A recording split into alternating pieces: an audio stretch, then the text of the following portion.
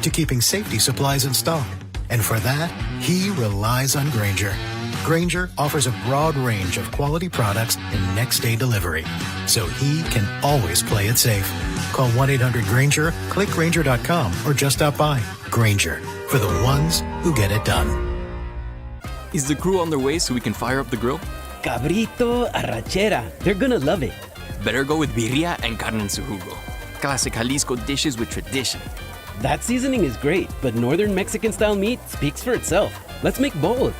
Deal. And to boost the flavor, ice-cold Pepsi. Its sweetness pairs perfectly. And to go with it, flour tortillas. And corn ones too. Hey, carne asada deserves Pepsi. When opportunity knocks, you don't just answer the door. You kick it down. On Sunday, June 28th, for the 5th time, the door is open once more, and the eyes of the world turn to San Jose as AEW, New Japan Pro Wrestling, CMLL, and Stardom present Forbidden Door. Live Sunday, June 28th from SAP Center at San Jose. Tickets on sale now at AEWTIX.com.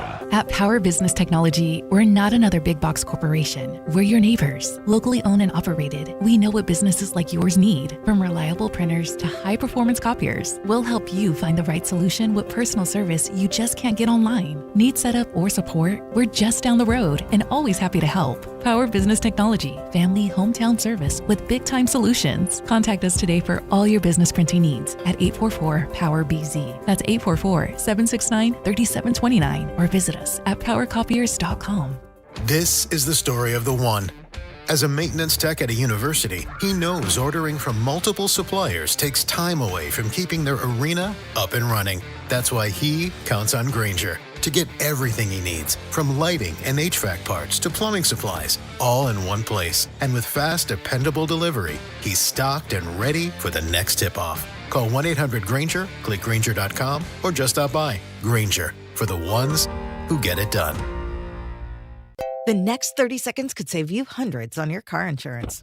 At The Hartford, we're passionate about your protection. If you're 50 or over, AARP Auto Insurance from The Hartford gives you benefits that really matter. And you could save $597 when you switch. How's that for a little peace of mind? Visit trusthartford.com today. The Hartford, your protection is our passion. The Hartford Insurance Group, Inc. pays royalty fees to AARP for the use of its intellectual property. AARP and its affiliates are not insurers. Savings vary. You live for this.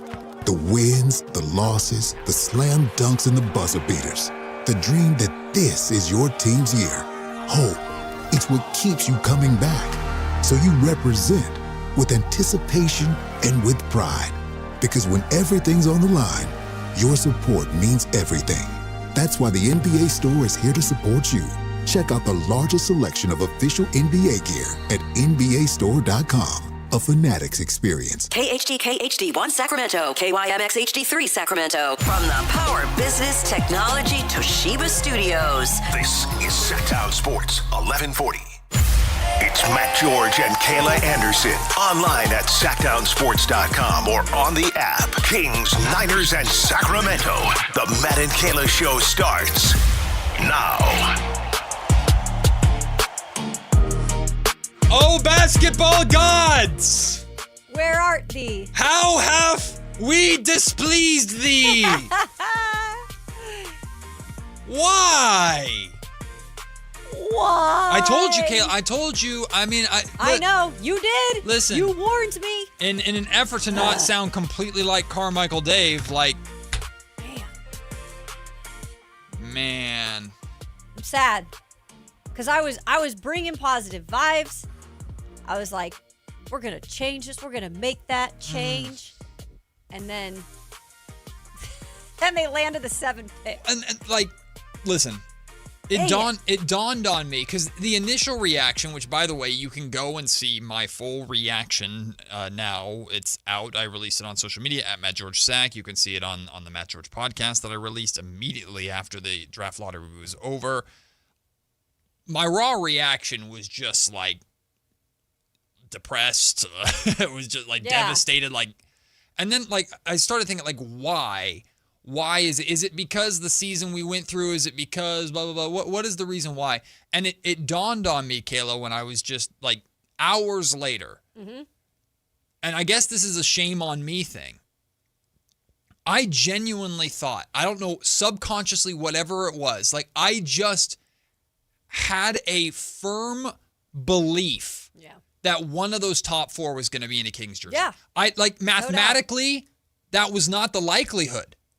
But just in Matt George's universe, after a 60-loss season, everything we went through, to me, like, yes, we were maybe it wasn't going to be AJ. Okay, maybe it was going to be Cam Boozer or Darren Peterson. One of those top 4, Caleb Wilson. One of those top 4, I was like convinced. I had convinced myself without having to tell myself. Like subconsciously, I just believed one of those 4 is going to be a King. And now it's still not impossible, I guess, if someone were to magically slide, which isn't going to happen, or the Kings try and move up. And I'm sure we'll talk about it at some point. In fact, at lunch break today at noon, we'll talk about the idea of the Kings both moving up and the Alan Stiles way of thinking moving potentially down. We'll look at those possibilities and those hypotheticals at noon. But it hit like a ton of bricks, just the realization that like there still could be a pot of gold at the end of the rainbow, light at the end of the tunnel, but the light just got a lot dimmer with how that draft lottery went yesterday. Well, I'll tell you one thing.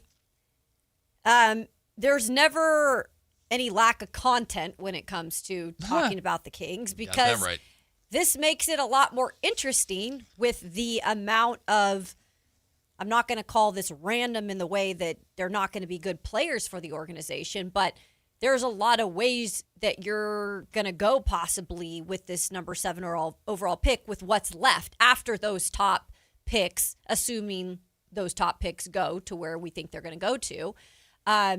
There's some left up to the imagination of what you could potentially put here in Sacramento. Yep. And what's the best fit. And is it a guard? Is it a forward? Is it, maybe somebody who we haven't seen the potential up until now because we're going to look deeper into those players. So I guess for radio purposes, it makes for nonstop radio until the draft. But I would be telling you, I would be lying if I said I wasn't disappointed in the outcome of it not at least getting a top 5 pick. Like when I heard 7 guys, I did for a second think, man, maybe they are cursed. A 25.5% chance. That was their highest individual slot, and that's where they ended up. And so, listen, today's the day to get it all out. Today is the day to get it all out. Phone lines are open the entire show. 916-339-1140. 800-920-1140. You want to call in, you want to let your voice be heard, voice your frustrations, voice your maybe positivity, voice how you feel going forward. Quick question. Yes. Also, I'd be interested, genuinely, if there's anybody who has called into the show before and talked about not wanting to tank, which is in your own right. Yes, to say that is absolutely true. I'm curious, has anybody changed their mind now on going back on that and maybe wanting to lose a few more games with what the outcome has been? Yeah, let's get into that. And again, phone lines open all day long. You want to weigh in whether it's who you like for the Kings at 7. Today's the day just to get it out. Yeah. Tomorrow the work begins. The work's already begun for Scott Perry. The draft combine is now in Chicago, so I imagine Scott's not coming home. He's sticking around there. And Scott Perry's face, man. Holy smokes. Perry's face when the Kings got the 7th pick, and it just zooms in on Perry, and he just has this look, just this scowl, this deep frown on his face, like devastation. There goes that opportunity. And also watching the teams leapfrog the Sacramento Kings. We'll get into the other teams that had great lottery days and teams that did not have good lottery days as well a little bit later on. But genuinely, that's one of the things that I'm dreading most about today, Kayla, is going back through the schedule, because you can't not do you have to do it. We said we were going to do it. So going back through the schedule and looking at these games at the end of the season that really could have made all the difference. Right. Now let's make one thing clear. In an alternate universe, we can't go back and change games, but say the ping pong balls and the lottery odds would have stayed the same. A lot of people are doing that with the fact that the Utah Jazz got the second overall pick. The Kings obviously lost the coin flip to the Utah Jazz. They still had the same odds. They still had the same amount of ping pong ball combinations. Like, that doesn't mean that the Kings would have had that specific ping pong ball combination, which, by the way, 11 o'clock, Deuce Mason, who was in the room, he will share with us what that experience was like. He knew an hour before we all knew what was going down, so he had to mentally prepare for the meltdown in Sacramento.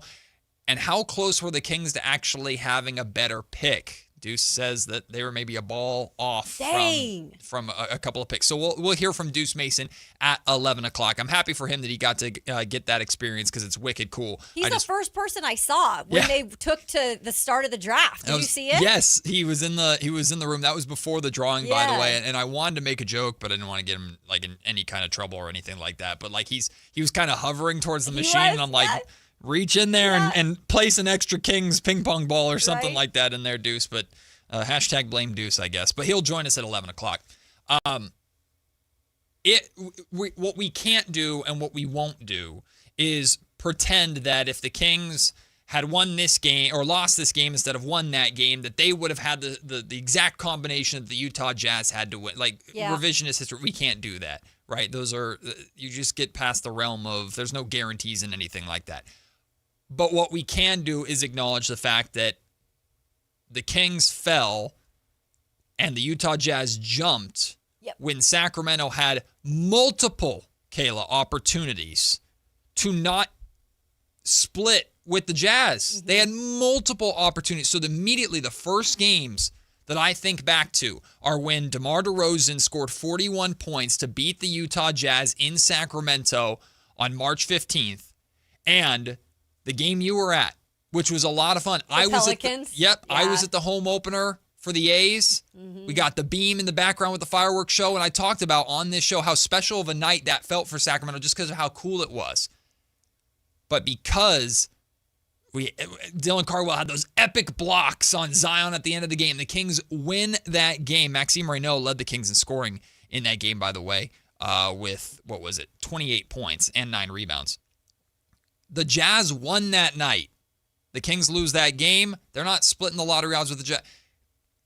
I dread the idea of going back and taking bright moments from this season and turning them into a negative, but it's hard not to do that today. We knew that this was probably going to happen. Actually, we said it on the show. While I am not the biggest believer in going back and saying, well, if we changed this, if we changed that. However, the reality is the other teams that did it, and I'm not saying be like these other teams and blatantly do what they did. They got away with it, and they got kind of rewarded for it in Washington and Utah. And I know the Pacers didn't. We'll talk about that. So that's good. But it does make you think for a minute, like, oh, man, could we have maybe had just another % chance, a 1% better chance, a 2% better chance, and we would be in a different spot. It's hard not to say that now because the number is so frustrating. 7. Yeah. It's not 5. It's not even 6. No. It's freaking 7. And usually I love that number, folks, by the way. My lucky number is 17. My mom's lucky number 7. I love 7. But I don't know if I love 7 until maybe we get the result and it actually pans out, which is to be determined. You cannot control the lottery. No. It's a lottery for a reason, right? It's a game of luck for a reason. But what you can control, and this is what people like myself, Carmichael Dave, fans were clamoring for all season. You cannot control anything that happens in the lottery, but what you can control is how good of odds you have. You can put yourself in the best possible position to move up, to hit. Now, the Grizzlies and the Bulls both had worse odds than you and moved up. Congratulations to them. I'm not mad at those two. For the first time ever, the team that was the worst record actually won the draft lottery in this system, and now the system's going to completely change. And that's where this stings the most. We'll talk about again, we're going to switch our attention to, at least now it's over, Kayla. At least now it's done. Now we can look at names. Now Scott Perry has to, he said on these airwaves, whatever spot we land at, it's going to be the lucky spot. Okay, time to deliver. Time to find the diamond in the rough. Time to find the guy that we go, why the hell did 6 other teams pass on him? Time to find the Steph Curry who was picked 7th overall by the Warriors, right? Good luck. I hope he can do that. But for right now, the reaction is devastating. It's frustrating because the lottery system is changing. The way we see the Pistons and the Thunder and the Spurs and many of these successful teams today build is through the draft. And this was the last chance with this lottery system that you had with a system that you're familiar with, which is get as many ping pong balls, get as many combinations, get as good of odds as you possibly could to get the star that you so desperately need. Yeah. And the Kings chose not to do that. They chose to ethically tank. They chose to, we're going to pour into the guys that are here. Time will tell if that works out or not. Yeah. Time will tell. But today, it looks like a loss. Today, it looks like short-sighted thinking, and Scott Perry's facial expression represents all of Sacramento, but the first guy Scott needs to be looking at is himself in the mirror. Because whether it's the pillars or the standard or whatever buzzword they want to use, that prevented the Sacramento Kings from putting themselves in as good of a position. I would have much rather the Kings been in the top 3 flattened odds and fallen out of it like the Pacers did than what happened here. Because at least I knew that the Kings did everything in their power to have as good of odds as possible. It just didn't work out. Now it didn't work out, and we know the Kings didn't do everything in their power to help make it work out. And I just think the reason why that's probably weighing on Kings fans that have been loyal for years and years and years like yourself is that you guys just feel like you can't seem to get a break, but in a weird way, it's like you felt like maybe you could have gotten a break this time by being a team with better odds in one of the best drafts that we've seen in a very long time. For me, I think now what I look at is Scott Perry. I talk all the time about his gigantic summer checklist. Yeah. Now that checklist has gotten even harder for him before the summertime really even fully gets here, because now they've got to do a deep, deep dive into the draft. And I'm talking about, I know there's all the stuff about, and look, I am a huge Darius Acuff fan. You guys know I am. I am not going to apologize for that. No. First of all, he's not guaranteed to go there. Yep. Second of all, it is not good if Scott Perry, with his connections to Acuff's dad, it is not good to just assume that's the guy either. You need to do your full-blown research and deep dive into every single name that's possible that could be left. Right. And that's going to take a lot more work for his team to do now that you don't have one of those top 4 picks. Period. Yeah, regardless of where the Kings ended up in this draft lottery, the goal was the same, or the expectation was the same. You have to get this pick right. Mm-hmm. But now the expectation shifts. I was expecting the Sacramento Kings to come out of this draft with their star. Yeah. Now I'm still hoping that's possible, but I'm expecting the Kings to come out of this draft with their Robin. Like that at the 7th spot. Now, if it's Kingston Flemings and he becomes better than I thought, he has the star potential that I don't see necessarily, and I'm dead wrong, I would celebrate that. Mm-hmm. Kings got their number 1 guy, would love that, right? But it's a lot harder than in that top 4 where it looked like some surefire stars there. There's 2 ways to look at this. It's the glass half full, glass half empty. Let's start with the glass half empty. This is a generational draft by many people's standards. Some are calling it, I think Bobby Marks called it, like maybe the best draft in like 20 plus years. On the set he did yesterday, yeah. Like, you stumbled into a position where you ended up being one of the worst teams in the league, not by design. Like, I'd like to pretend, I'd like to say Scott Perry planned this all along. I don't think so. I think the Sacramento Kings genuinely thought this team was going to be competitive. That's why they're paying so much damn money for them. And they fell flat on their face. Yeah. But they had a chance to get something out of it. They had a chance to fall their way into a spot where their likelihood of missing was a lot lower, and they could get the star that they need after they traded De'Aaron Fox away. So you can still do that, but it's harder now. The glass half full way of looking at it is, of all the drafts to fall, with how deep this draft is, this might be the right one too. It just depends on how you want to look at it. I think, though, if you're a Kings fan, I mean, the obvious was that you felt that one of these top 4 players, no matter who you thought it was, you'd get more of an opportunity to pick.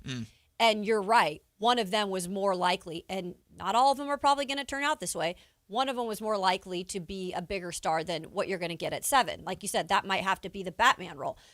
What is also interesting with how this might play out, with that being the Batman role and not, being the Robin role, and not being the Batman role, is that now this might change the way they have to do things moving forward. Yes. So I don't even know if Domantas Sabonis is on the table anymore. You mean trading him? I don't know, because I feel like you've got to have some different parts now to even try to somewhat compete, to not be a crap pick next year, because the lottery has changed everything. So this really does shift maybe how they look at how they're going to build this organization moving forward. Team, I should say. It's an interesting point, because Dave, and he was doing it this morning, is clamoring about like the Kings are going to be bad for 4 or 5 years.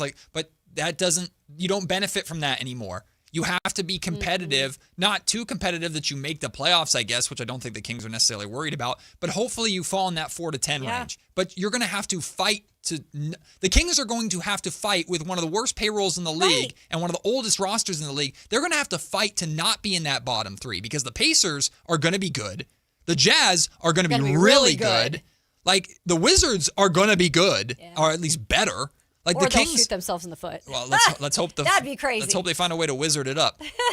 Like, the Kings are going to be fighting for their lives now to stay out of the relegation zone that in the past would benefit a team like that's what we were clamoring for this year. Now it's the worst thing that they could possibly do. Draft lottery odds wise. We'll get into that. Like I said, phone lines are open today. This is your day to let it all out. Draft lottery reaction. The Kings falling to 7. We'll start with Austin here on this Monday. What's up, Austin? How are you? Hey guys, love the show. I just want to call in and say, I can understand. I'm a lifelong Kings fan for the last 15 years, and I'm one of the guys who watches every single game, win or lose. And I know that Sacramento, we're diehard. We ride with the team no matter what. So number 7, let's go out and get the best player we can.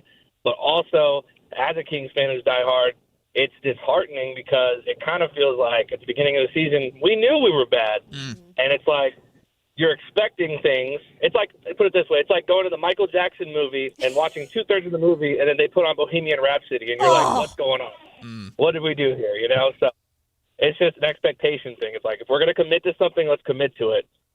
Austin, I appreciate the call. Here's what I like about the perspective from Austin. Right now, we're frustrated. Right now, we're angry. Right now, we're devastated. And I even said this on the podcast last night. I hope we can clip this show. I hope I can clip my reaction to the podcast and 3 years from now come back and make fun of myself, because look at how we were reacting and the Kings ended up nailing the 7th overall pick. But before that, as soon as whoever the Kings draft puts on their draft cap, I'm not saying everybody in Sacramento is going to like that pick, but as soon as that pick takes the floor for the California Classic on the 4th of July, they're going to get a huge ovation. The fans are going to rally around them, and we're going to still have something to hope for and be optimistic about. Right. I'm not using that as an excuse for everything that's happened. I'm just saying that's what this community is, and I look forward to that part, because right now it doesn't feel good. Look, we all had our expectations high for this draft and what they could potentially get in a player. But with saying that, it's not like the number 7 overall pick isn't going to be a potential stud. Like you said, he might not be the guy to like represent the organization in terms of the face, but he could be that second man that could grow into that role. Because let's just be honest, this roster needs work. It needs retooling. So this is just the first part of what this roster could potentially be in a few years. And let's just hope, since you don't have the top 5, 6 spots, let's just hope at least Scott Perry does the job of picking the right guy that can help forward the franchise. May not completely change it overnight, but help forward it. You're right. It's a hope, but it's also an expectation. Yeah. This is what you're here to do, Scott. Yeah.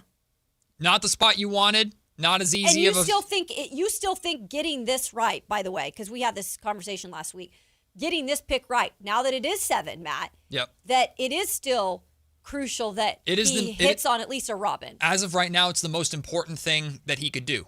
It sets the tone for this offseason. Financially, trying to get under the luxury tax is another goal of his as well, and we'll see how he pays off with that. And in this draft pick might not be the most important move of the offseason when it's all said and done, but right now, it's the most important thing facing him, and he can't get it wrong. He can't get it wrong. No. Especially with the draft lottery reform coming up and how it's truly going to be dumb luck at that point with this new proposed lottery system. Ramiz wants to call in and get involved in the conversation. Happy Monday.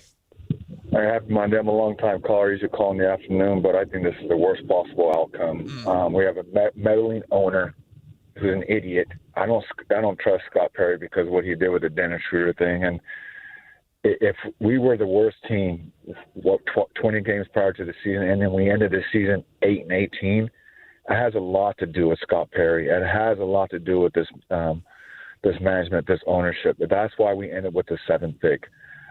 I'm not happy with this at all. I can hear it. Yeah. It's frustrating. I know. I get it. Again, today's the day. Let it all out. The Kings put themselves in this position. They have to look themselves in the mirror. Now, I'm not yelling. First off, I tweeted this out last night. And it's true. I would have rather been yelled at by Russell Westbrook again than have that result. I'm not blaming, do I think Russell Westbrook played and DeMar DeRozan played too much over the course of this season? Yes. Of course. All the records? Yes. Do I think, now, I've talked about this before because, again, I still don't know specifically what Russ was upset about, but what he said was intent. And I think maybe he thought, and I don't remember directly saying that he's out there stat padding. I do remember directly saying, because I believe it's true, I believe the Sacramento Kings wanted to roll those guys out there to get as many milestones as possible because having the Kings logo and the Kings name attached to those milestones looks good for the organization in the midst of a terrible season really that we're in. So prioritizing that by the organization, which I believe they did, I think was dumb. Some of the decisions playing time-wise Doug Christie made, I think were very dumb for the grand scheme of things, for the big picture. Do I blame Doug Christie for this? No, I don't. Because Doug Christie is coaching for his job. I get it.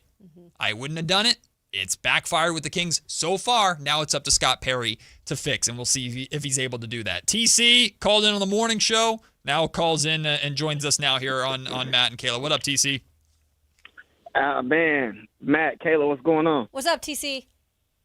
Just vibing. So, look, hey, I might be the only Kings fan who's not super upset. Am I upset that we dropped a few spots down? Yeah, but I'm not upset. What I mean by that is we're going to be able to hit with this draft pick. We still need a future point guard, Kings fans, and that's what we sit at. The picture is more clear for, if anything, Kings fans. We're at the 7th spot where we're like, okay, now we're going point guard. That's absolutely. We're not up at the top where we have to figure out what we want to do. Right, and we only liked the 2 guys. Majority of us only liked it, AJ and Caleb. The other guys, everybody was out on. So that's one part that you can look at.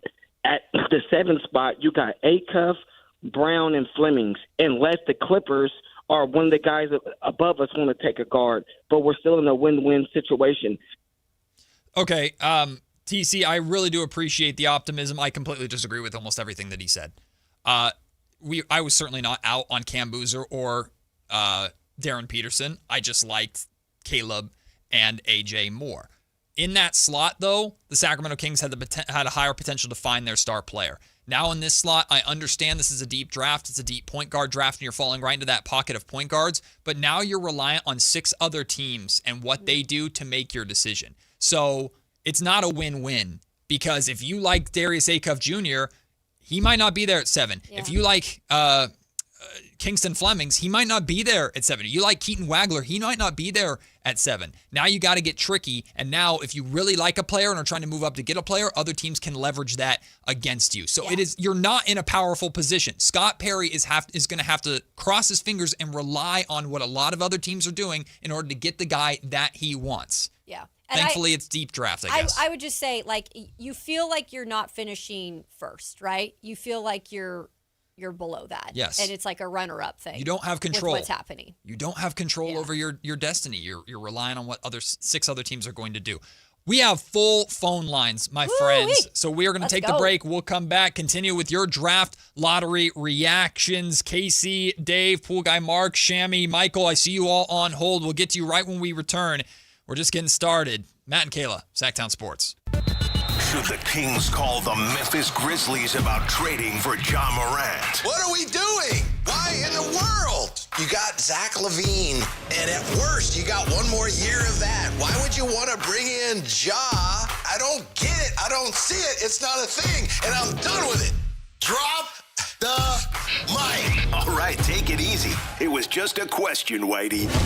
Your exclusive home for Kings basketball. Sactown Sports 1140. I know that hiring can be challenging. You need someone to match your role perfectly. Well, now you can meet them fast on ZipRecruiter. Build your team, build it sooner.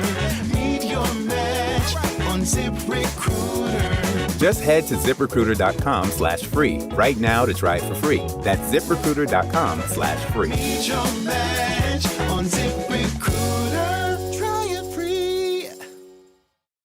This is the story of the one. As a maintenance tech at a university, he knows ordering from multiple suppliers takes time away from keeping their arena up and running. That's why he counts on Grainger to get everything he needs, from lighting and HVAC parts to plumbing supplies, all in one place. And with fast, dependable delivery, he's stocked and ready for the next tip-off. Call 1-800-GRAINGER, click Grainger.com, or just stop by. Grainger, for the ones who get it done. The statewide direct primary election is June 2nd. All registered voters will receive their ballot in the mail.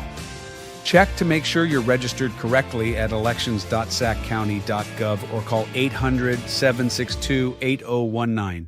Your business moves fast. Your bank should keep up. At Valley Strong Credit Union, business banking is built for momentum with tools that help you manage cash flow, streamline payments, and fuel growth. Right now, there's never been a better time to switch. Open a new Valley Strong business account and get 3 months of business banking products and services free, up to $750 in value to power your next big move. Because when your business runs stronger, the whole Valley does too. Valley Strong Credit Union. Grow your business, grow your future at valleystrong.com/business.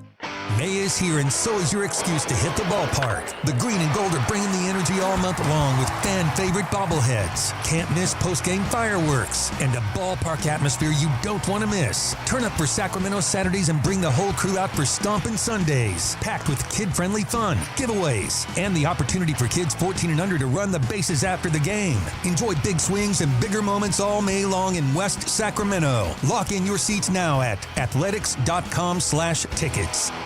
Card collectors know there's nothing as special as a rare one-of-one card. And now you can hear a very rare one-of-a-kind sports card show right here on Sactown Sports. Whitey Gleason here inviting you to join me and Mr. True Sports Cards himself, Emran Pilati, for the True Sports Card Show every Saturday morning at 10 on Sactown Sports. It's the only sports card radio show in the nation. For all your hobby needs, get to True Sports Cards, 6661 Stanford Ranch Road in Rockland. And for hobby, insight, and fun, join us for the True Sports Card Show Saturday mornings at 10 on Sactown Sports. Pick number 7 will be made by the Sacramento Kings. Matt and Kayla on Sactown Sports 1140. And that was the moment that hearts shattered across Sacramento, and Scott Perry's face fell into pretty epic frown.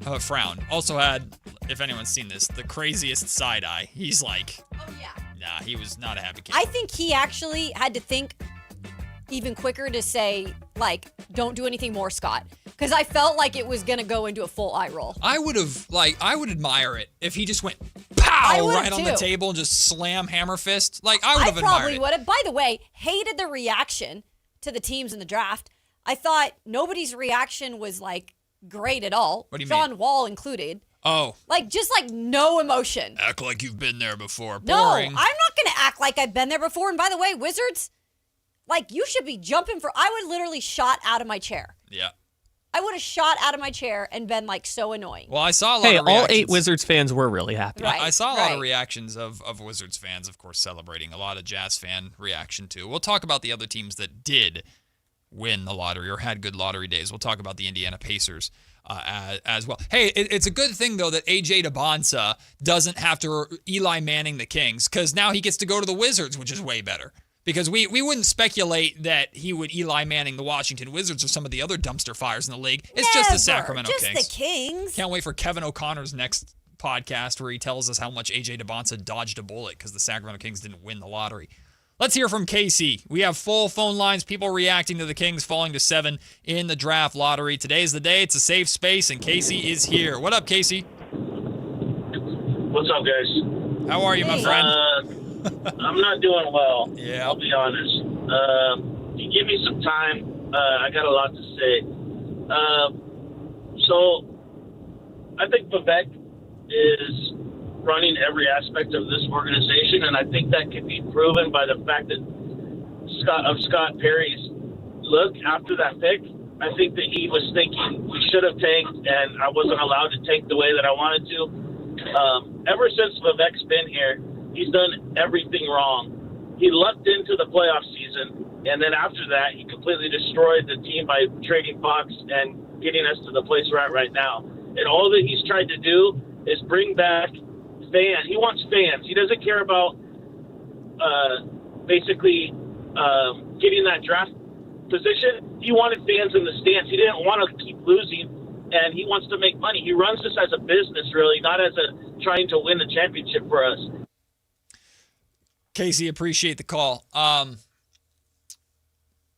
to argue with a lot of what he said. Until something changes, I understand frustration of fans and what they look at. Now, because okay, so keep going. Sorry. Because other things have changed since then.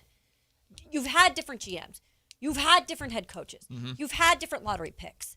I get the frustration of something maybe is a theme here. I'm not going to say that I know anything about him or what he's doing in terms of running the show because I just got here. Yeah. But I will say I understand the frustrations and what the fans see in that because that's where the change hasn't happened. Well, you look at the common denominators and you look at Vivek Ranadive's ownership tenure and it's been dreadful and it's been a long time now and it's been really bad.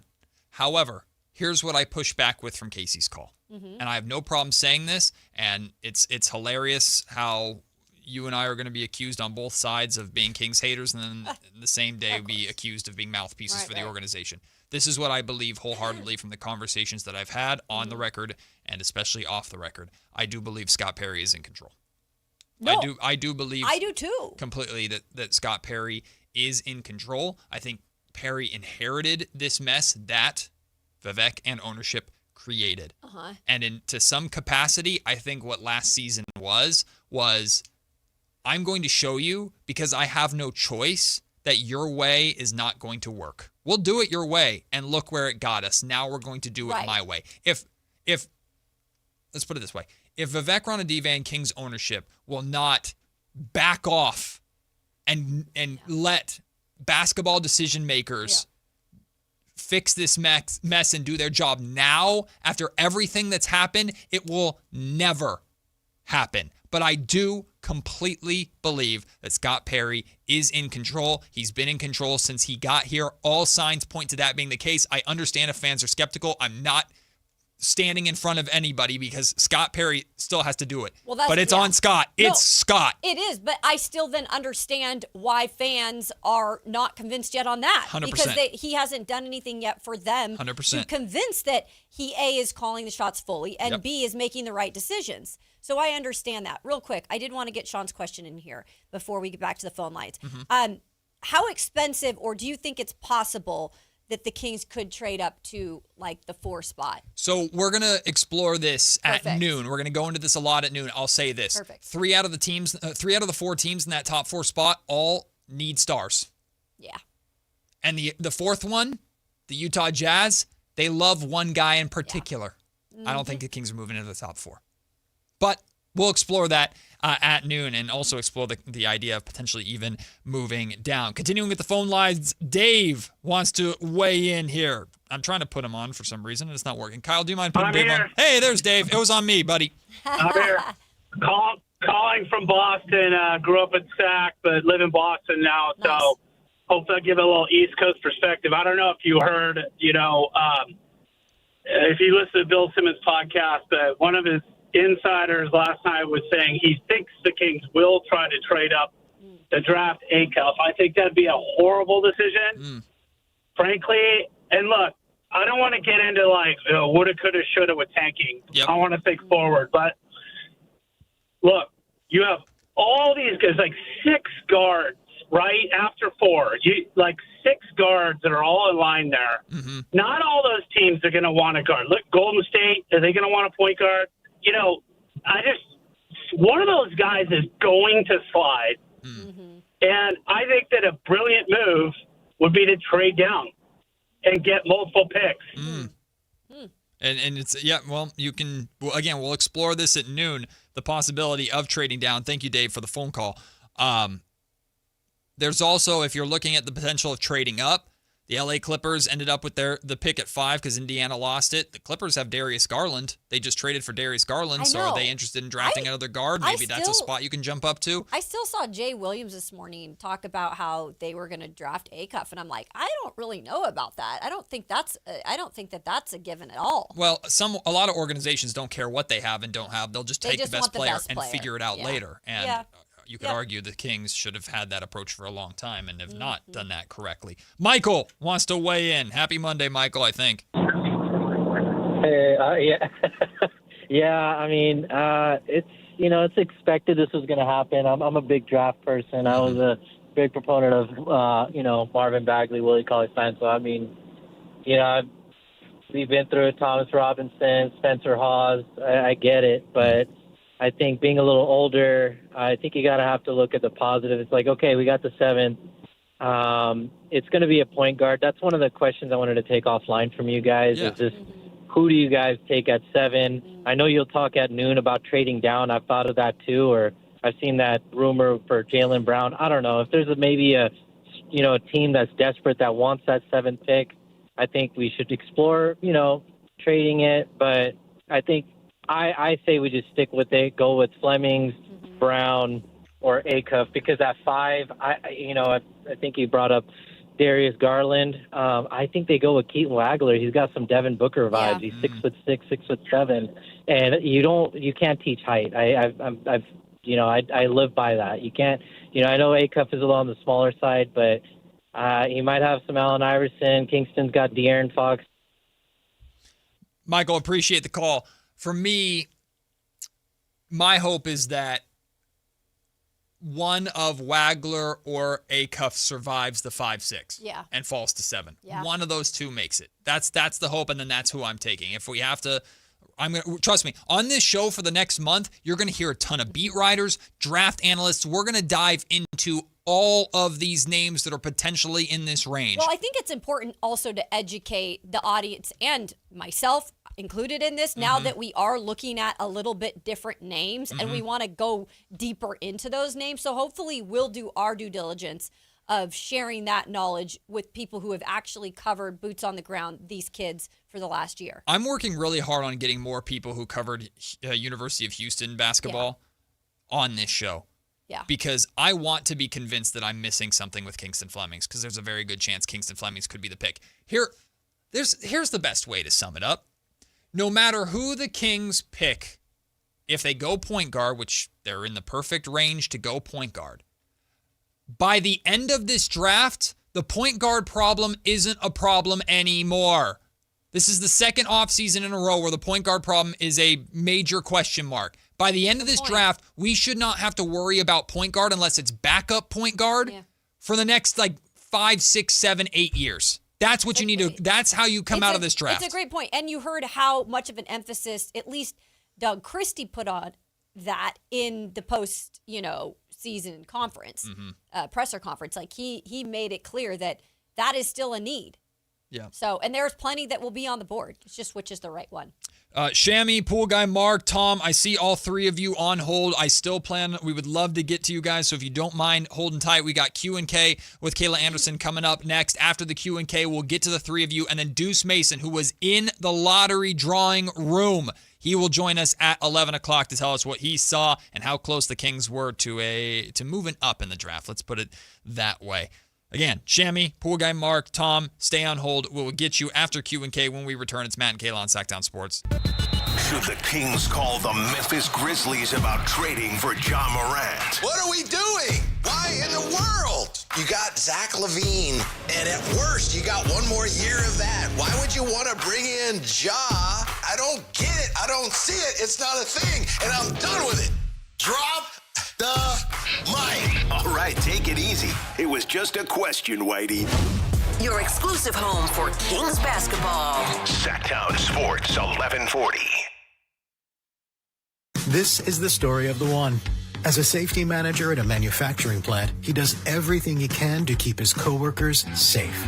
From finding ways to reduce risks to keeping safety supplies in stock. And for that, he relies on Grainger.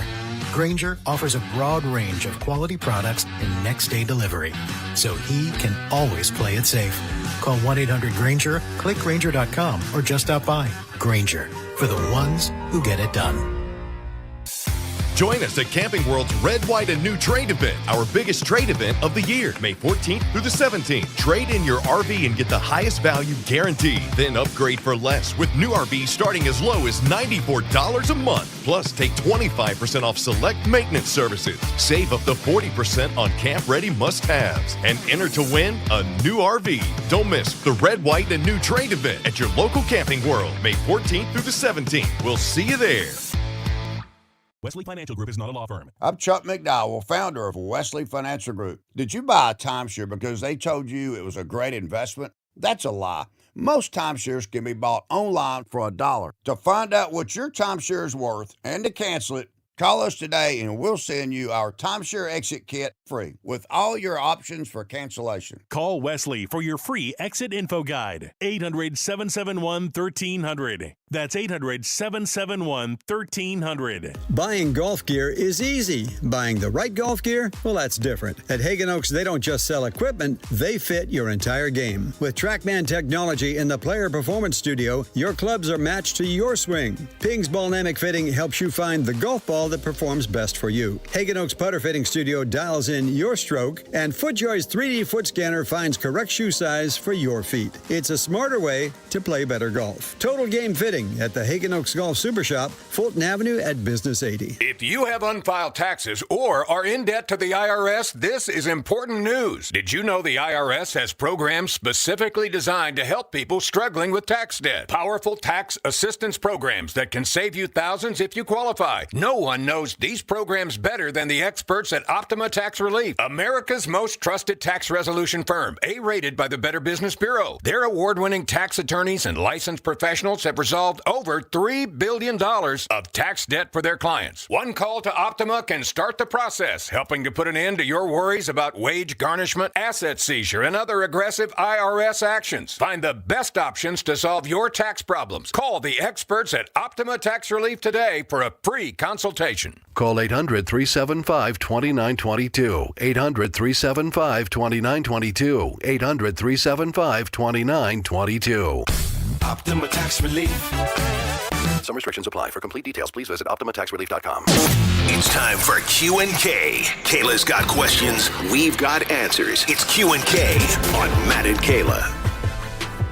All right, Kayla. Yes. After the way yesterday went, give us a good Q&K to lift our spirits, That's right. I'm keeping it theme, baby. I'm keeping it theme. So we saw all the potential stars at the draft lottery last night. And that is always a little awkward when they take their faces, especially AJ DeBonsa. He's like, yay, Wizards. He's like, yahoo. He's like, please, Utah, trade up to get me. But we saw Caleb Wilson there last night. Yep. And it's not just me. It's not just you. Like, we've talked a lot about him in the last month or so and how he has really seen his stock rise. Yep. And really, if you look at his recent workouts and what he's doing, I think there's some people that are potentially thinking he could even go top 2, top 3.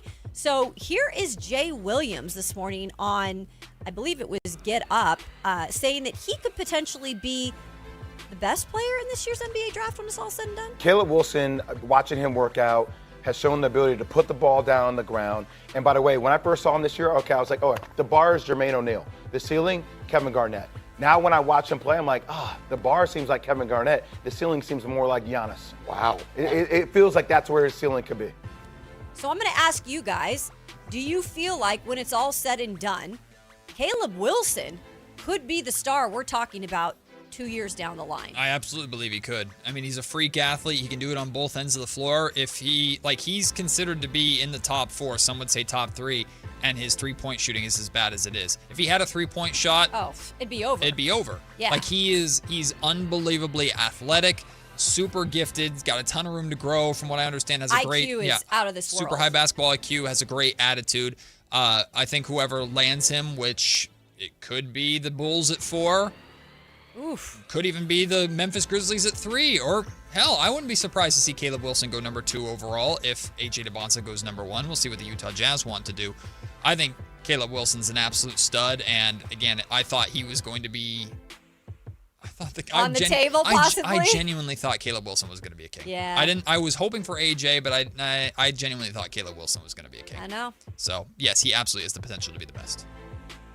It seems like any of the top 4 are going to be great to have on your team. That seems to be the thing we've been saying for like 6 months now. But hey, Caleb Wilson's going to look great in a Memphis Grizzlies / Chicago Bulls uniform. It's going to be wonderful for him and wonderful for those franchises. Like, I don't feel like the Bulls thing is funny because I've joked that the Kings are like the Chicago Bulls timeline, but like 2 years behind them because of trading for LaVine and DeRozan.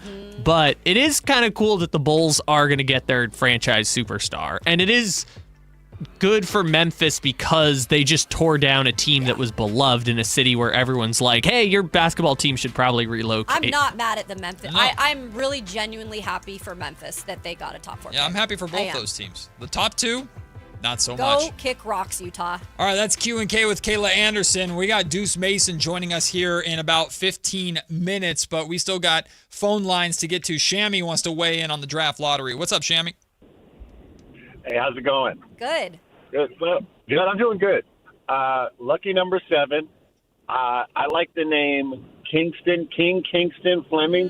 That just sounds cool. Okay. And then you got, I forgot what I was going to say. But as long as the Kings and Jazz have been in the lottery, it seems like they never get the number 1 pick. Not that often. So I am happy for the Jazz. I'm almost happy for the Kings, even though we dropped down.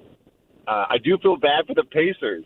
Like, they don't even get a pick at all. So, Kings fans, if you feel doom and gloom, we could have the luck of the Pacers, which is 0. Shammy, thank you so much for the call. Yeah, I understand that people are saying, well, the Pacers got the biggest L. No, they're a title contending team that traded the 5th pick away to add a center who's maybe a little overpaid in Zubats, maybe. He's a really good center. He's a good pickup for them. I would 10 times out of 10 rather be the Pacers than the Sacramento Kings with how this draft went. But I understand the Pacers aren't feeling too good today either, so much to the point that their president had to come out and apologize to fans on social media. We'll talk about that a little bit later on. Before we get to Pool Guy Mark, hey, Michael, I know you comment a lot and don't actually listen.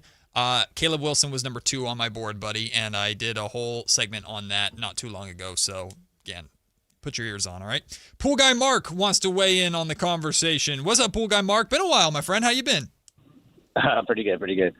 Yeah, kind of mixed. I felt, it's funny. I went on your podcast and I saw your face. You were just like devastated. And I was like, man, that's how I felt when they didn't pick Doncic.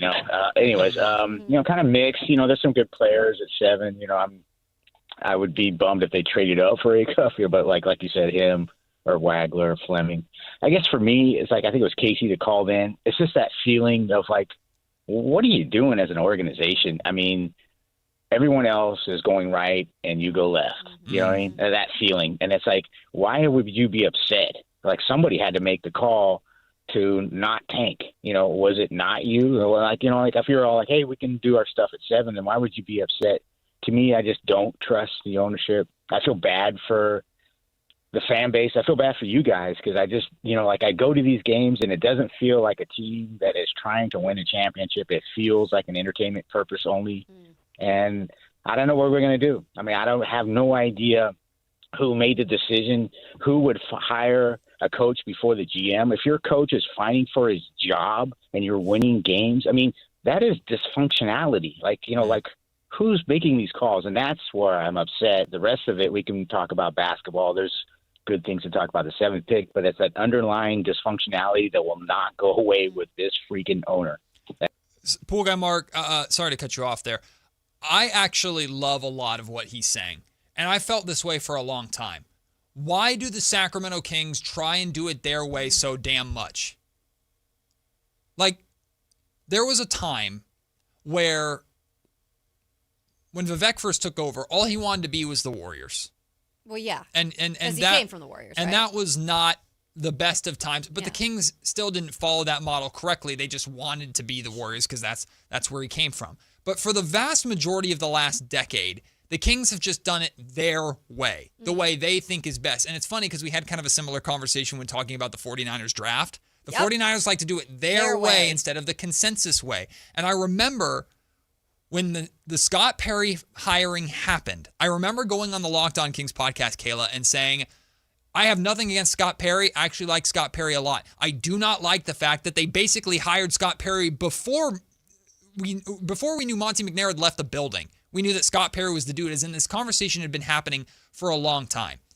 And then when Scott Perry committed to Doug Christie, I don't blame Doug Christie for this situation at all, but when Scott Perry committed to Doug Christie, who was there before him, to Pool Guy Mark's point, it leaves open that speculation of, is that Scott Perry's hire or not? Well, Scott committed to him, but it's now is a great time to ask the question, if Scott had hired him his own coach, he probably would have had a commitment to that coach, not a prove-it contract to Doug, but a commitment to that coach like Will Hardy in Utah or Jordy Fernandez in Brooklyn.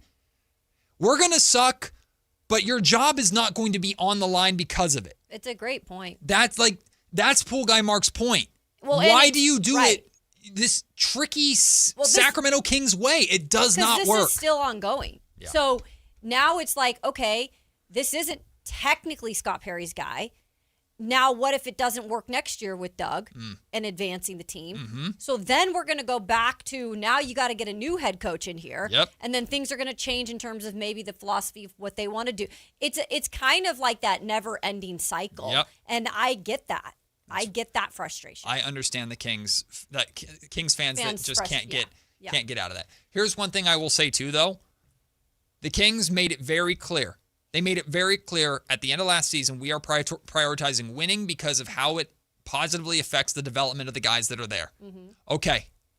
So through summer camp, geez Louise. Through summer camp, everybody. Go. Through summer league, into training camp, and into next season, I better keep seeing the evolution of Max and Neek and Dylan because y'all prioritize them over draft lottery odds. I'm not saying that's wrong, but we need to see payoff to that. I'm not saying Max has to look like a starting center and look amazing right away, but that you're committed to them. We can't see going.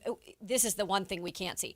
We cannot see regression. Or treading water. You got to keep. You said committing to them and prioritizing their development and their winning. Yep. I understand that. Okay, where's the payoff? Mm-hmm. And hopefully whoever they draft with the 7th pick also meshes and melds with that development. Before we get to Deuce, Tom, we'll get you as well. Thank you for calling in, my friend. Thanks for waiting, being so patient.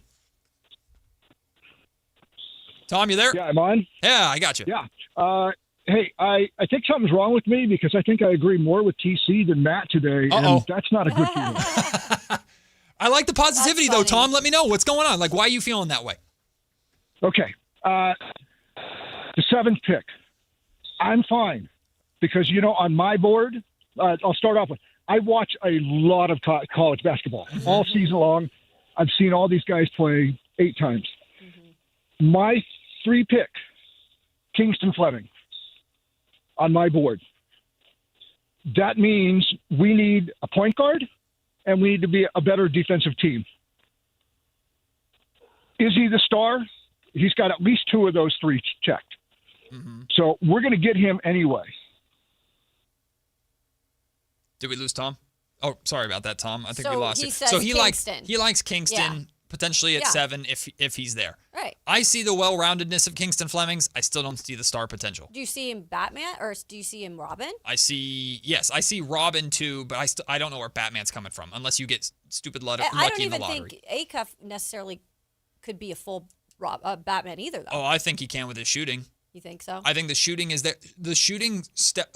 stands out to me as Batman potential. Kingston Fleming stands out to me as really, really good guard, but you need who he's setting up. Right. And you need a good team, period. I'm not saying that Darius Acuff could do it by himself, but Darius Acuff has superstar potential to me. Yeah, he has more of that. And that's why I've always liked it. But the defense, Kingston Flemings is definitely a better defender than Darius Acuff Jr. is.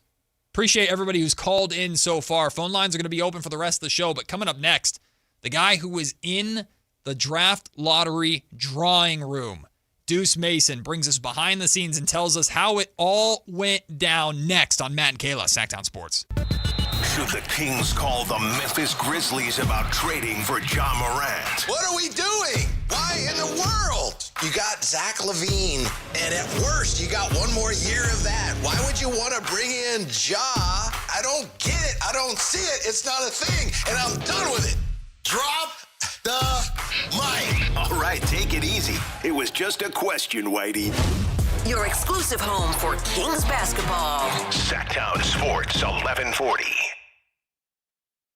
We all hear the radio ads about the IRS. They tell you to be afraid, to be scared, and they try to frighten you into calling. I'm not here to do that. Tax Relief Advocates is different. TRA is here to tell you that if you owe money to the IRS, whether it's $5,000, $50,000, or $500,000, we have a solution. It doesn't matter if you're sitting in your car, at work, or with your kids. No matter where you are, call now. 800-575-8157. Don't lose hope. TRA can eliminate or reduce what you owe to the IRS. Generous programs are now available that can give you a fresh start. Our passion is taxes and helping individuals fix their IRS problems. We have over 1,000 5-star reviews on Google and an A+ with the Better Business Bureau. You don't need to be afraid of the IRS any longer. End your tax nightmare today by visiting us online at TRA.com or call 800-575-8157. That's 800-575-8157. Tax Relief Advocates. Real solutions for real people. Sacramento! Now you've got a place for all things dance. The all-new Energy 100.5 HD2. Where dance music lives. Dance vibes anytime and any place when you get the free Now 100.5 app. Or listen at 100.5 HD2. I love days like these at the pool, but my moderate to severe plaque psoriasis can sometimes take me out of the moment. I'm ready to make a splash with clearer skin thanks to Skyrizi, risankizumab Riza. Skyrizi is a prescription-only injection for adults who are candidates for systemic or phototherapy. At 4 months, most people saw 90% clearer skin when measured from head to toe, and many were even 100% plaque-free. People also saw significant improvement in psoriasis symptoms of pain, redness, itching, and burning. Don't use if allergic to Skyrizi. Serious allergic reactions, increased infections, or lower ability to fight them may occur. Before treatment, get checked for infections and tuberculosis. Tell your doctor about any flu-like symptoms or vaccines. Now there's nothing on my skin thanks to Skyrizi, and that means everything. Ask your doctor about Skyrizi, the #1 dermatologist-prescribed biologic in psoriasis. Visit Skyrizi.com or call 1-866-SKY-RIZI to learn more. Capital Casino is conveniently located in downtown, 411 16th Street, and has been a part of the greater Sacramento area for over 20 years. They offer the best variety of games in the region in a safe and friendly environment, and there's plenty of parking, all well lit and monitored by security. Come have a great meal at the cafe and restaurant inside. Capital Casino has the best food, the best service, and the best action. But please always remember to gamble responsibly. 1-800-GAMBLER. If you have unfiled taxes or are in debt to the IRS, this is important news. Did you know the IRS has programs specifically designed to help people struggling with tax debt? Powerful tax assistance programs that can save you thousands if you qualify. No one knows these programs better than the experts at Optima Tax Relief, America's most trusted tax resolution firm, A-rated rated by the Better Business Bureau. Their award-winning tax attorneys and licensed professionals have resolved over $3 billion of tax debt for their clients. One call to Optima can start the process, helping to put an end to your worries about wage garnishment, asset seizure, and other aggressive IRS actions. Find the best options to solve your tax problems. Call the experts at Optima Tax Relief today for a free consultation. Call 800-343-6460. 800-343-6460. 800-343-6460. Optima Tax Relief.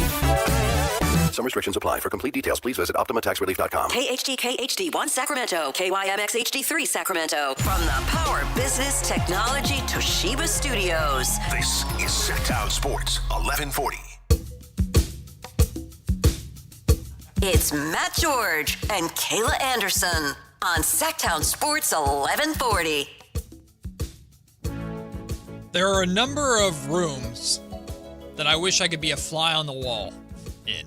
Whether it's the Sacramento Kings draft war room on draft day or draft lottery drawing room. Well, Deuce Mason's a lot bigger than a fly, and he was invited by the NBA to witness the drawing of the ping pong balls in this, the last edition of this current draft lottery system, we believe. We'll see with the vote later on this month. Deuce joins us now. First off, Deuce, how is Chicago, my friend? And I mean this with all sincerity because I know all the blame Deuce that is out there, the hashtag blame Deuce, which I still feel strongly about that more for the John Lester thing than I do for this, to be honest with you. But what a freaking awesome opportunity for you, my friend, to be there. Of course, you know, Deuce knows where the camera is. He had to get on camera right before the draw started. Deuce he's a TV mastermind, and he joins us now. Deuce, it's good to talk to you, my friend. Well, first of all, I had no idea that the camera was on me. I wouldn't have been pacing around like an idiot if I did. First of all, my first time in Chicago too, and this city is so legit. My God, I mean the weather's elite right now. I'm actually sitting on the Chicago River, just enjoying the sights right now. It's amazing. Well, how about the sights inside the draft lottery room, my friend? The thing that I'm most interested to ask you, there's a million things, but it's you knew roughly an hour before everybody else knew. So you know the meltdown is coming. You know the reaction is coming. What is that like to witness that and to know, but the world doesn't yet? Yeah, I mean, it was an interesting experience. And in some ways, I liked knowing ahead of time because it actually gave me, a good hour to process things, and I went into it like hoping for the best, but understanding like the reality is they had a 25% chance to pick seventh. That was the best odds. And that's where they picked. But in the room, you get escorted back, they stop you. You have to give up any electronic devices. They put them in an envelope outside the room. You go through security. They check you again. So no one has any type of electronics on them or any communication to the outside world. You're allowed a pen and a notepad to take notes or whatever. And you go in a room and there's 16 media members. There's team representatives from every team in the lottery and some NBA officials. And everyone's kind of milling around. And then, hey, go take your seats. The media is off to one side. Team representatives on the other side. They go over, how they're going to do the process. And to be honest, my biggest takeaway is they should have been televising the drawing for years. Yep. And it's a missed opportunity in so many ways. And I think they're going to end up televising. That's some of the reporting that's coming out. But being in that room, I thought it was more exciting because if you watched it, there's not an ounce of you that goes, oh, it's rigged. If they had just shown it for years, I don't even think that's a conversation because they go over the whole thing. Like the drum that the lottery balls are in, it's a type of drum that they use for state lotteries. They measure and weigh every ball, so they're exactly the same. There's no shenanigans whatsoever. And you watch the process, and it's intriguing. And then the next thing that's intriguing is, in that room, we find out who gets the first pick first. Yeah. It's not going from 14, 13 down. It's, hey, the first draw, that's who gets the number one pick. And we have a piece of paper that's got the 1,000 combinations that are distributed amongst the lottery teams. And of course, Washington was able to get the first pick. The second draw was Utah. The third draw actually happened to be Utah again. So obviously they don't have another pick. Wow. But in that moment, it's like kind of chaotic. You're like, oh my goodness. Okay, so Sacramento's going to have another chance at this. Then, Memphis moves in. The Kings, if they were one ball off from picking third, that's just how it goes. And then the fourth pick, technically one ball. But if a 3 came up, they would have been a good spot to pick 3 or 4. But just that drama, the anticipation was pretty crazy. And the whole process was pretty quick. I mean, it took maybe 10 minutes, and then you're sitting around going, all right, you're starting to talk to people. People are, milling about, discussing the results. And then we wait for it to be televised. And then there's like a hush in the room when it's televised to see how people are reacting.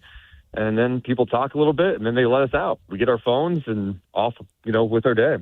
Deuce, you said it gave you about an hour to process just your feelings, emotions on getting the 7th overall pick. I'm curious as to maybe initially what those were, and then maybe how you did process them into, okay, maybe this is still something that can work out for the Kings. Yeah. Well, first things first, I've never been superstitious in my life. Yeah. And for some reason, like on the lead up to this, I started getting superstitious. I'm like I brought a Chris Webber jersey with me. I bought Chris Webber's book on the plane to read. Me and my buddy Devon were looking for a place to eat, and he wanted to go to a steakhouse. And he's like, oh, I went to this place back in the 2022 draft lottery. I'm like, wait, what? When they moved up to 4? I'm like, that's where we're going. And now after that, I feel so stupid. I'm like, I'm not going to be superstitious anymore. I don't believe in it. It's stupid. I didn't believe in it before. I'm not going to believe in it now. In terms of how I processed it, yeah, I mean, obviously there's that disappointment, but I'm also a big believer in like, what's done, it's done. And you have to like, all right, what's next? And I talked to one front office person from another team in the drawing room, and they said picking 7th in this draft is like picking 5th in other drafts. Like, it's a good spot to be. I think the general consensus around the league is this draft, if you're in the top 10, you feel pretty damn good. Obviously, we all wanted the Kings to be, number 1 or, top 4, because that's where you have a chance to get a franchise-altering player. But my perspective on that, too, is the guys who go 1 through 5 in the draft, 3-4 years from now, when we look at 1 through 5, I can almost guarantee you that those will not be the best 5 players in the draft, right? Mm-hmm. Every draft, like you go back to the Bagley, DeAndre Ayton draft. Those guys went 1-2. They're not the best. SGA went 12 in that draft. So for Sacramento, it's like, can you be the team that finds the guy? You obviously want to be the team that like gets the guy that maybe surprises people. It's bound to happen, and now the Kings got to get lucky, and the work starts immediately. Deuce Mason joining us. He was in the draft lottery drawing room in Chicago. Still is there in Chicago as well, Deuce. I'm excited to ask you about the draft combine because I know you're looking forward to that. But obviously there are a ton of rules in terms of like what you could and couldn't bring into the room with you. There's also ethics in covering journalism or journalism in the NBA, like, for example, not cheering in the press box or anything like that. So I imagine there wasn't really an opportunity to react when you're sitting there watching the balls being drawn. But was there like a clenching of fists under the table? Was there an exhale or when you saw where the Kings ended up or who jumped up? Was there any point where you just had to catch yourself for a second? It's funny is like the way it's set up, we weren't at tables. It's like a row of chairs. So I picked the first row, and there's like, all the other media members. And no, I think I was more concerned what my reaction would be if they were like top 3, and once you see the fourth one and it wasn't Sacramento, I was just like, my goodness. I think I was just shaking my head. And then, you start thinking about everything. It's like all the stuff that we talked about all year. It's like, hey, did DeMar DeRozan need to play 38 minutes against Utah? Or did they really need to do that against Toronto? And again, my whole thing on that wasn't like, hey, you need to intentionally lose games. My whole thing is when you're not a good team, at some point you shift and you allow the young guys to sink or swim. Yep. And we saw that late in the year, right? A little bit late in the year, but it was too late. And unfortunately, with how this league and the system was set up, and because of how stacked this draft lottery or this draft class is, you saw teams start shifting in like January. Mm-hmm. Yeah. The Kings were in Washington playing the Wizards, and Washington was sitting their young guys. They were ending a close game with Sharif Cooper and Scal Labissiere, not because of injuries, but because they're like, yeah, we're not playing our young guys late in this game because they wanted to lose. They actually ended up winning that game, ironically. But it's like the Kings probably, if they wanted to control their floor, they should have started that earlier. They didn't do that. Now you got to live with the results, and you got to hope that it works out. And I think there's enough talent in this class to feel good you can get a good player. The question is, will there be a player in that vicinity that could be a franchise-altering piece? Deuce Mason joined us here on the Matt and Kayla Show, taking his time. We really appreciate you for that, Deuce. We've had some questions on the show today, and some of them are, is there a possibility that the Kings could trade up into as maybe far as 4? What were your initial thoughts just in terms of that question? I would be shocked if any team in the top 4 would want to move. I mean, I think the one team that some people are watching a little bit is Washington at 1. And, is this a situation where Utah is like, we got to get AJ? Like, we know the history between the Jazz owner, BYU. AJ, of course, got paid $8 million to go to BYU. And I think that they have their eyes set on them. So is there a situation where, you see Ace Bailey, in the number 2 go to Washington for that number 1 pick? I don't know. I mean, that's going to be something to watch, but I just don't see it. Like, if I'm Chicago, I'm not moving. I'm not moving down. If I'm Memphis, there's no way. So I think the Kings are kind of stuck with, what they have at this point. We all saw Scott Perry's reaction when the Kings got the 7th pick. I'm not trying to pry too much, Deuce, so feel free to tell me to kick rocks. But did you have any opportunity to speak with either Scott or any of because there were a lot of the potential top picks in that room as well with their mothers too, which was really cool on Mother's Day. Did you get any opportunity to have any conversations that you're able to share, or everything hush-hush? No, I mean, I talked to Scott after. I think the general consensus from people in the front office around the league is like, hey, obviously you want to be higher, but like, there's a lot of good players in this draft. And I think most people view it as like, there's legit, like, whether you feel it's 8 or 10, that there is a piece out there that can really help your team. And so I think, I'm sure, I mean, he didn't express disappointment to me or anything like that, but I think he feels good that they can find a quality player. I mean, there's no doubt, like, everyone wishes they were higher. But, I mean, again, you look at the draft throughout the years, there's always and I know it sounds like I'm coping, and maybe I am a little bit, I mean, I need to make it clear. I wanted a top 4 pick, but now this is what it is. And it's like, go find a guy. Yep. If this class is as good as everyone says it is, from, people who follow the college game closely to scouts to executives, then there's a player out there, and it's your job to go find that piece, and hopefully it can be impactful for Sacramento. And like some of the names out there, I don't know if Acuff is going to be there at 7, but like Acuff or Wagler or Kingston Flemings could be in that area. Who else? Maybe there's some other guys that we're not talking about too. Yeah, and Deuce, that kind of leads me to my question, because we had heard from Scott Perry and Doug after the season. And while Doug emphasized the importance of getting a point guard, the leadership that goes into it, like the quarterback of the team type of analysis that he used. And then Scott wasn't as like keyed in on that. He kind of just said, we were going to take the best talent. But does it in a way make it a little bit easier that if you are now at that 7 spot, there are at least a few point guards you can choose from? Yeah. I mean, you have options for sure. And, I don't know if this even means anything, but I know someone talked about this. Scott Perry coached college basketball, and he actually was Darius Acuff's dad's college coach. So there's like an interesting tie in there. And, someone like Darius Acuff, like, could be a lead guard in the NBA. I think with him, the biggest question is just defensively, is it going to be so much of an issue that he can't be a winning player? I think not a lot of people are doubting the fact that this guy can score the basketball. He's an exceptional playmaker. He can play a little bit off ball. Like, he's got the right attitude. I think the question is, can a team who drafts Darius Acuff, get him to be a solid enough defensive player and build a team around him to cover up his weaknesses. Could it be like Jalen Brunson, for example? Like that would be an ideal situation. If you got a Jalen Brunson level talent at 7, I think you'd be pretty happy about it.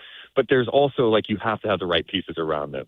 But to answer your question, yeah, I mean, I think there's going to be some great guard options on the table for Sacramento. And, this week they've been interviewing, players, prospects. They sit down with them, all throughout this week. And then, there's some evaluation too. The main guys end up working tomorrow with the strength and agility drills. Like some of the top guys, the heavy hitters are tomorrow. So it's going to be interesting to see how it plays out. Deuce Mason is joining us from the Deuce and Mo podcast, of course, pre and post game on NBC Sports covering the Kings. And he's also a self-proclaimed basketball sicko. So I know, Deuce, how excited you are to be there for the draft combine as well. How much are you looking forward to and getting like a good look at these players or those that actually participate in the combine and getting to see them up close and personal? And how essential is this combine, in addition to the behind closed doors interviews and conversations, how essential is this combine to Scott Perry and the Kings scouts getting this 7th pick right? I mean, it's huge. I think the interview process is really important. I don't know if there's anything that's going to happen. First of all, the main guys, the top 15 players projecting this draft, they're not doing any of the scrimmages. You know what I mean? Like the guys who are doing the scrimmages are guys who need it for draft positioning. Yep. And it's I'm not trying to downplay it. That's going to help people. We saw like a couple of years ago, Isaac Jones, who was invited last second to the G League scrimmages, and he was able to earn a 2-way contract out of it. It's huge for those players, but the top guys aren't playing in it. So, the top guys are going to do like the basic stuff, all the measurements. We'll learn about, these teams are going to get medical records. They're going to learn how tall someone like Darius Akov really is, stuff like that. So I think that's important, but being able to sit down with these players for 20 minutes and pick their brain a little bit. And, the teams are also meeting with agents too. They're trying to, make sure to get some of these guys into town for draft workouts. For me, I'm just looking forward to seeing what it's all about. It's not like I'm going to, be sitting there and go, wow, this guy jumped really high, I'm taking him higher. I think I more care about being around, talking to NBA people, learning more about kind of the feel about this draft and how teams are evaluating it. Yeah, Deuce, anything that you've learned in the past couple of days that maybe took you by surprise with the process, or just in terms of everything that happened live, anything that stood out to you? No, the draft lottery, just being in the draft lottery drawing room was just really cool. Mm-hmm. It was just fun to see how it plays out. And it's just such a, vast variety of people, because each team representative isn't it's not always a front office person. Right. Like the Kings had one of their minority owners, John Cariotis, there. Other teams have a scout there or a different front office guy. Sam Presti was there representing Oklahoma City. So it was just cool to kind of see all these people finding out the results as we did. You know what I mean? I think the consensus talking to people was, well, good thing Golden State didn't move up, or Oklahoma City. I think most people were like, yeah, we did not want to see that. Yeah. And I guess one of my big takeaways is just, Indiana. I think it's going to be interesting to see how it plays out with them. But for them to have as bad of a season as they did without Halliburton, and they gambled this first-round pick for a chance at Zubats, and they also gave up a 2029 pick to the Clippers, along with Benedict Mathurin, by the way. How's this going to unfold for them? I think we could look back at that decision by the Pacers, and it could be a franchise-altering mistake for them. I was going to ask you, Deuce, did anybody from the Pacers organization throw a chair or something when that? I didn't notice, but I could tell you the Clippers side, ecstatic. I feel like the Clippers had the Clippers had a couple of things. Oklahoma City had the rights to their pick. So there was probably a fear that OKC moves up and makes them look bad. Well, OKC didn't move up. And then they get the Pacers pick. For them, it's the ultimate win. And I think their viewpoint, too, is they like Zubats, but the center position, I think, across the league is viewed differently in different spots. And I think they view it as a spot that they can fill. They're not stressing about it. And so the 5th pick for them is massive. And for Indiana, I think it's a huge miss. I mean, I like Zubats a lot. I think he can help them. But, again, Zubats isn't super young. Siakam's not super young. You got Halliburton, who's coming off an Achilles injury, and, he's dealing with the shingles and stuff. I don't know. It could end up being a huge blown opportunity for Indiana, especially with how stacked this draft is. Final thing for you, Deuce, from me specifically. As of now, unless, of course, there are trades, we're expecting to have at least 4 lottery picks in Sacramento for 4th of July weekend with the California Classic returning. The Warriors, Bucks, Nets, and Kings all in the lottery. And all 4 of those teams, of course, will be playing here in Sacramento before then the Summer League in Las Vegas, with all of these stars playing with this draft class, man. Las Vegas Summer League is going to be off the hook. How much are you looking forward to that, having the Cali Classic back? And then, of course, you and Mo are always going down to Vegas for that. Yeah, I mean, I'm really looking forward to it. I love Summer League in general. I think that's the other perspective. We're all in our feelings, and we should be the last, next couple of days, because when you go through a 22-60 season, more times than not, you feel like, well, you're going to get a top 4 pick, and you have hope, right? Picking 7th is not sexy. Even in a second, it's just not. It's not. You're not. The fans aren't like lining up for tickets because of the 7th pick. Mm-hmm. With that said, last year, the Kings now have a 1st-round pick. They end up getting Nate Clifford in the 1st round after they trade into it. And you see him play in the Summer League, and all of a sudden you're kind of excited. Like, well, what about this guy, Maxime Reynaud? You know what I mean? And so my point being is, who the Kings take at 7th, I mean, by July 20th, we might be super excited about things going forward, So it could shift fast.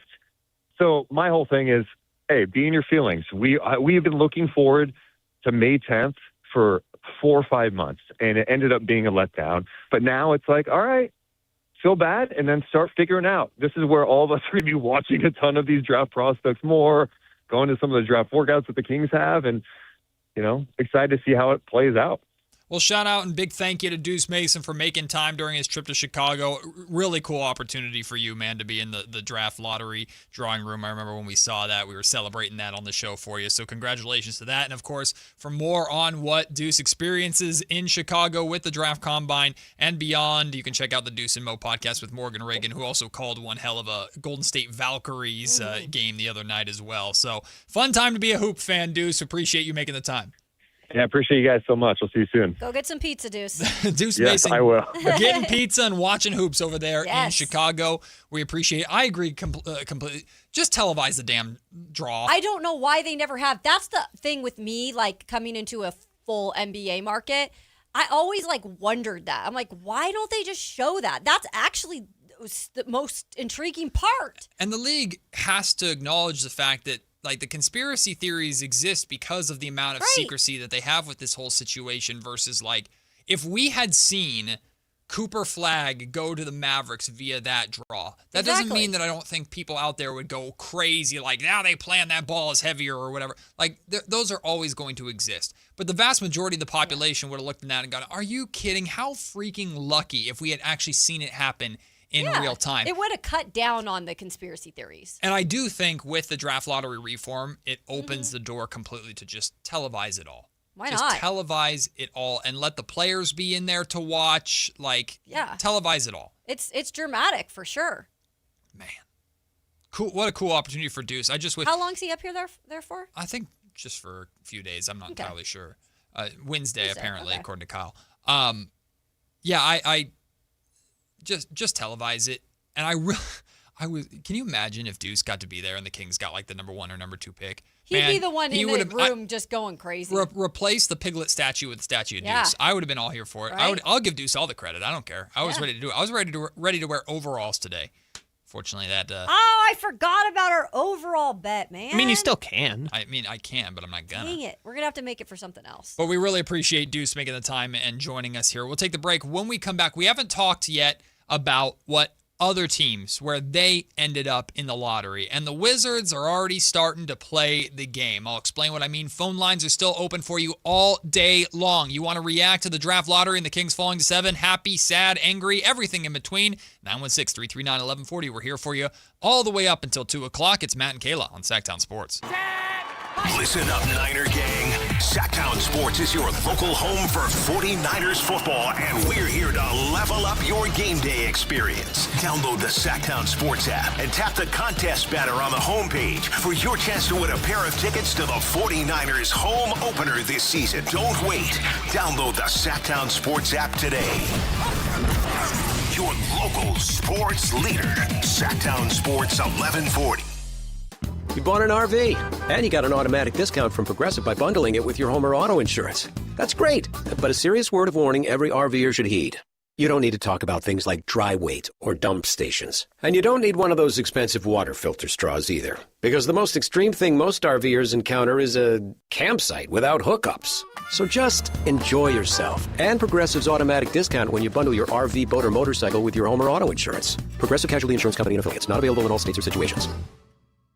If the world were like a Sleep Number mattress, everything would adapt for your comfort. Because as your life changes and your body changes, Sleep Number mattresses adapt and shift to give you personalized comfort night after night. And now everything's on sale during our Memorial Day event. Save up to $1,200 on mattresses for a limited time.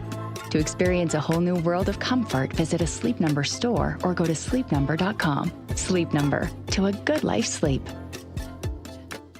May is here, and so is your excuse to hit the ballpark. The green and gold are bringing the energy all month long with fan-favorite bobbleheads, can't miss post-game fireworks, and a ballpark atmosphere you don't want to miss. Turn up for Sacramento Saturdays and bring the whole crew out for Stompin' Sundays, packed with kid-friendly fun, giveaways, and the opportunity for kids 14 and under to run the bases after the game. Enjoy big swings and bigger moments all May long in West Sacramento. Lock in your seats now at athletics.com/tickets. When a person is seriously injured, there's no substitute for the personal legal relationship offered by the local NorCal firm of Ashton & Price. From the first attorney meeting, every important decision is made with a direct consultation with, and I can't believe I have to say this, a real, live, experienced, flesh and blood local attorney. It's called Home Court Advantage for a reason. Ashton & Price, serious local attorneys for serious people with serious injuries with no fee until we win.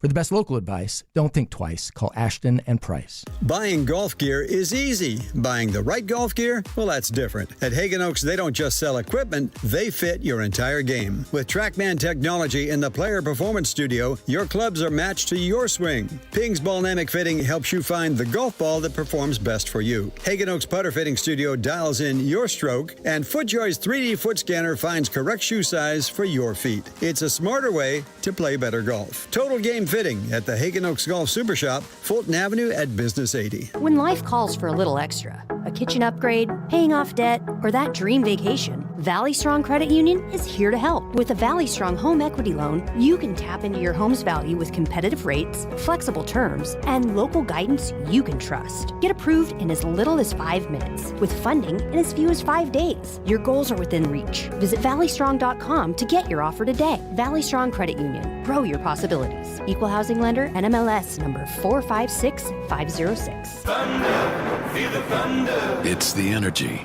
all around you. Lightning and the thunder. The thrill of the moments to come. The flash of lights. The rush of pure exhilaration. The roar of the crowd. See it, hear it, feel it. Feel the thunder. Lightning and the thunder. Thunder Valley Casino Resort. Feel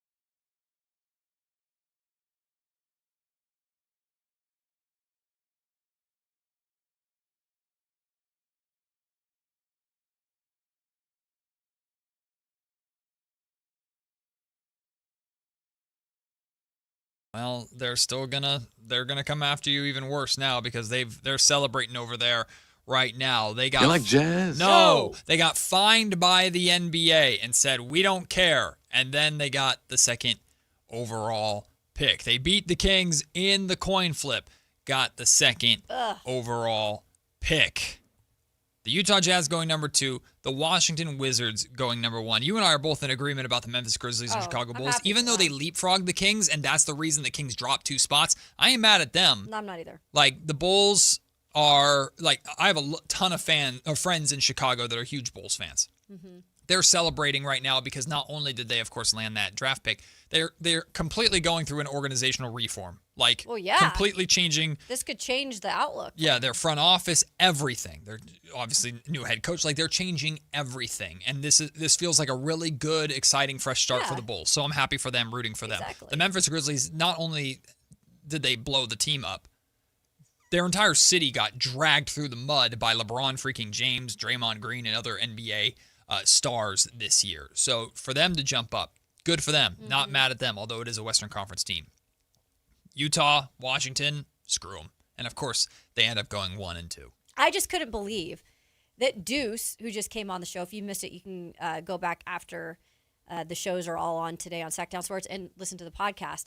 But Deuce said that Utah won twice. And I'm like, why? Why is it that they have this luck? And they already have a pretty decent-looking team right now. Mm-hmm. By the way, got Triple J from Memphis in the offseason. Didn't even play because they decided to tank. And now they're going to likely get possibly even the number 1 pick because they could trade up to get AJ DeBonsa if they and it will be the craziest offseason for them in terms of things going right. Well, regardless of what happens in this draft lottery, I think they're a top 5 seed next year. I mean they're just a really, really good, exciting team. And well, now if they're not, that's a problem. Right. They're going to add another pick to this. But the Washington Wizards are already playing the game. We're already seeing reports. The Washington Wizards are open to potentially trading the number 1 overall pick. And immediately the first thing I did, and I'll say it the same thing on the air that I said on social media, Kings fans, don't even bother. Yep. Don't even bother. This has nothing to do with anybody except for the Utah Jazz. Mm-hmm. Because we all know the Jazz want A.J. DeBonsa. And A.J. DeBonsa wants the Jazz. Absolutely. He went to BYU. He was sitting courtside at Jazz games all season long. Has a relationship with the owner. Right? Like, the Utah Jazz are going to do everything in their power to get A.J. DeBonsa. Sure. And this is exactly what the Wizards should be doing. Threaten Utah.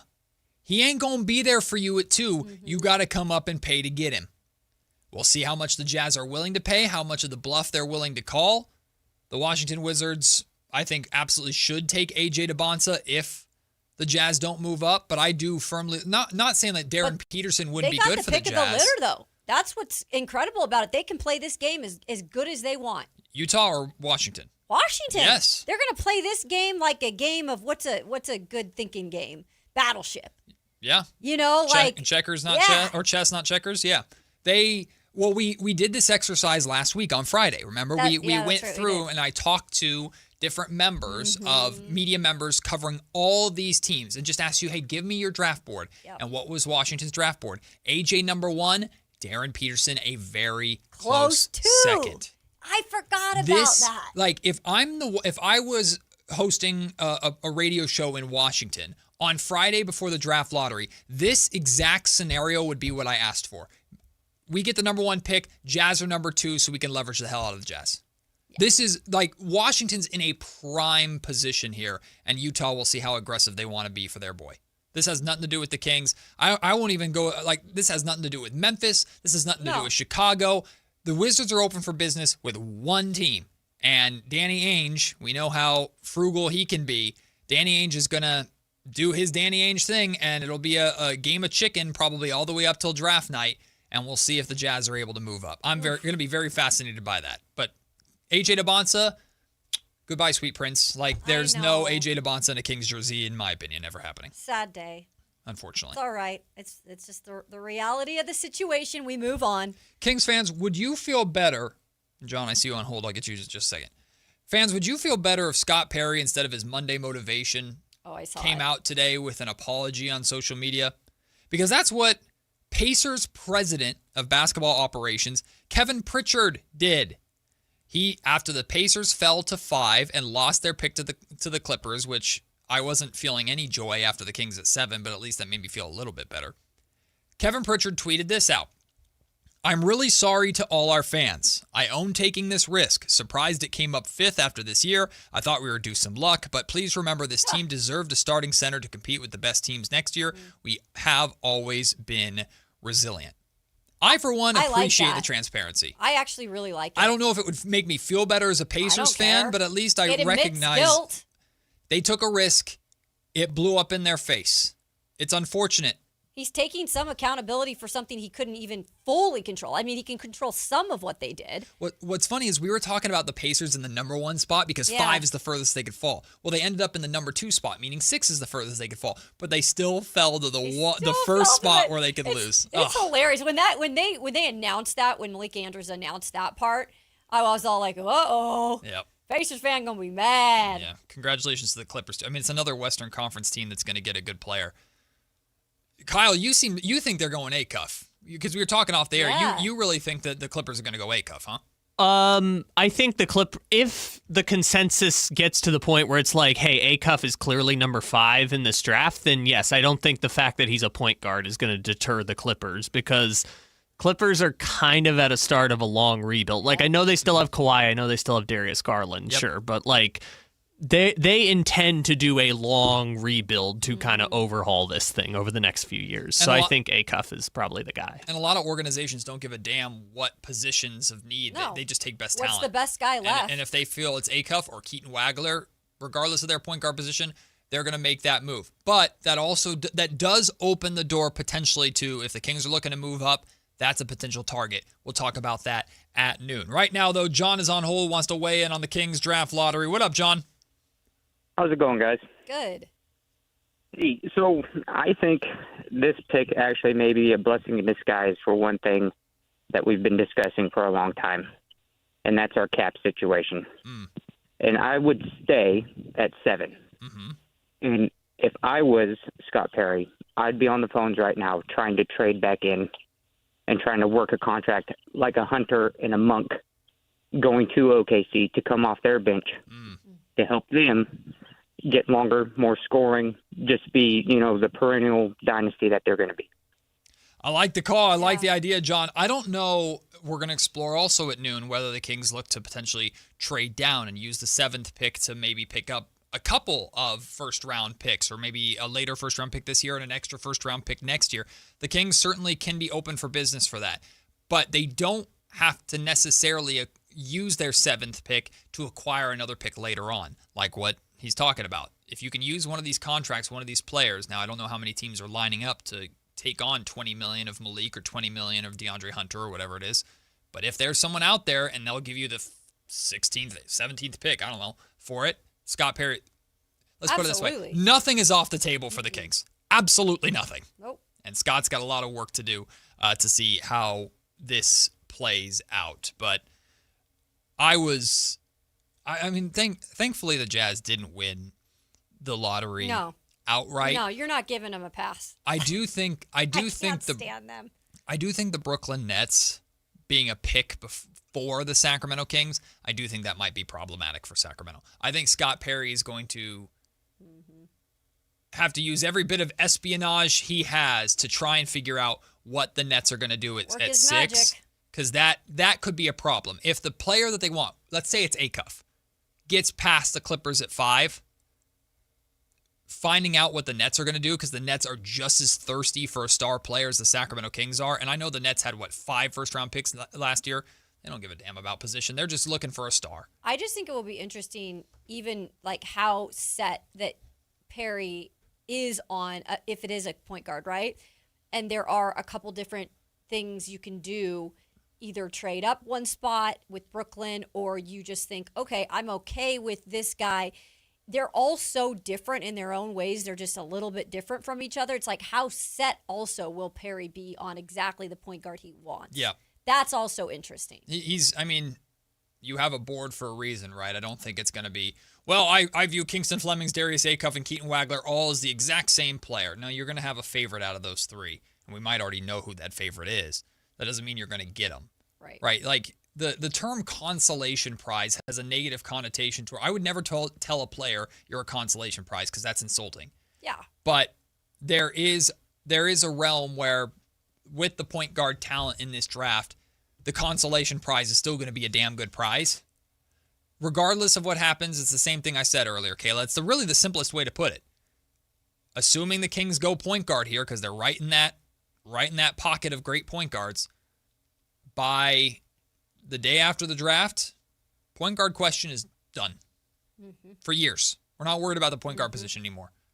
Very minimum, you have to check that box long term. Very minimum. And hopefully it's a star point guard at that. So that's the bonus. It's got to be the right one. We'll see how it plays out. History of 7th picks, by the way. Oh, great. Recent 7th picks. Jeremiah Fierce, Donovan Clingan, Bilal Coulibaly, Shaedon Sharpe, Jonathan Kuminga, Kings legend Killian Hayes, Kobe White, Wendell Carter Jr., Lauri Markkanen, Jamal Murray, Emmanuel Mudiay, yikes, Julius Randle, Ben McLemore, yikes, Harrison Barnes, Bismack Biyombo, Greg Monroe, some guy named Steph Curry, Eric Gordon, Corey Brewer, Randy Foye, Charlie Villanueva, Luol Deng, Kirk Heinrich Nene, and Eddie Griffin. Good players in there. Yeah. I see, out of that group, I see 2 stars. I see one of the greatest players of all time in Steph. I see Lauri Markkanen, who I do believe is a star for the Jazz, although he's kind of trending down more than he's trending up right now. It also took him 3 teams to get there. Yeah. Shaedon Sharpe has potential to be really good for Portland, but I don't know if he's ever going to be a number 1 guy. There's some potentially really good Robins, though. Julius Randle's been a really good Robin for the Timberwolves. Took him a while, though, but he got there. You absolutely can get talent. But I remember months ago screaming on these airwaves, the Kings need a superstar in this draft, and I don't know if they're going to be able to do that anymore. The expectations might have to change. You're hopeful for that, but the expectations of that happening now, a lot lower than they were 24 hours or almost 24 hours ago. We'll take the break. When we come back, it is time to pick a side. We'll take a little bit of a step away from the draft lottery to talk about the UFL and Josh Hart throwing some shade at Philly. Oh, yeah, baby. And I loved it. It's Matt and Kayla on Sactown Sports. Listen up, Niner gang. Sactown Sports is your local home for 49ers football, and we're here to level up your game day experience. Download the Sactown Sports app and tap the contest banner on the homepage for your chance to win a pair of tickets to the 49ers home opener this season. Don't wait. Download the Sactown Sports app today. Your local sports leader, Sactown Sports 1140. We're living through a monetary crime scene, and your IRA or 401k is a key victim. Hi, Dr. Ron Paul here. In 1971, gold was $35 an ounce. After the dollar was cut loose from it, inflation soared, and in just 9 years, gold hit $850. People who diversified into precious metals survived and thrived. Today, we're in a worse position because we face inflation and massive debt. Fortunately, gold is still an option. My trusted friends at Birch Gold Group can help you own gold inside your retirement account without penalties or taxes. Start now by getting a free info kit on gold. Text the word SECURE to 989898. We're facing the same monetary chaos as the 70s with significantly more debt. Get your free info kit from Birch Gold. Just text SECURE to the number 989898. If you're serious about getting better at golf, start with the fit. At Hagen Oaks, everything begins with Total Game Fitting. The TrackMan Player Performance Studio analyzes your swing to match you with the right clubs. Ping's Ballnamic Fitting helps you find the golf ball for your game. The Hagen Oaks Putter Fitting Studio helps you roll it true. And with FootJoy's 3D foot scanner, you'll walk the course in shoes that actually fit. From driver to putter and even what's on your feet, Hagen Oaks fits every part of your game. Total Game Fitting, only at the Hagen Oaks Golf Super Shop, Fulton Avenue at Business 80. Sacramento! Now you've got a place for all things dance. The all-new Energy 100.5 HD2. Where dance music lives. Dance vibes anytime and any place when you get the free Now 100.5 app. Or listen at 100.5 HD2. No way. Gas prices shot up again. I know, but I got us covered. So generous. What's your deal? What's my deal? I went to Metro and saved. Got 4 lines for just $25 each and 4 free new Samsung Galaxy A17 5G phones, and all on the T-Mobile network. Ah, how about we go to Metro today? Get that more for your money feeling. Visit your Metro by T-Mobile store. Just bring your numbers. Net available if you've been with Metro or T-Mobile in the past 180 days.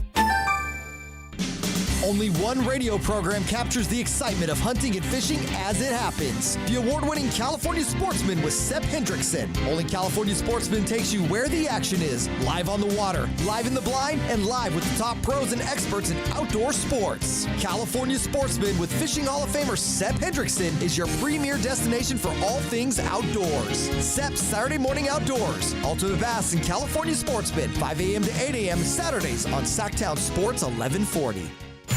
This is Sactown Sports 1140. Hey, it's Carmichael Dave. What's up? It's Matt George. What's good? It's Alan Stiles. With the most trusted voices in the community. This is Jason Ross. Hey, it's Kayla Anderson. It's Whitey Gleason. Ready to help promote your business, both as partners and customers. All you have to do is ask. Pick up the phone, dial pound 250 and say, grow my business to get connected with a team member today. That's pound 250 and say, grow my business. Our team will review your product, quickly pair you with a perfect endorser, and create video and audio samples, all at no cost or obligation to you. With the most live and local on-air lineup, a dynamic content-driven website, and a state-of-the-art mobile app, Sactown Sports 1140 is tailor-made to help you connect with a sports audience in Sacramento. So why wait? Dial pound 250 today. Say, grow my business, and let us help take you to the next level. Pick a side, any side. It's time for Pick a Side on Matt and Kayla. We will get back to draft lottery talk here. Still plenty to get to. In lunch break, in addition to your phone calls, again, phone lines are open all day long for you to react to the draft lottery, 916-339-1140. But in the lunch break, we will explore the possibility of the Kings trading up or trading down in the draft lottery, now that we know they're ending up at pick number 7. That's coming up at noon. Right now, though, it's time to pick a side. Kyle, take us away. All right, pick a side number 1 for today. Kayla brought this up, and I love this. So in the UFL, I don't love the UFL, but one of the things that the UFL does apparently is that they will have their sideline reporters interview the referees immediately after they make a call. De Leon have some conversations with Ricky Prohl about a penalty or not a penalty with these contested throws, especially to Hakeem. How do you judge that? If there's a back shoulder and I'm looking at that and, there's no material restriction, I'm just going to leave it alone, to be honest with you. So if the throw is not where it should be, if that throw's not there, you're not going to reward a poor throw on something like that? Yeah, that works. That works for me. How difficult is that call? Is that pass interference versus a contested catch? I'll be right back. The referee walked away. I'll be right back. No, I hate this. Sorry, I don't even know the question. I hate this. You don't like putting the refs on the spot? No, I hate this. I hate it.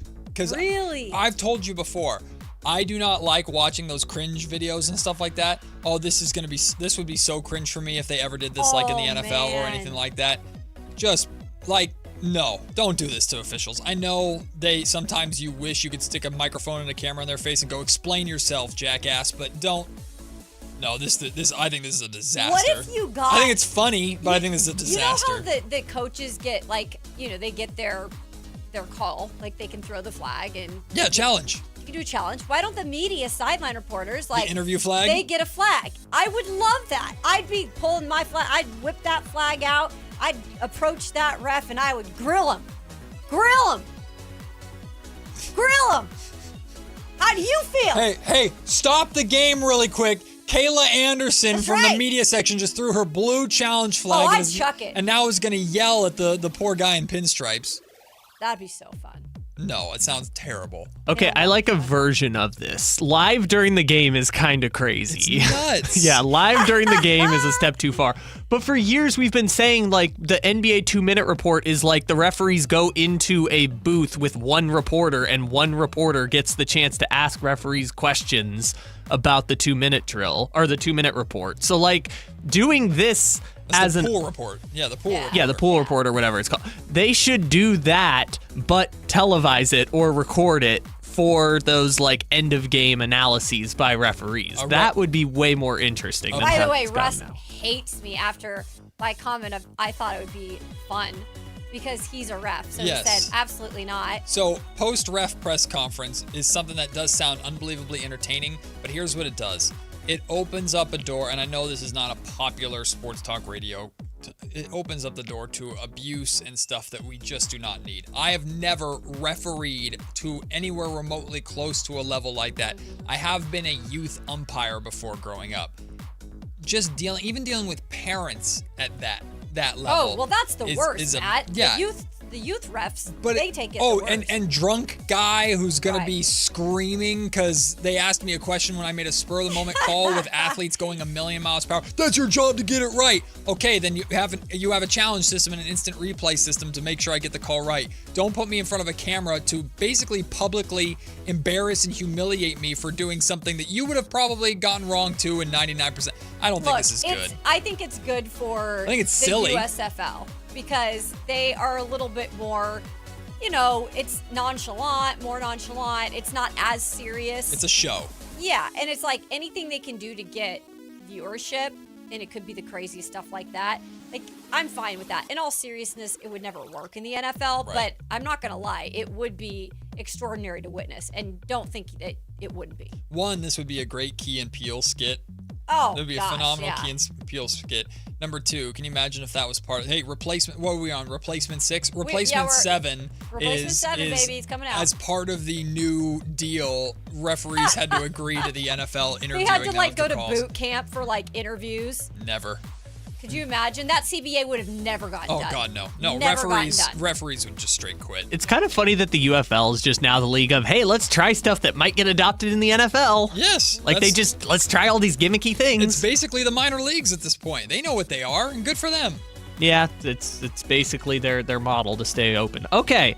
Did you guys follow the saga of New York versus Philadelphia this weekend? Of course. Off the court, it was brilliant. Not on the court. As though. in with the fans in attendance? Oh, yes. Yeah. And I saw a live report, too, from a poor Philly newscaster. They got caught in the wave of Knicks fans. She handled it so brilliantly. So well, because I've been in those positions with my own fan base, from the team I'm covering. It'd be a little spooky. I can't imagine from a opposing fan base. Yeah, and New Yorkers at that. No, it can be very spooky. She handled that to perfection. She let it be fun and not anything more than that.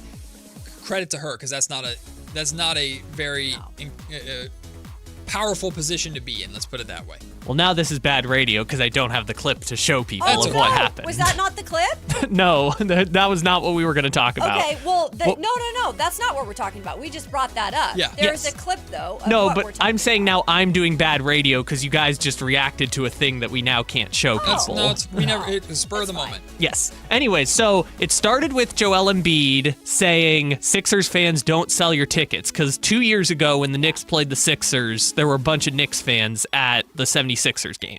And then in game 3, there were a ton of Knicks fans at the 76ers game. And then the Knicks swept them in game 4. It was a 50-point blowout. So all the Sixers fans left, and it sounded like Madison Square Garden in Philadelphia because it's like every bucket it was, yeah, and just all the Sixers fans were gone. So Josh Hart says he used to think Philadelphia was a sports town, but I don't know if it is anymore. Is this fair or foul by Josh Hart? Very fair. Very fair. Give them a piece of their medicine. Talk your ish. The way that the Knicks swept that series was brutal. Philly got their butts handed to them. What a series by New York. Complete domination for them. They're back in the Eastern Conference Finals. Shout out Mike Brown. I think it's fair because why not? Talk your ish when you can talk your ish. Do I think it's factual? I don't think it's factual necessarily. Philly's a great sports town. At least for the other teams in Philly that they go and support. Even most recently, the Flyers, who have been dreadful for years up until this year in the playoffs.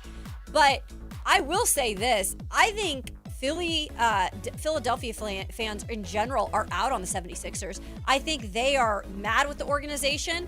And one thing I will say is when they want to stand up and say, we're not going to go to the games, I will say that they stick to their word because now it didn't look good and it's embarrassing, but they're trying to show ownership and the 76ers as an organization, like, we need to fix what's going on here.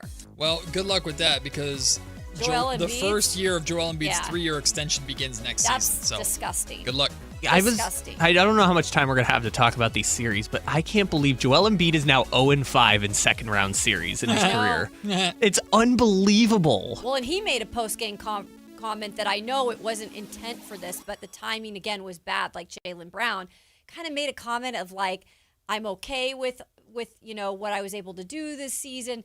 It wasn't a great look when less than 24 hours after being swept. Oh, darn. Yeah. Poor Sixers. Poor Philly. Brotherly love, folks. Oh, well. Yeah. Anyway. No, it's New York's town now, baby. Right? He took it over. Good luck, Sixers, with whatever you're doing. We'll take the break. When we return, it's lunch break time. Phone lines still open for you to react to the draft lottery if you wish. And Kayla and I will explore the possibility of the Kings trading up or trading down. It's Matt and Kayla on Sactown Sports. Should the Kings call the Memphis Grizzlies about trading for Ja Morant? What are we doing? Why in the world? You got Zach LaVine, and at worst, you got one more year of that. Why would you want to bring in Ja? I don't get it. I don't see it. It's not a thing, and I'm done with it. Drop the mic. All right, take it easy. It was just a question, Whitey. Your exclusive home for Kings basketball. Sactown Sports 1140. This is the story of the one. As a safety manager at a manufacturing plant, he does everything he can to keep his coworkers safe. From finding ways to reduce risks to keeping safety supplies in stock. And for that, he relies on Grainger. Grainger offers a broad range of quality products and next-day delivery, so he can always play it safe. Call 1-800-GRAINGER, click Grainger.com, or just stop by. Grainger, for the ones who get it done. When opportunity knocks, you don't just answer the door. You kick it down. On Sunday, June 28th, for the 5th time, the door is open once more. And the eyes of the world turn to San Jose as AEW, New Japan Pro Wrestling, CMLL, and Stardom present Forbidden Door. Live Sunday, June 28th from SAP Center at San Jose. Tickets on sale now at AEWTIX.com. Attention Roseville residents, this just in. Keeping your vehicle well-maintained doesn't just protect your car, it also protects your local waterways. This May, bring your used oil filter to a participating AutoZone location and receive a free new filter. Available every weekend in May. Recycle your used oil and filter the right way. For details and tips on proper oil and filter replacement, visit roseville.ca.us/oil. Funded in part by Cal Recycle. Limit 1 per customer. Maximum value is $9.99. Roseville residents only. Proof of residency is required at participating locations only. Capital Casino is conveniently located in downtown, 411 16th Street, and has been a part of the greater Sacramento area for over 20 years. They offer the best variety of games in the region in a safe and friendly environment, and there's plenty of parking, all well lit and monitored by security. Come have a great meal at the cafe and restaurant inside. Capital Casino has the best food, the best service, and the best action. But please always remember to gamble responsibly. 1-800-GAMBLER. Patrick was way behind on his IRS taxes. I was in way over my head. The total amount ended up being somewhere just over $30,000. $30,000. Then the IRS came to collect. Started getting letter after letter. A lien had been filed against me. They were going to basically hang me completely out to dry. He had to do something. That's when I reached out to Optima Tax Relief. Patrick's life quickly got a lot easier. It was very easy, pretty much hands off. They picked up the ball and ran with it. And how'd it go? I couldn't believe it. I had to ask 2 or 3 times. I saved an incredible amount of money. How does Patrick feel about Optima? Couldn't be happier. They definitely helped me. Optima Tax Relief, the best place to call. They're the best in the business. Do what Patrick did and call Optima Tax Relief for a free consultation. Call 800-375-2922. 800-375-2922. 800-375-2922. Optima Tax Relief. Testimonial from an actual client. Some restrictions apply. For complete details, please visit OptimaTaxRelief.com. KHD 1 Sacramento, KYMX HD3 Sacramento. From the Power Business Technology Toshiba Studios. This is Sactown Sports 1140. It's time for the lunch break. Your calls, your thoughts, your segment. Call or text us at 916-339-1140. It's the lunch break on Matt and Kayla. At least now we know. The Kings are at 7. And while today is a day of frustration, and I imagine the frustration is going to linger throughout at least the week, now we turn our attention to, okay, what do the Kings do? What options do they have? Who do you like at 7? And one thing I can promise you from this show over the next month, we are going to explore everything and talk to the experts everywhere. Oh, yeah. I've already lined up a draft analyst from No Ceilings, Tyler. He's been on the show before. He's going to join us out on Wednesday to break down the Kings' options at 7, his thoughts on the draft lottery in general. And I've just secured a gentleman named Scott Ritchie, who covered Keaton Wagler very closely.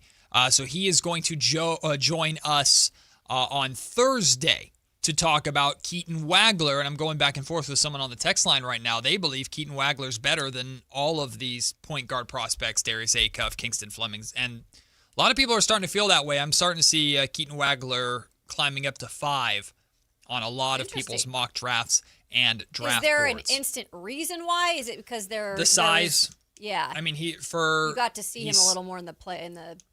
He's 6'6". I think like size is always important in the modern NBA. He's versatile. A lot of comparisons. There were comparisons on the draft lottery broadcast yesterday to Tyrese Halliburton. Mm-hmm. I did see that. So that doesn't mean he's going to be that, but 6'6" versus Darius Acuff, who's listed at 6'3", but I think he's shorter than that. Kingston Fleming's listed at 6'4". I think he's shorter than that. Michael Brown Jr. listed at 6'5". A 6'6" point guard, if Keaton Wagler can be that, although some question whether or not he's better as a 2 off the ball. Who knows? Mm-hmm. But he could be someone that is there for the Kings at 7, or maybe he goes 5 or 6. Again, we're going to have a guest joining us who covers or covered Keaton Wagler very closely on Thursday. And I have reached out to a number of beat writers and journalists and scouts around the country who've covered some of these prospects. They will join us on the show over the course of the next month or so. An option that the Sacramento Kings have is, well, they don't necessarily have to pick 7th. They can use the 7th pick to their advantage. Just because the lottery luck was on their side doesn't mean they can't take luck into their own hands and pay the price to move up in the lottery if they so choose. The top 4 is what we were all hoping for. Kings had a 45.5% roughly chance of moving into the top 4. Ultimately, they did not. I remember having a conversation with you, Kayla, a couple months ago, and we were talking about if the Kings don't end up in the top 4, they should absolutely look to trade up. But of course, it depends on which teams are there. I am not going to even bother to hope that the Kings are moving into the top 4. And I think Deuce Mason said something pretty similar when we talked to him earlier at 11 o'clock. He would be shocked if the Kings are able to move into the top 4 at all, because you got the Washington Wizards, Memphis Grizzlies, and Chicago Bulls, who are all looking for a top star, a number 1 guy. Now, Washington, I know they have Sarr. I know they have Trae Young. I know they have Anthony Davis. But with the number 1 overall pick in A.J. Debonsa or Darren Peterson, or your pick in this generational draft right there for you, I don't know how willing they're going to be to move out of that spot at all, unless they're trying to fleece the Utah Jazz. Memphis, Chicago, they need new faces of their organization. And then the Utah Jazz, they do have stars on that roster already, but they're greedy. And they've had their eyes on one guy for years. Exactly. Which literally they're years. They're either going to get fleeced or they're going to get what they want, like they have the entire season. And you like Jazz? No. The question is how willing are they to pay the price? Yeah. To move up to get their guy. How worth it is A.J. Debonsa to them? Because I think if they got A.J., add him to George and Markkanen and Jaren Jackson Jr., jeez Louise, that team's a top 5 team in the West. Yeah. And Carmichael Dave was talking about him this morning. Like, they're up there with the Spurs and the Thunder as teams to like just be scared. Write them in Sharpie in the playoff picture in the Western Conference for the next 4, 5, 6 years. Like that's the team that we're looking at. I agree. If all goes according to plan. So, Kayla, I don't mean to be doom and gloom on this Doom and Gloom Monday. I don't see any scenario realistically whatsoever that the Kings are able to move into the top 4 of this draft. Even if the Kings said, we will give you 3 future unprotected firsts to move up to 4, Chicago, I don't think the Bulls would do it. The problem I have with that, too, even if it was to that extreme, is, again, you are not even remotely done building this team after this year. Even if you got one of those guys, you're still building out this roster to what you want it to be. Because the thought process, at least for us, is eventually these big contracts, they are going to go. And there is going to be a different look to this team. And so I think if you did that and then gave up all those futures, that's not smart. That's not smart when you're still trying to tweak, reload this team in a different way. Yeah. So I don't see them doing that. And I don't think, like you said, they're even going to be able to do that. Now, maybe a couple guys in front of them in terms of teams, they could do something with if they wanted to go get like you said, an A-Cup Junior, or if they liked one of these other guys that they thought might get taken before them. If the Kings really, really, really were obsessed with a guy that they wanted in that top 4, there is a reason for why using a lot of first-round picks in the future, and when I say a lot, I say like 2 or 3, could work.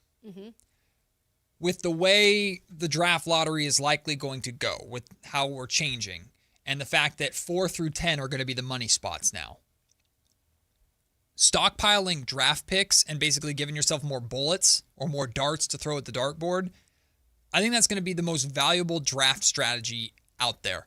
It's already pretty valuable, a la Sam Presti and what he's been able to do.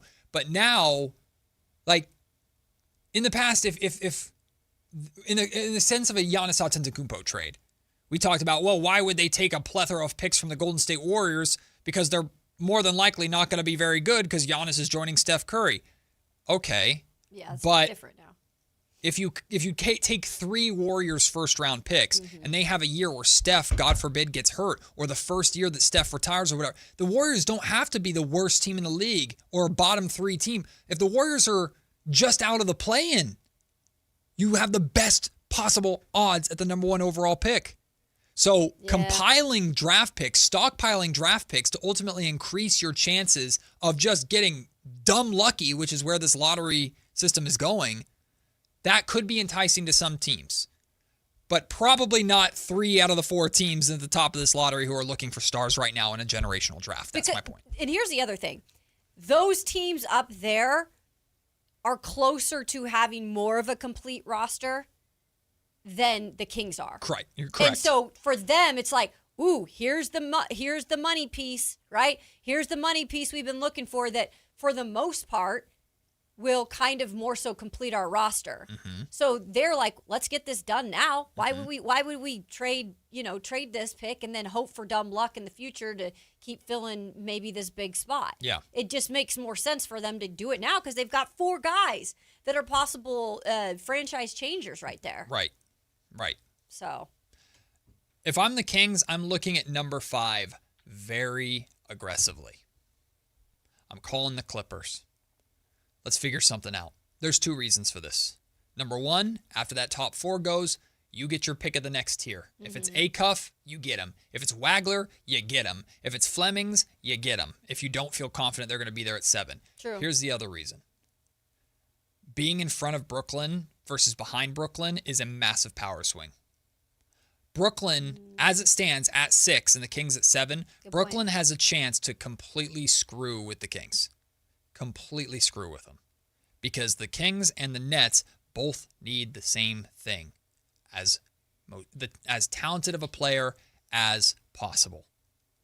Both are going to fall into that window of likely taking point guards just because the way this draft is shaping up. But the Kings and the Nets don't just need point guards. The Kings and the Nets need talent. They need stars. And if Sacramento is sitting there and going, okay, we think we know what the Clippers are going to do at 5. It's Wagler. But at 6, we really want Darius Acuff Jr. at 7. Darius Acuff Jr. has the star potential because of his shooting. Do the Nets like Kingston Flemings? Do they like Acuff Jr.? Do they like Michael Brown Jr.? Well, we can throw smoke signs out that we really like all 3 of them. Oh, yeah, they can play a game. The Nets, that is a really sneaky, powerful position that the Nets find themselves in. Now, they're not feeling powerful today because they dropped 3 spots. They dropped from having the best lottery odds to 6, so they're fuming right now. I guarantee you Nets fans aren't happy. But if we're just talking about Kings versus Nets, the Nets being that 6th spot, the Kings being that 7th spot, the Nets are in a very powerful position there that they could leverage against the Sacramento Kings. So the Kings racing to move up to 5 would be, I think, very valuable for Sacramento. So the question would be, what would they want? The Clippers. What would they want, right, from Sacramento? Because they do know that is, like, look, it's no shock what the Kings are trying to do. Mm-hmm. They need this. Mm-hmm. Because they're in love with, one of these point guards. Mm-hmm. So what would the Clippers need from the Kings in terms of obviously they're not just going to flip spots. They're going to need stuff with that. Yep. Is it more so, like you said, some future picks? Is it a player? The whole thing with Darius Garland, and I get Kyle's point of take the best available player, and that's maybe why they wouldn't trade out of that spot if Acuff is still there. Mm-hmm. But I do believe they just traded for Garland. And Garland, first of all, was really good for them when he returned this year. Mm-hmm. And I think is a very similar stature to an Acuff. I don't know if they would double up on that. They might. Yeah. They might. But what would it take for them to flip-flop the spot with the Kings? Well, 7 is instantly going. So it's 7 for 5, but what in addition to 7, That's right? what I'm saying. Yeah, exactly. So looking at the Clippers payroll. Okay. Looking at the Clippers payroll, they have $162 million on the books, but that includes a $16 million team option for Bogdan Bogdanovic, who's 33 years old. Don't accept that. I would not accept that, and I like Bogey. They will not. So $16 million, bam, out. Gone. They have a $9.1 million option for Brook Lopez. I think they'll probably accept that. I don't know. They'll accept it and look to trade it. Yeah. A $5.8 million option for Batum, who's a legend. We'll see. I don't really know. And $5.8 million is not too much. They also have a $2.1 million option for Kobe Sanders. So $162 million is on the books right now projected, but you can essentially take $16 million off that. Yep. They've got room. They've got room to take on some contracts. Mm-hmm. What are the Clippers? That's the question. What are the Clippers trying to be? Because they're going into the last year of Kawhi Leonard at $50.3 million. I don't think Kawhi stays there either. Well, they also tried to trade Kawhi at the deadline, and Kawhi was like, I don't want to go. Right. Well, we'll see if how they pivot. What do they pivot to? Mm-hmm. Because this is where I think it works in the favor of the Kings. If you're Scott Perry, you call the Clippers and you say, tell me honestly, what are you trying to do? If you're trying to compete still, you've got room.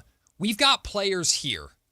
Let's talk about what you would want. You just lost Zubats. You just lost your center. I don't know. Domantas Sabonis makes a ton of money, and unless the Clippers are really trying to contend, I don't know why the hell they would go after Domantas Sabonis, but just humor me. If the Clippers went back and said, no, while Kawhi's still here because he doesn't want to go, while Kawhi's still here, we're going to try and go for it for another year. Kings have players that can entice them. Hey, a Malik Monk plus the 7th pick for the 5th pick. What do you say? And yet still at 7, you can get your backup point guard. Or if you really want to go for like a wing and you like Nate Ament, who's 6'10", like, I don't know. You move back a couple of spots, you get a win now piece to help you right now. If the Clippers are on the opposite, if they go, yeah, we're going to try and trade Kawhi. I know you're not trying to trade for him, Kings. We're going to try and trade Kawhi. We're pivoting in a new direction. Mm-hmm. Okay, Kings, you have a treasure trove of draft picks that you can now offer. And to move up 2 spots, it's not an unprotected first-round pick that you're throwing on the table. No. They used their 2027 Spurs pick to move in to get Nick Clifford, right? Can you add a protected first in a few years to move up a couple spots? I don't want to use that 2031 Minnesota Timberwolves pick, the only pick worth a damn that the Kings got from the Spurs as part of that the De'Aaron Fox trade. The Kings do have in 2031, they have to swap with the Spurs for the worst of those 2 picks.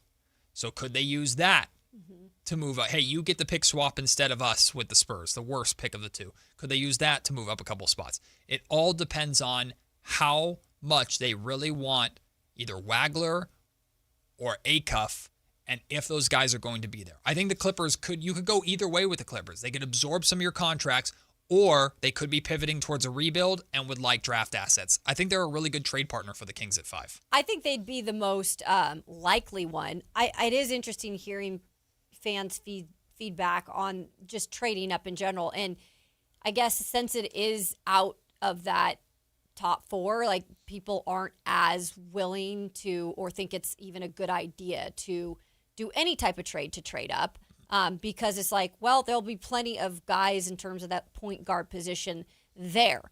It's just, and that's the question, guys, is like, is Scott Perry already zoned in on one of those guys? And if he is, how zoned in is he to think maybe they'd go before? Well, and this is where you play the game, right? It's a total game. This is the espionage game of who do I think the Clippers are going to take? Yep. And again, the big question is, what is Brooklyn, a spot in front of me, going to do?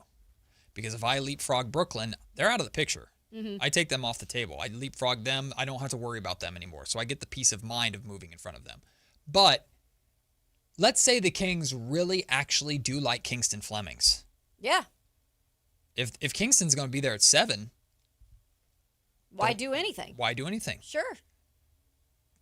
But if one of those two, Keaton Wagler or Darius Acuff, is the guy you love, and you don't think they're getting there to 7, and that's the guy. That's it. That's how we salvage this draft. We find our star. He's going to be the best point guard in this group, and we need to make sure we grab the best point guard in this draft.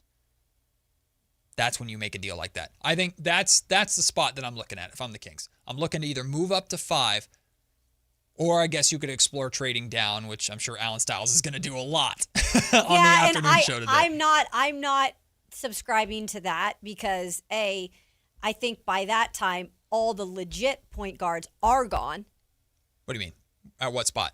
If you trade back. It depends on the spot, but yes, very likely. Most likely, right? Very likely. And then you're kind of looking in the range of like a Nate Ament, which I like, and we'll probably get someone on to talk about Nate. We are working on it. He did produce. He produced more as the season went on and grew into his body a little more. But I don't really know if that's something you want to have as more so of a project right now. I don't know right away how much he's going to impact. So that's the other thing. I'm not necessarily willing to do that and trade back and get possibly somebody that you're not even feeling a potential need right at this moment that's going to fix it. OKC has 12 and 17. 12 and 17. And 17. You use 7. I personally would not just do 7 for 12 and 17. I would not do that. I know you get another pick, so you get another dart at the board, but for what the Kings are looking for, you lessen your odds even more at 12 and 17. And we saw the Kings do this in the De'Aaron Fox draft. We saw the Kings turn 10 into 15 and 20, and both those guys were out the league in a few years.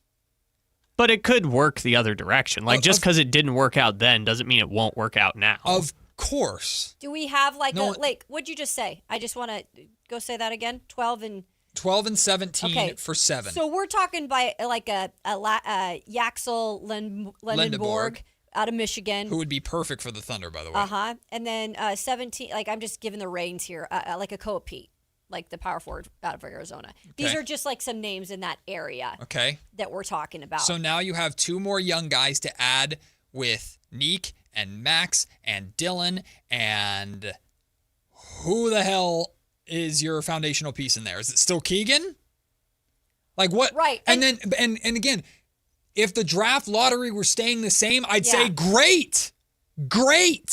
But it's not staying the same anymore. You're going to have to fight for your life to not be bottom 3 next year. Yeah.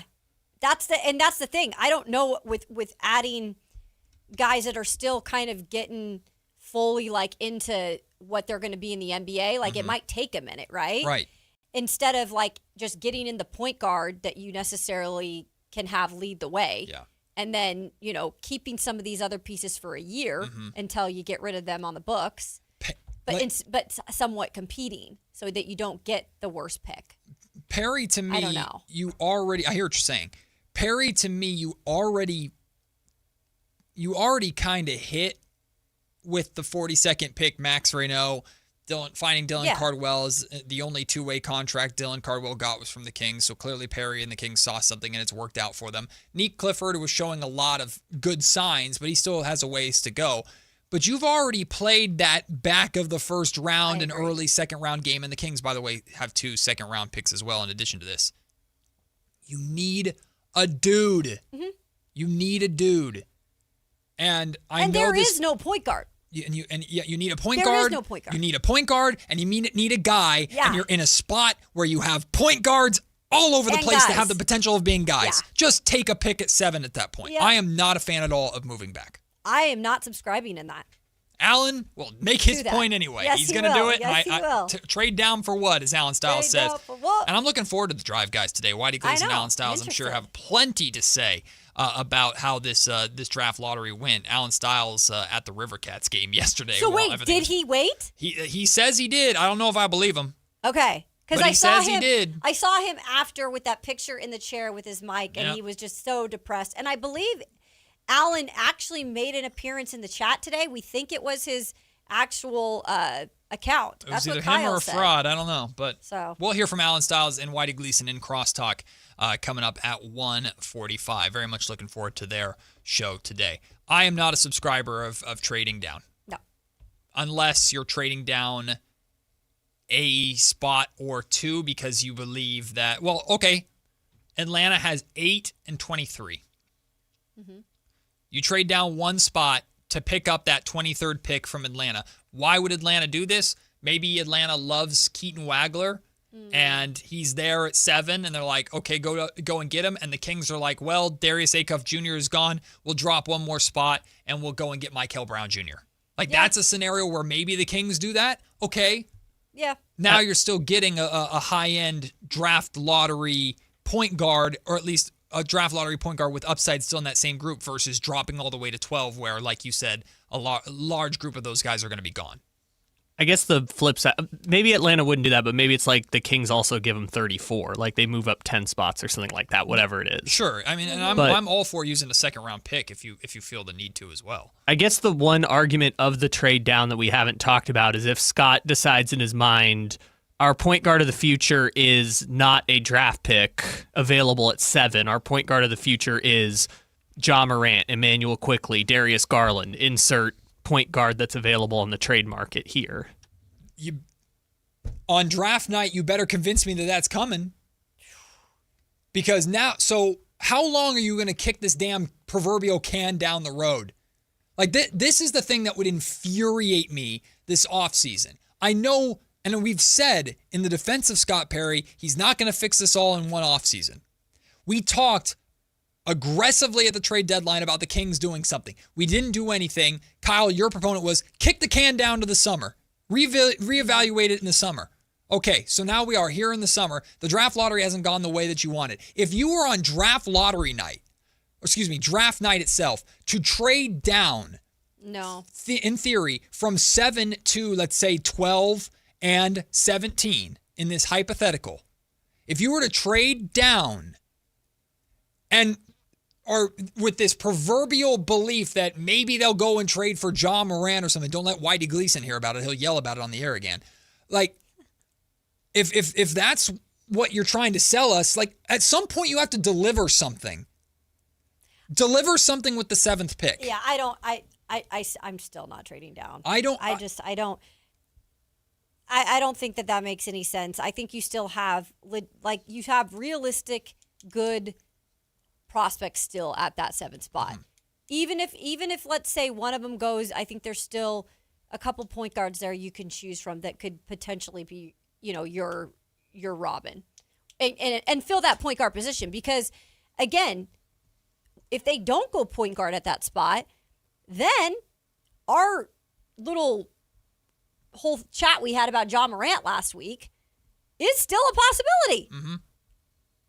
It's very well a possibility still if they don't go with point guard there, which I don't see how they don't. Well, I guess the other flip side, though, is like maybe Scott says my point guard or my prospect is not someone I have to stick at 7. Like maybe they get into the room and they're like, the guy from Alabama, was it Phylon Jr. or something like that? Maybe they get in the room and they say, that is my guy. Are you talking about they're going to have the 49ers little point of view of how, their board is always all completely I'm saying is different? The trade down argument is they get in the room and they say, this guy is my guy, or Braden Burries is my guy, and I don't have to reach on him at 7. I get what you're saying. Maybe they get in the room and they say that, and then they go down to 10, or they go down to 12, or they go down to 14 because they have some sort of idea that they know that guy is going to be there. That brings us into the conversation we had an hour ago about when everyone's going right, they're going left. Sure, but I guess that if that were to happen, which I don't think is going to happen, but if that were to happen, it would be like, do you still trust Scott Perry at that point? Do you take Scott Perry, take the Kings out of it? Kyle, ask yourself this question honestly. Do you expect the Sacramento Kings to make a move like that and get it right? Ask yourself that question. Genuinely. I also don't expect them to get it right at number 7. Then the Kings are screwed. Then they're screwed. These hypothetical, this hypothetical of trading down infuriates me because it's suggesting that the Sacramento Kings are going to pull the wool over everybody else's eyes when, the past has nothing to do with Scott. It doesn't. But the Kings are the Kings. The thing about the draft that gave me more hope about this offseason than anything else is because I didn't have to give a damn about Zach LaVine or DeMar DeRozan or Russell Westbrook or Domantas Sabonis or contracts, luxury tax, any of this crap. I didn't have to care about any of it with the draft because it doesn't matter for the draft. If you trade down, suddenly your draft is now relying upon what you're able to do. No. Take the prospect with the highest amount of upside in the best spot you can. Don't be cute. Don't be silly. Either trade up to go and get the biggest star you think is there, or take the best talent at 7. Don't try and complicate it. Just do it. Keep it super. Keep it simple. Speaking to myself here. Can't even say it. Keep it simple. Keep it simple, stupid. If the Kings try some elaborate nonsense this offseason, I'm going to lose my freaking mind. I'm going to lose my mind. Just take a freaking player or move up to get the player that you really, really, really want. And if they're wrong in 3 years, 4 years, then they're wrong and Scott Perry's out of a job and we're still in basketball hell, which, by the way, we're back there again. At least it's warm. Warmer than studio. We'll take the break when we come back. Hey, did you know the NBA playoffs are still going on? Yeah. Oh, yeah. Yeah, the Knicks swept Philly in dominant fashion. And the Timberwolves, even their series 2 games apiece. Victor Wembanyama, the elbow heard around the world. We'll talk about it when we return. It's Matt and Kayla, Sactown Sports. Listen up, Niner gang. Sactown Sports is your local home for 49ers football, and we're here to level up your game day experience. Download the Sactown Sports app and tap the contest banner on the homepage for your chance to win a pair of tickets to the 49ers home opener this season. Don't wait. Download the Sactown Sports app today. Your local sports leader, Sactown Sports 1140. There are many reasons to choose Gonzalez Law Offices. As a dedicated trial lawyer with an undefeated record from 2016 through 2019, and you'll know that no case is too big or too small. Due to his success, hard work, and commitment to excellence, attorney Jonathan Gonzalez has been listed in Super Lawyers Rising Stars, as well as in the top 40 under 40 list by national trial lawyers. You can find Gonzalez Law Office online at saclegaldefense.com or call him at 916-304-9187. Did you try my Colombian tamales? They're delicious. Yes, but the Mexican tamales I brought are better. Colombian tamales wrapped in plantain leaves are unmatched, you know. But the Mexican tamales wrapped in corn husks are the authentic ones. At least we can agree that they taste better with Pepsi. Without a doubt. Can you pass me a straw? You mean a pitillo. Tamales deserve Pepsi. Get in the zone, AutoZone. Welcome to Markdowns for Miles at AutoZone. Got any markdowns on oil? We've got many markdowns on oil. How about on that new STP Any Mileage? You'll save $5 when you buy 5 quarts of STP Any Mileage with an oil filter and get up to 5,000 miles of protection. Heck of a markdown for quite a lot of miles. At AutoZone. Get in the zone, AutoZone. Restrictions apply. Tired of hearing scary radio ads about the IRS? Tax Relief Advocates is different. TRA is here to tell you that if you owe money to the IRS, whether it's $5,000 or $500,000, we have a solution. TRA can eliminate or reduce what you owe to the IRS with zero risk to you. We have over 1,000 5-star reviews on Google and an A+ with a BBB. End your tax nightmare today by visiting TRA.com or call 800-583-6681. That's 800-583-6681. Talking about guns with others might not always feel comfortable, but it could save a life. Here's a way to start a conversation. Your family is going over to your neighbor's home for dinner for the first time. How would you ask if there are any unlocked guns in the home? Hey, we're so excited for tonight. Before we come over, though, may I ask if there are any unlocked guns in your home? Our guns are stored securely, locked in a safe that the kids can't access. Awesome. Learn how to have the conversation at agreetoagree.org. Brought to you by the Ad Council. Get in the zone, AutoZone. Welcome to Markdowns for Miles at AutoZone. Thanks. Is oil marked down? Save up to $15 when you buy 5 quarts and a filter. And fuel treatment? 2 for $9 on Lucas. Brake pads? Marked down to free. Free? Get free Duralast brake pads when you buy 2 Duralast rotors. That's several markdowns. For many more miles.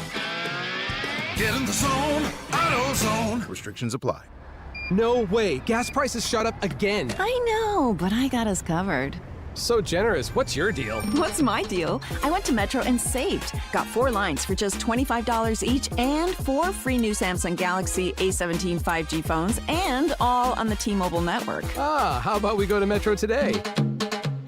Get that more for your money feeling. Visit your Metro by T-Mobile store. Just bring your numbers. Not available if you've been with Metro or T-Mobile in the past 180 days.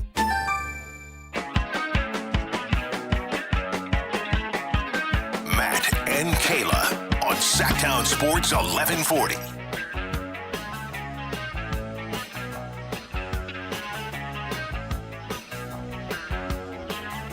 Right before the show started today, we got the breaking news, and I use air quotes and jazz hands to talk about that because it should not have been news at all, and the fact that this was even a narrative was stupid. The NBA's not going to punish Victor Wembanyama any further. No duh. Insert eye roll from Kayla. No here. duh. Yeah, you think? Dude was getting hacked to oblivion through an elbow that is 1,000% intentional, and 1,000% deserving of an ejection in that game. Yeah, I didn't agree with it, but he elbowed Naz Reid in the face and neck. It's an easy call for the refs to make. That's a bony elbow. Yeah, regardless of who you are, it's an easy call to make. Mm-hmm. I also understand why Victor Wembanyama did it, because he was getting beaten up by the Wolves, and that's like, with how good Wemby is and how like sensational of a talent that he is, the one weakness that you see in Victor Wembanyama is he's thin. Yeah. So you can hopefully maybe try and push him around and bully him. Mm-hmm. And that's what the Wolves are clearly trying to do. And they got Wemby to retaliate, and it kicked him out the game. And the Wolves still had to scratch and claw for it, but they won that game to even it up 2 games apiece. And Wemby does not usually complain about this kind of stuff. Like, he kind of knows what he is as a player, and he knows he's going to get it. And so, like, I don't know if you saw the clip. He did have to ask. Yeah, what does that mean? What does that mean? It means you're ejected, man. Yeah. Oh, okay. And then he was like clapping with the crowd and everything. He's such a character. Wemby does not have any reputation of doing anything like this. Ejection. He's never done anything like this. It's a physical game. He threw an elbow at Naz Reid in frustration. He got ejected. His team lost. Yeah. It could completely change the series. The Wolves are right back in it. Now it's going back to San Antonio. We'll see if the Spurs can defend home floor like they were unable to do in Game 1. But the punishment already fits the crime. You move on. Plus, from an NBA rating standpoint, no duh, they were not going to kick the most polarizing player out of the freaking series for another game. They weren't going to do it. And if you want to roll your eyes and scream star treatment, yeah, welcome to the way the world is. That's just how it was going to be. It was a physical game. Naz Reid is fine. He did not. You guys, he did not deserve an ejection. If anyone thinks that he needed an ejection when that was his first, like, getting kicked out of a game in terms of any NBA career game he's played, yep.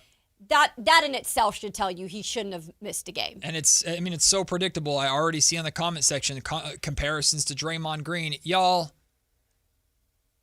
just the laziest freaking arguments. Draymond has a reputation of punching teammates, let alone other players. That doesn't. Wemby's thrown an elbow, one elbow, and he didn't hurt anybody. He's never been He ejected hit Naz before. Reid and deserved to be kicked out of the game. No ifs, ands, or buts about it, and they lost. Now you move forward. By the way, like, I don't want to see another playoff game without Wemby in it. Like, I like, why do you not want your best players? That's what I'm saying. Playing The league either? doesn't want the league. There's no way the league is going to force Wemby as a first-time offender for throwing an elbow in a physical basketball game. When review the situation, he was also getting hacked and grabbed. Does it justify him throwing an elbow? No, that's not what I'm saying. I thought Mitch Johnson, head coach of the Spurs, afterwards said it perfectly.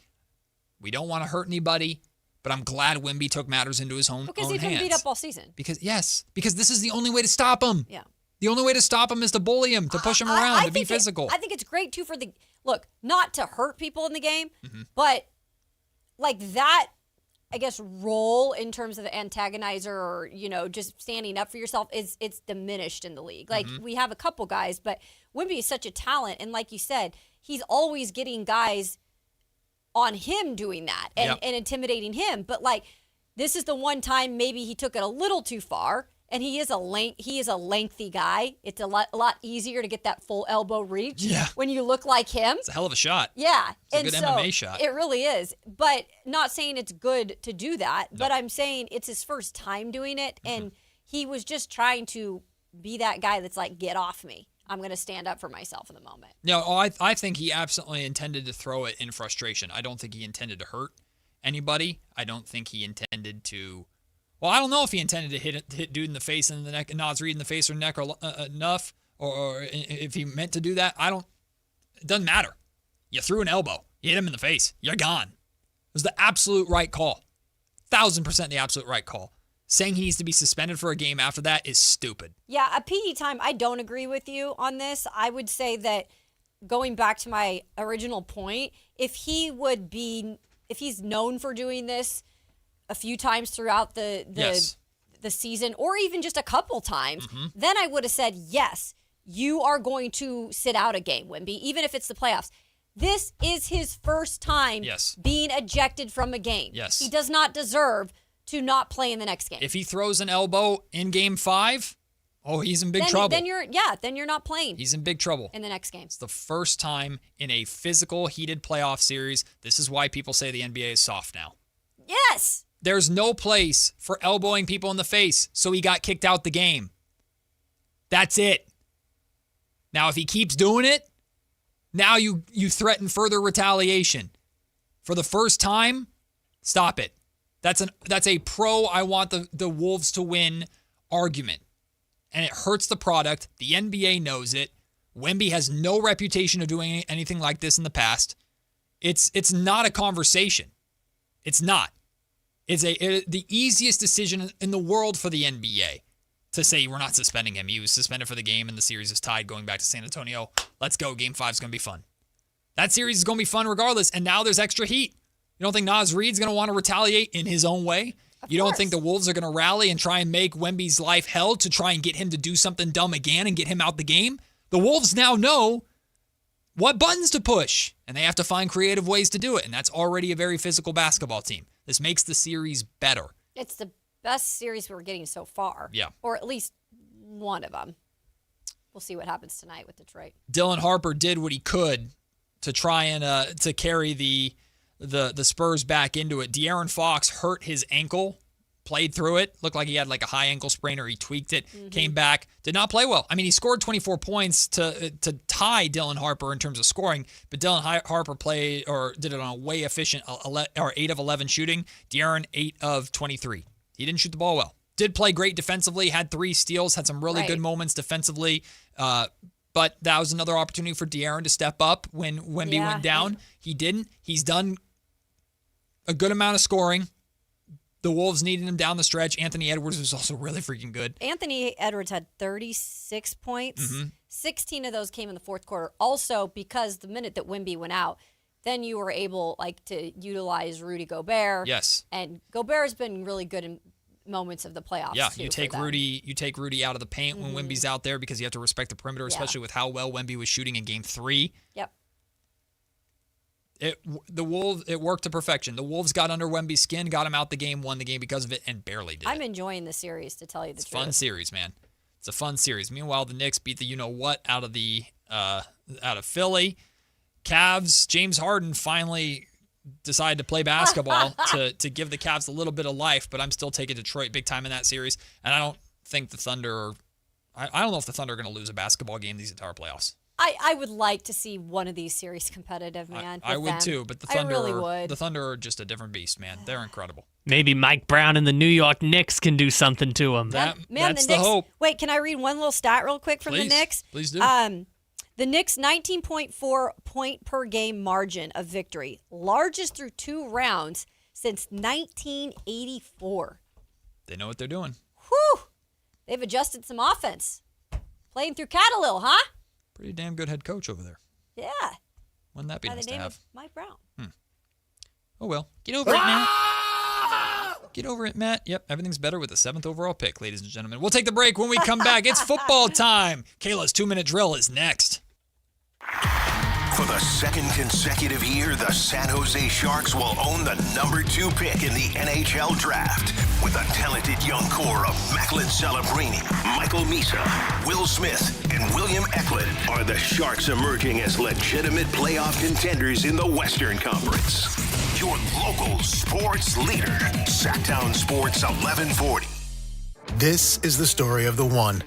As a maintenance tech at a university, he knows ordering from multiple suppliers takes time away from keeping their arena up and running. That's why he counts on Grainger to get everything he needs, from lighting and HVAC parts to plumbing supplies, all in one place. And with fast, dependable delivery, he's stocked and ready for the next tip-off. Call 1-800-GRAINGER, click Grainger.com, or just stop by. Grainger, for the ones who get it done.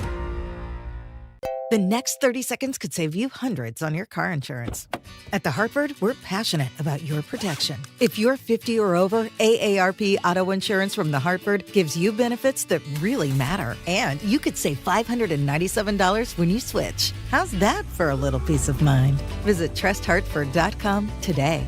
The Hartford, your protection is our passion. The Hartford Insurance Group, Inc. pays royalty fees to AARP for the use of its intellectual property. AARP and its affiliates are not insurers. Savings vary. This is the story of the one. As a procurement manager for a hospital system, she keeps every facility in her network stocked and ready. That's why she counts on Grainger to be her single source for thousands of products, from disinfectants to lighting, air filters, and more. And with fast, dependable delivery, Grainger helps her keep every facility stocked, safe, and running smoothly. Call 1-800-GRAINGER, click Grainger.com, or just stop by. Grainger, for the ones who get it done.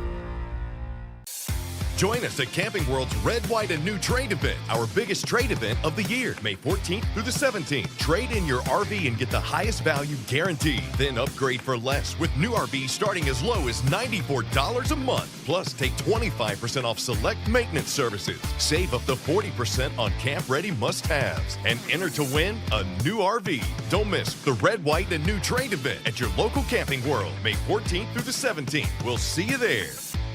Are you an adult with uncontrolled moderate to severe Crohn's disease symptoms and still packing a backup bag of clothes? Just in case, Skyrizi Risankizumab Riza can help you take control of your Crohn's. Feel significant symptom relief, including less abdominal pain and fewer bowel movements at 4 weeks. Plus, Skyrizi is proven to help people achieve remission and visibly improve damage of the intestinal lining. Individual results may vary. Skyrizi is a prescription injection medicine. Don't use if allergic to Skyrizi. Serious allergic reactions, increased infections, or lower ability to fight them may occur. Before treatment, get checked for infections and tuberculosis. Tell your doctor about any flu-like symptoms or vaccines. Liver problems leading to hospitalization may occur when treated for Crohn's. Ready to take control of your Crohn's? Ask your doctor about Skyrizi, the #1 prescribed biologic in Crohn's disease. Control is everything to me. Learn more at skyrizi.com or call 1-866-SKY-RIZZI.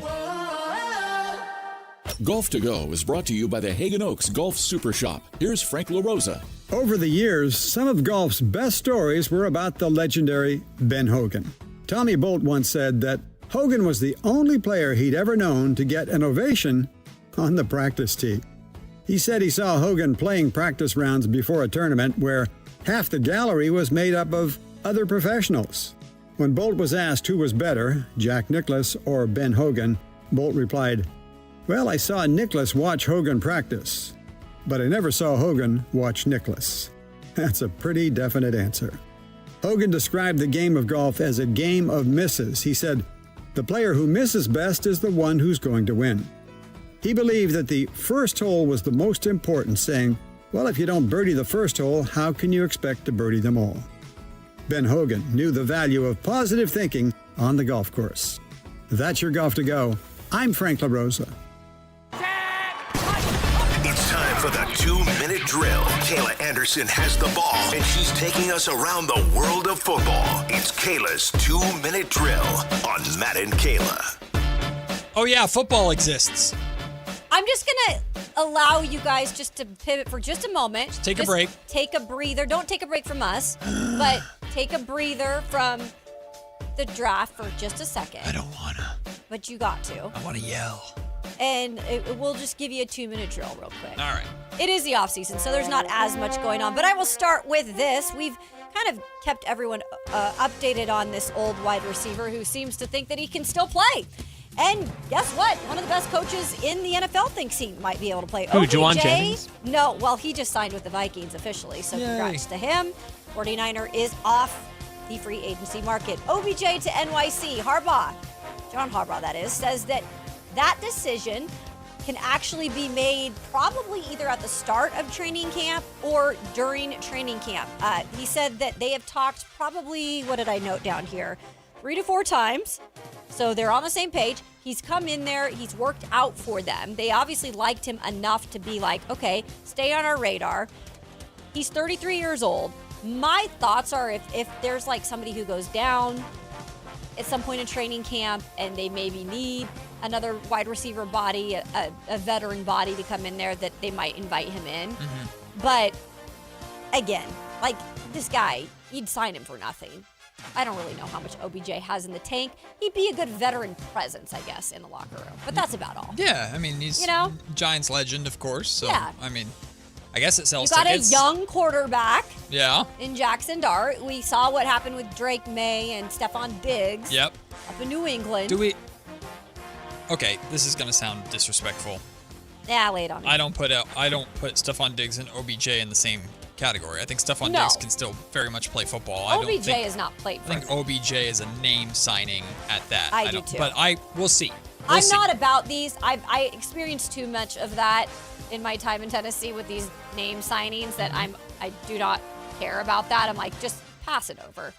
I get that he wants to play and Harbaugh wants to give him a chance. Just pass it over. Yep. All right, moving on. Leaked NFL schedule. Uh-oh. That is right. We have got a biggie that has been not necessarily leaked, but announced, I should say, because they kind of made that this was going to be trickling out throughout the week. Mm-hmm. The full schedules will be released Thursday, but until then, they'll leak out some games. So this one coming up, it is going to be the New York Giants, speaking of the Giants, against the Dallas Cowboys.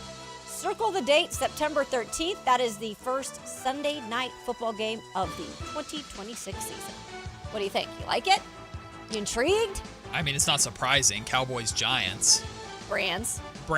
John Harbaugh's first game. Markets. Yeah. Yeah. I mean, I'll watch. Of course, it was not the game that I would have chosen, but that's like a easy plug and play primetime game. Giants Cowboys. So let's put it this way: not at all surprised by it.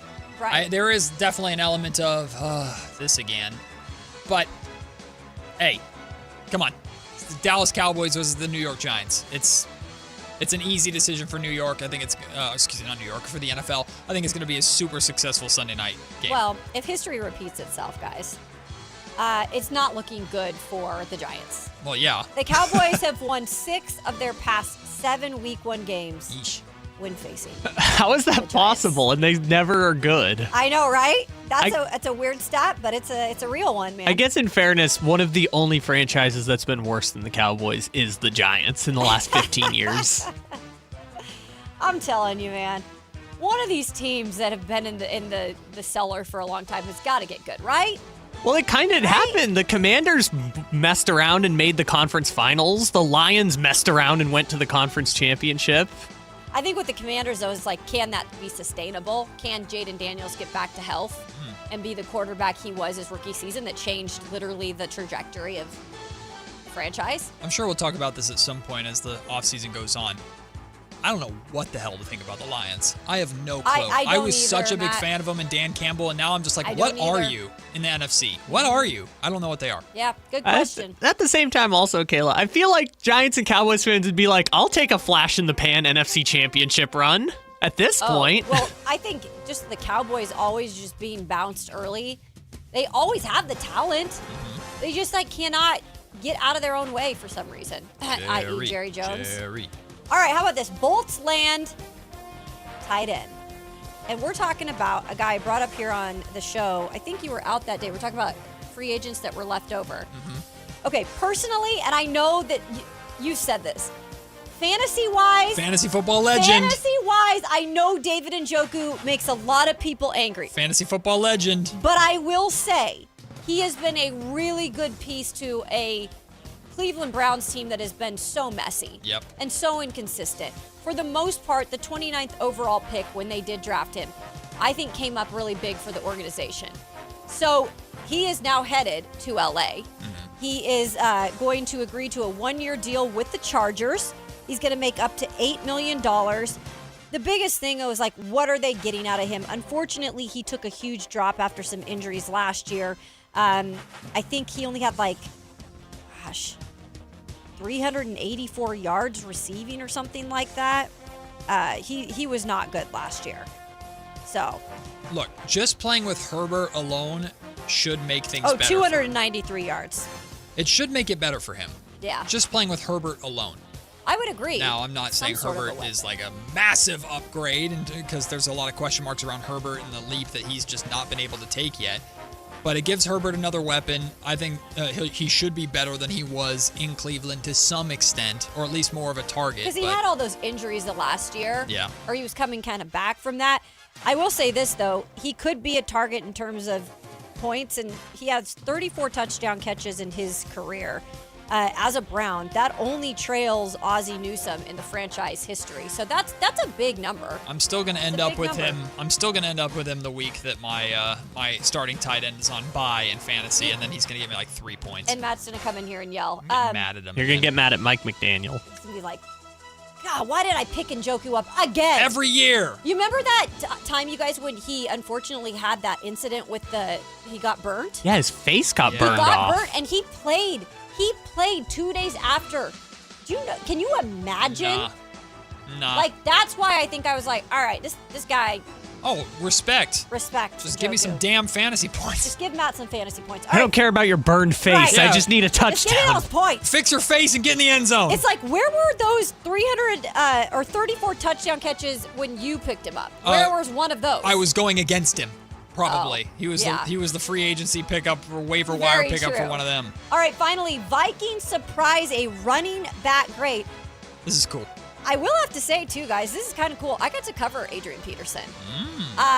Adrian Peterson is going to be inducted into the Minnesota Vikings Ring of Honor this fall. The team announced it today, and that induction will become it will happen 1 year before Peterson is eligible for election into the Pro Football Hall of Fame. We all know the career that AP had. I will have to say this, too. He's 41 right now. Yep.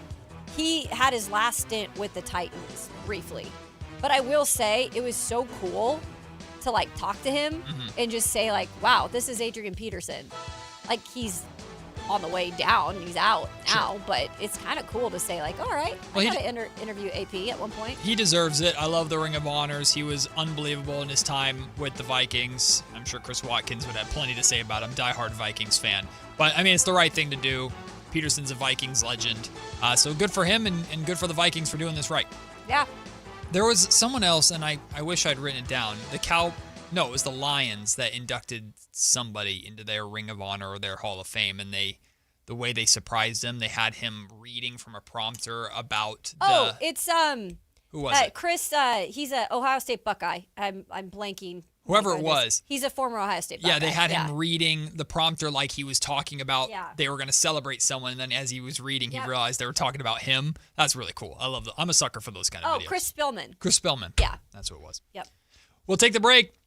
When we come back, all right, the Kings are at 7. Mm-hmm. So who do we want? And who do the mock drafters have the Kings taking? We'll explore that as the conversation shifts now to the future. Also, I see a lot of people in the comment section bringing up Ja Morant. I feel pretty confident in saying if the Kings go where we think they're going to go with this pick, that Ja Morant conversation might be dead. We'll talk about it. It's Matt and Kayla, Sactown Sports. For the second consecutive year, the San Jose Sharks will own the number 2 pick in the NHL Draft. With a talented young core of Macklin Celebrini, Michael Misa, Will Smith, and William Eklund, are the Sharks emerging as legitimate playoff contenders in the Western Conference. Your local sports leader, Sactown Sports 1140. This is the story of the one. As a safety manager at a manufacturing plant, he does everything he can to keep his coworkers safe. From finding ways to reduce risks to keeping safety supplies in stock. And for that, he relies on Grainger. Grainger offers a broad range of quality products and next-day delivery, so he can always play it safe. Call 1-800-GRAINGER, click Grainger.com, or just stop by. Grainger, for the ones who get it done. This is Sactown Sports 1140. Hey, it's Carmichael Dave. What's up? It's Matt George. What's good? It's Alan Stiles. With the most trusted voices in the community. This is Jason Ross. Hey, it's Kayla Anderson. It's Whitey Gleason. Ready to help promote your business, both as partners and customers. All you have to do is ask. Pick up the phone, dial pound 250 and say, grow my business to get connected with a team member today. That's pound 250 and say, grow my business. Our team will review your product, quickly pair you with a perfect endorser, and create video and audio samples all at no cost or obligation to you. With the most live and local on-air lineup, a dynamic content-driven website, and a state-of-the-art mobile app, Sactown Sports 1140 is tailor-made to help you connect with a sports audience in Sacramento. So why wait? Dial pound 250 today. Say, grow my business, and let us help take you to the next level. If you have unfiled taxes or are in debt to the IRS, this is important news. Did you know the IRS has programs specifically designed to help people struggling with tax debt? Powerful tax assistance programs that can save you thousands if you qualify. No one knows these programs better than the experts at Optima Tax Relief, America's most trusted tax resolution firm, A-rated by the Better Business Bureau. Their award-winning tax attorneys and licensed professionals have resolved over $3 billion of tax debt for their clients. One call to Optima can start the process, helping to put an end to your worries about wage garnishment, asset seizure, and other aggressive IRS actions. Find the best options to solve your tax problems. Call the experts at Optima Tax Relief today for a free consultation. Call 800-375-2922. 800-375-2922. 800-375-2922. Optima Tax Relief. Some restrictions apply. For complete details, please visit OptimaTaxRelief.com. Power Business Technology is proud to be a 100% independent, locally owned and managed Toshiba copier dealer. Local ownership cuts out the red tape, allowing ourselves to never be too busy to personally answer the call when our clients need us. Recognized for excellence in service execution, training, and customer service, we're proud to be named a Toshiba ProMasters Elite Dealer since 2021. Contact us today for all of your business printing needs at 844-POWER-BZ. That's 844-769-3729, or visit us at powercopiers.com. The The spring service event is on at Maida Subaru. Now is the time to let Maida Subaru get your Subaru road ready for spring with exceptional savings on tires, brakes, wiper blades, and more. See all the service specials at MaidaSubaru.com. KHD1 Sacramento, KYMX HD3 Sacramento. From the Power Business Technology Toshiba Studios. Sactown Sports 1140. It's Matt George and Kayla Anderson on Sactown Sports 1140.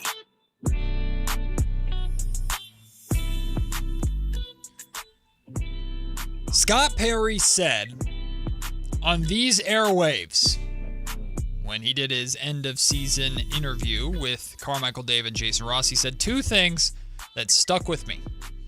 First thing he said was that the Kings would not be a luxury tax team. All right? Right. Well, he's going to have a lot of work to do to make that true. Facts. The other thing that he said was that no matter what spot the Kings ended up at, it would be the lucky spot. To me, that is an admission of the obvious from Scott Perry, which is I just have to get it right. No matter what it is, I have to get it right. No pressure. No matter what happens around our pick, before our pick, I have to get it right. So, what is getting it right? Kayla, I know how much of a fan you are of Darius Acuff Jr. You've been a fan of Acuff for a while. The question is, will he be there? Well, let's take a look at some mock drafts to try and get an idea of what teams or what the experts are thinking. And as expected, Kayla, these are all over the place. I bet. From ESPN's Jeremy Wu. The top four, not surprising to anybody, it's the four in order that you would expect. The Clippers at number 5, Keaton Wagler. The Brooklyn Nets at number 6, Darius Acuff Jr. The Kings at number 7, Kingston Flemings. He writes, the Kings fell from number 5 to number 7 in a critical draft for the franchise, considering their older, expensive roster and the need for a younger face to rebuild around as general manager Scott Perry enters his second season. If there's a silver lining, it's that Sacramento has a clear need at point guard, with several options likely on the board at this spot. Fleming's explosive speed and winning intangibles swayed NBA executives this season, and he projects as a lead playmaker who puts downhill pressure on defenses and should be able to add value as a defender. The continued progression of his jump shot is key for him and something he'll need to demonstrate effectively in team workouts, but he got a positive result at Houston, 38.7% from 3, 84.5% from the free throw line, and has shown growth already in that area. Okay, so ESPN has the Kings right after the draft lottery getting getting Flemings at 7. How about CBS? With the 5th pick, the Clippers, Darius Acuff Jr., 6th pick, Keaton Wagler to the Nets, 7th pick, once again, Kingston Flemings. Explanation largely similar. I won't read the whole thing. Finally, let's take a look at NBC's mock draft. Again, nothing. Well, actually, this gets a little crazy. This mock draft is nuts, and it's. Does it say who? Do we know who does them, or Let's it's see. just the actual? This is NBC. This is Okay. just NBC Okay. Sports.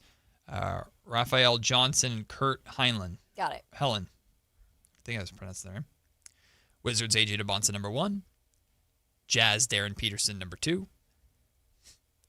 Memphis Grizzlies Kingston Flemings number 3. Okay, that's just weird. Come on. That's kind of wild. We're talking about a reach worse than the 49ers do. Yeah, What are we doing here? Here's the explanation. At this point in the draft process, there appears to be a feeling in some circles that DeBonsa, Peterson, and Boozer have separated themselves from the pack. However, Memphis has shown a willingness to pass and go for their guy and disregard conventional wisdom. With Ja Morant's future in the franchise undermined, that may be generous. Flemings would be a good fit for the new era of the franchise. All right. Yeah, I'm not subscribing to that. Bulls, Cam Boozer at 4. That means Caleb Wilson falls at the Clippers at 5, which they'd be thrilled with. Keaton Wagler 6, and the Kings get Darius Acuff Jr. at 7. That's not even the way I thought they'd get Darius, but whatever. That's a crazy way to get Darius. Darius. That's an unconventional way right there. That's a crazy way to get Jeez Darius. Louise. Point is, and these are just the immediate mock drafts after the draft lottery itself, predicting that where those guards go in the middle is going to be a total crapshoot. That's going to be a lot of fun and also very nerve-wracking to watch on draft night. Point is, 1, Scott has to get it right, and 2, Scott has to figure out what the hell the other teams around him are thinking. Oh, that's the hard spot to be in. Why that is? It's because of all the games that can be played ahead of you, right? And especially with the point guards, because we don't know exactly like the ideal point guard they're looking at. And look, the process, they could come in loving Acuff Jr., right? And they could come out of it maybe liking one of these other guys better.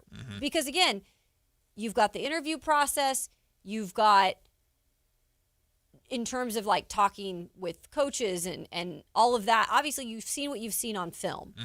But I'm curious as to how open-minded Scott is, if he is initially stuck on, like, Acuff's my guy, which I don't know that. I'm just saying we did get positive feedback from the organization when you asked about Acuff specifically, if they were interested in him, and it seemed that they did like him. Yeah. So I'm just saying that because it seems like there is interest in him. Yeah. But they're going to do their due diligence. They have to, because he might not be there, even if they are pro Acuff. Well, there's reason to believe that the Kings and their scouts and Scott Perry and B.J. Armstrong, they like something about all of these guys. You want shooting? Darius Acuff. You want well-rounded guard? Kingston Flemings. You want size? Keaton Wagler. Like, there's reasons to like all these guys for different reasons. Who's the best, though? In your mind, who's the best, and whose skill? Your team, too. Yes. Whose skill is going to translate the best to your team as a top guy. Because you have to look around like what you have right now, piece-wise. Because if you're going to fill that point guard spot, which you need to do, whether it's in the draft or you do something else to do that, you have to say, like, okay, if we draft a point guard, which guy maybe does give me the better chance in terms of what's around him right now?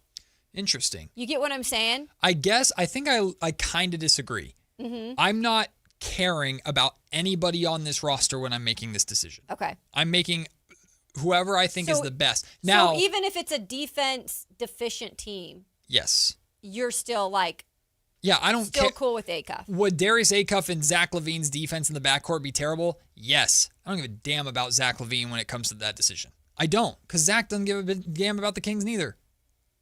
Like, no. You're just taking the best that you think is the best on the board. But here's the other side of that, too. It's the best player that you know how to build with/around properly. Now, ideally, you'll have players on this roster already that would benefit from whoever you pick. Like, I think Darius Acuff, and why can't Darius Acuff and Maxime Reynaud or Darius Acuff and Domantas Sabonis have a good pick and roll game? Why couldn't they? I mean, he's a playmaker, right? So it doesn't mean like everybody has to perfectly fit or nobody on this roster fits or anything like that.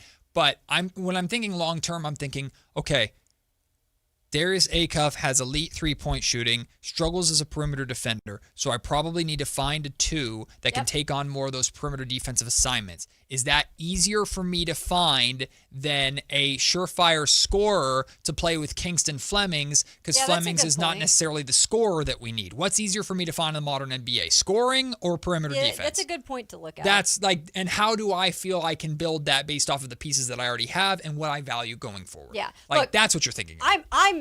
You know where I'm at. Yeah. You know whose corner I sit in. I know. But I am trying to venture out to broaden my spectrum a little bit with these other point guards that could now possibly be in the mix. Right.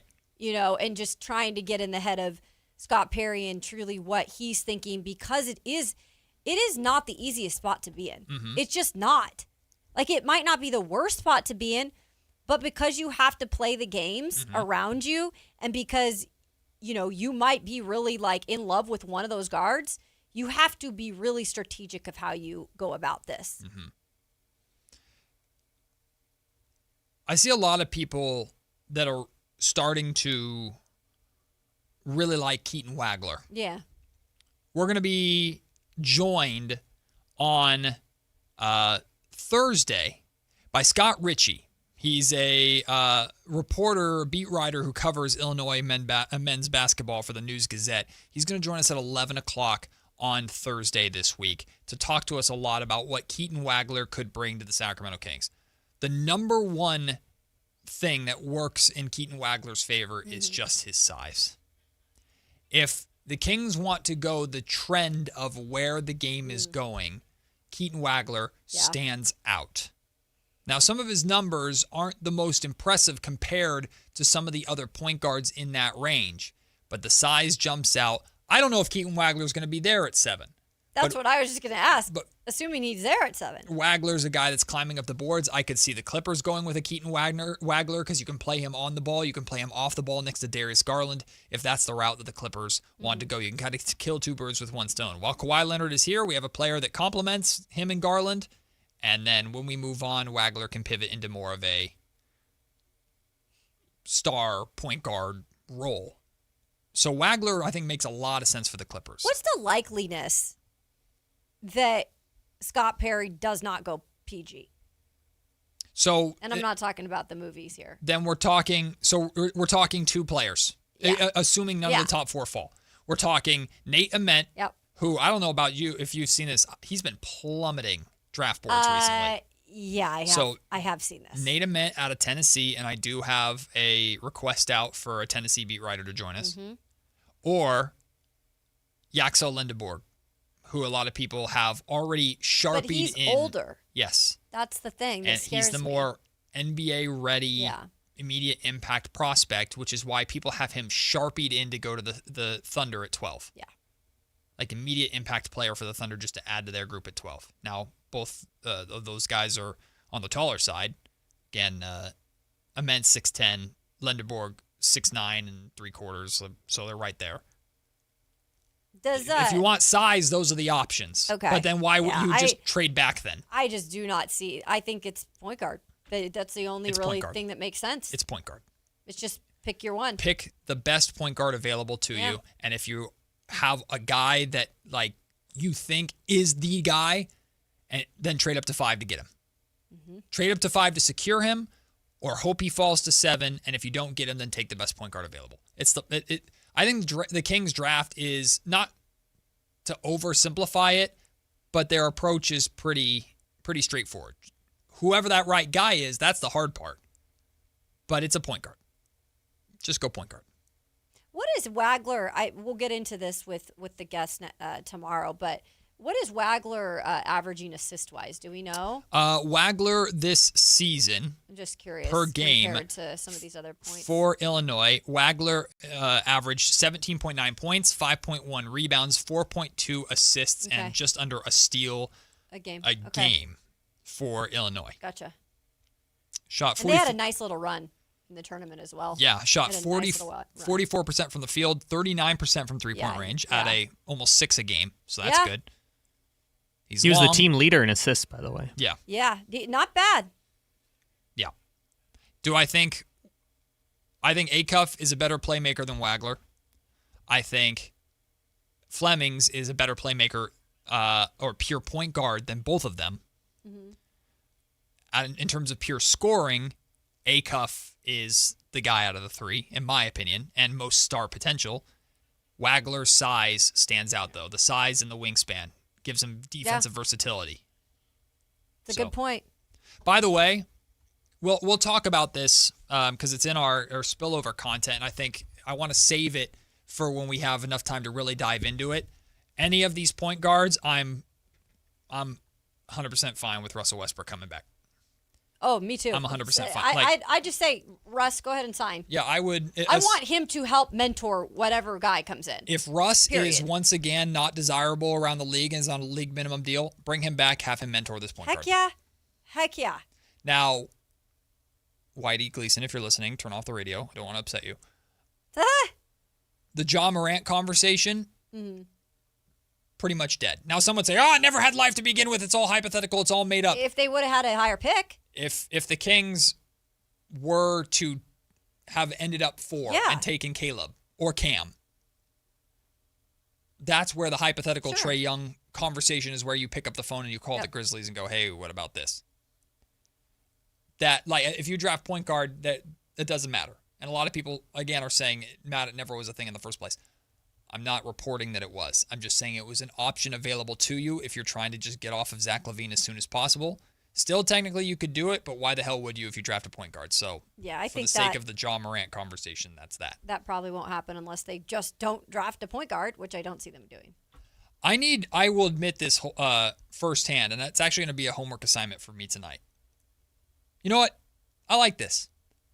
I'm giving myself homework tonight. I'm going to watch a lot of Braden Burries and Michael Brown Jr. tonight. Mm-hmm. Those are two guys that I'm very curious about.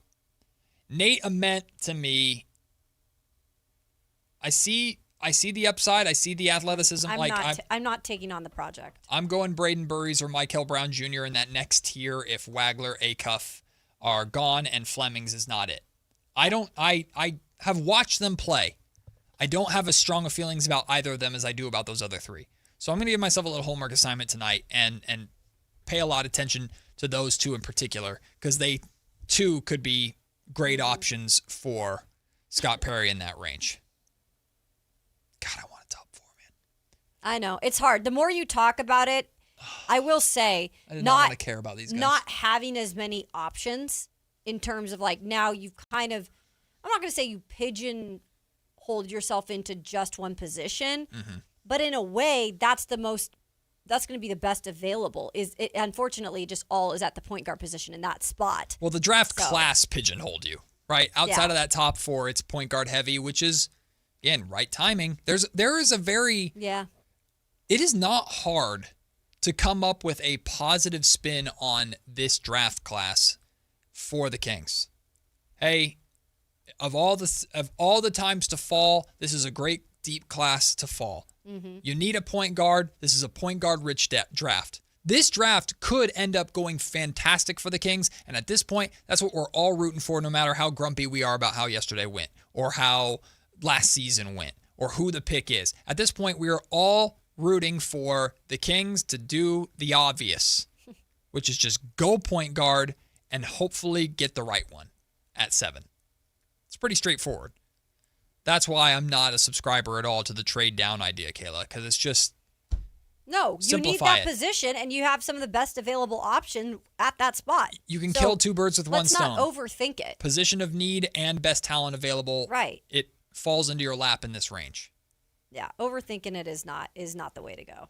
If it makes you feel better, Matt, about losing out on the top 4 pick, Tankathon will still let you sim the lottery, even though the lottery is done at this point. So in Tankathon world, you could still get the top 4 pick for the Kings. I can't wait to Tankathon not do those sims anymore for like 6 to 8 months. Longer than that. Yeah, we'll probably start doing it in July. Well, when Tankathon updates their way, the draft lottery based off of these changes that are coming.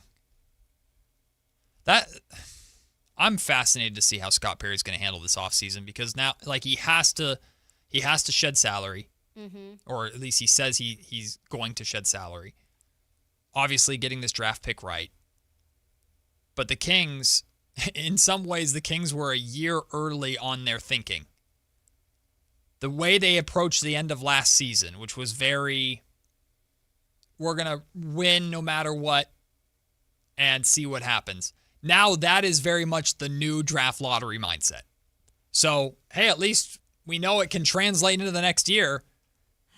I'm just fascinated to see what Scott Perry does and what he prioritizes, because he has to make some sort of changes, but he just doesn't want to just dump people for nothing, because being bad is not good next year, like really bad next year. It's like, how much of the hybrid model do you see? Because, again, you do need to get some of the luxury tax crap out of the way. You got to fix something. And he seemed confident to do it. I'm still so curious as to why he was so confident. Free DeMar. They're going to do it eventually. I will say this now, there is a 0% chance DeMar DeRozan is still on the team past whatever that January 10th deadline is for his contract to become fully guaranteed. Well, I can tell you, and wink, wink, nudge, nudge, just trust me on this. I can tell you, I think the Kings would rather get it done sooner than later. Oh, by the way, this just came out. Oh. Arias. Arkansas's Darius Acuff measured 6'2" barefoot at 186 pounds at the combine today, with a 6'7" wingspan and an 2.5 standing reach. Yeah, so he's not tiny. He's an undersized guard. Yeah. In the modern NBA, he's an undersized guard. He's a standard size guard from like 7 years ago. Yeah. It's a Monty McNair perfect pick.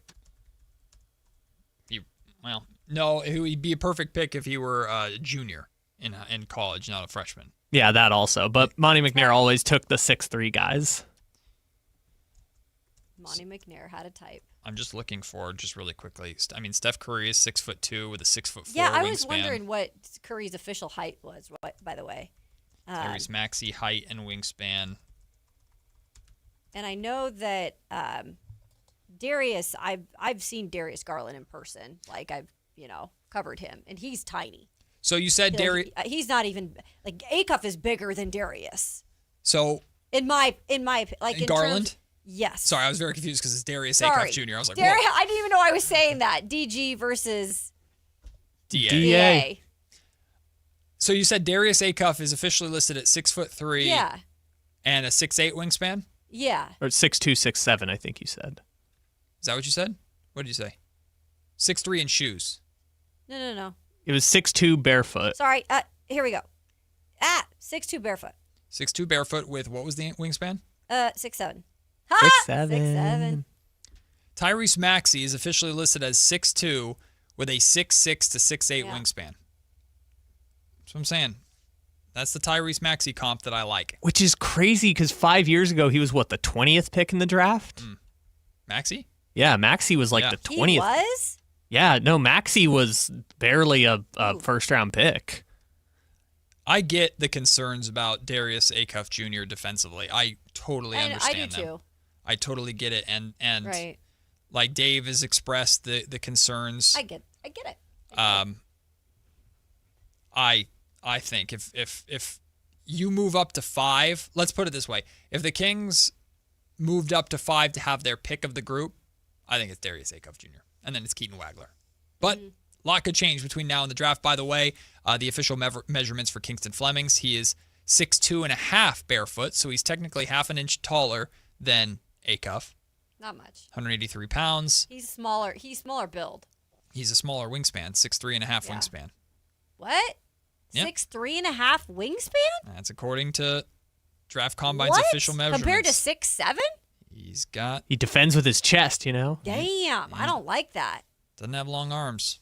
I don't know why I'm just thinking of this now. Darius Acuff is literally my height.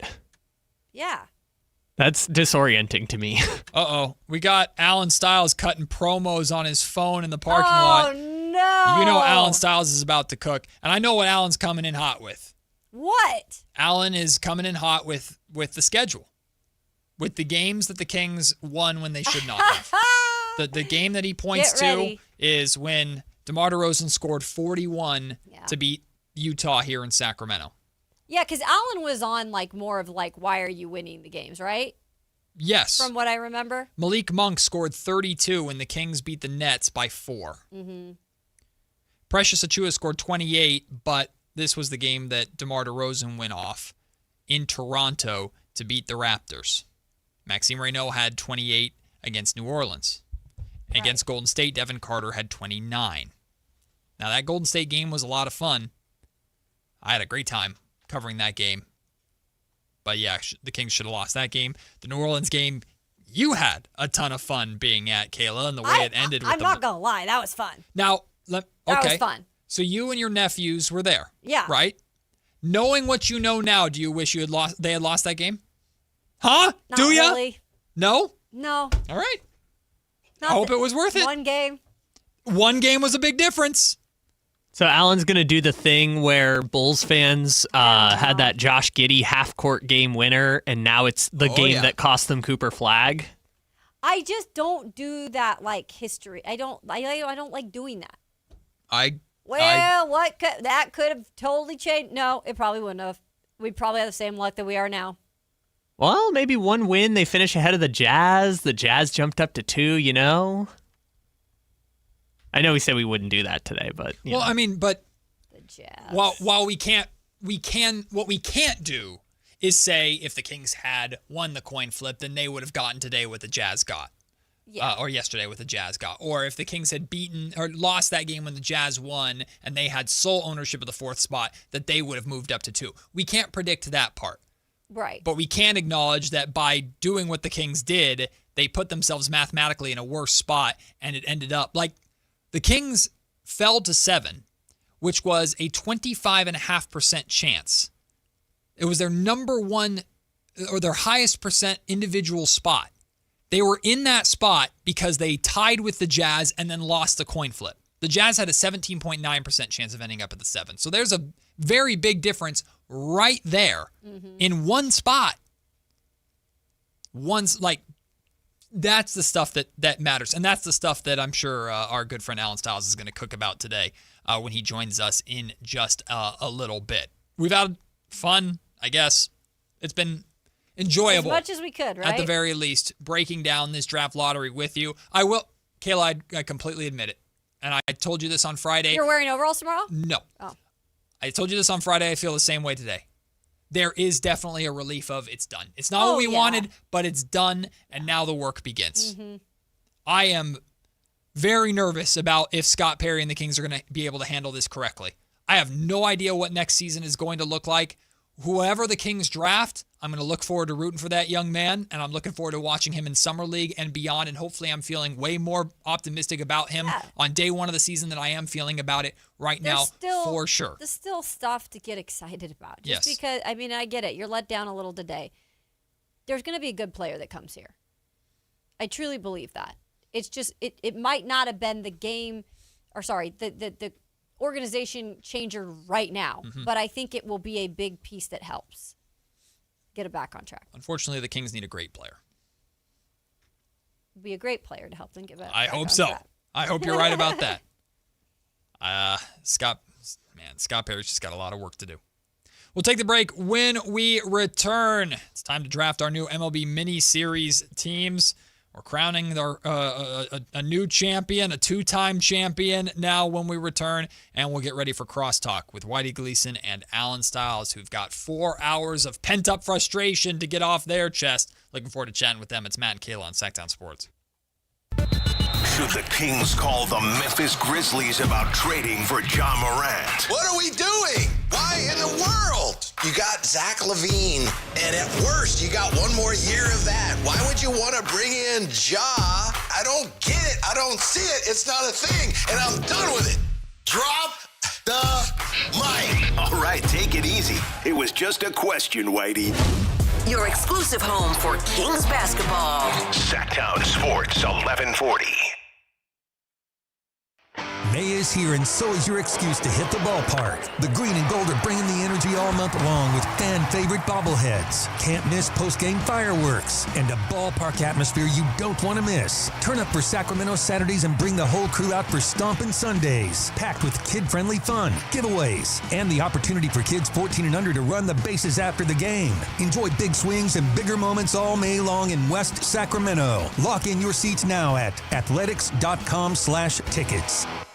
Card collectors know there's nothing as special as a rare one-of-one card. And now you can hear a very rare one-of-a-kind sports card show right here on Sactown Sports. Whitey Gleason here inviting you to join me and Mr. True Sports Cards himself, Emran Pilati, for the True Sports Card Show every Saturday morning at 10 on Sactown Sports. It's the only sports card radio show in the nation. For all your hobby needs, get to True Sports Cards, 6661 Stanford Ranch Road in Rockland. And for hobby, insight, and fun, join us for the True Sports Card Show Saturday mornings at 10 on Sactown Sports. Sacramento! Now you've got a place for all things dance. The all-new Energy 100.5 HD2. Where dance music lives. Dance vibes anytime and any place when you get the free Now 100.5 app. Or listen at 100.5 HD2. Is the crew on their way so we can fire up the grill? Cabrito, arrachera. They're gonna love it. Better go with birria and carne en su jugo. Classic Jalisco dishes with tradition. That seasoning is great, but Northern Mexican-style meat speaks for itself. Let's make both. Deal. And to boost the flavor, ice-cold Pepsi. Its sweetness pairs perfectly. And to go with it, flour tortillas. And corn ones too. Hey, carne asada deserves Pepsi. When life calls for a little extra, a kitchen upgrade, paying off debt, or that dream vacation, Valley Strong Credit Union is here to help. With a Valley Strong home equity loan, you can tap into your home's value with competitive rates, flexible terms, and local guidance you can trust. Get approved in as little as 5 minutes, with funding in as few as 5 days. Your goals are within reach. Visit valleystrong.com to get your offer today. Valley Strong Credit Union. Grow your possibilities. Equal housing lender, NMLS number 456506. Buying golf gear is easy. Buying the right golf gear, well, that's different. At Hagen Oaks, they don't just sell equipment, they fit your entire game. With TrackMan technology in the Player Performance Studio, your clubs are matched to your swing. Ping's Ballnamic Fitting helps you find the golf ball that performs best for you. Hagen Oaks Putter Fitting Studio dials in your stroke, and FootJoy's 3D foot scanner finds correct shoe size for your feet. It's a smarter way to play better golf. Total Game Fitting at the Hagen Oaks Golf Super Shop, Fulton Avenue at Business 80. Matt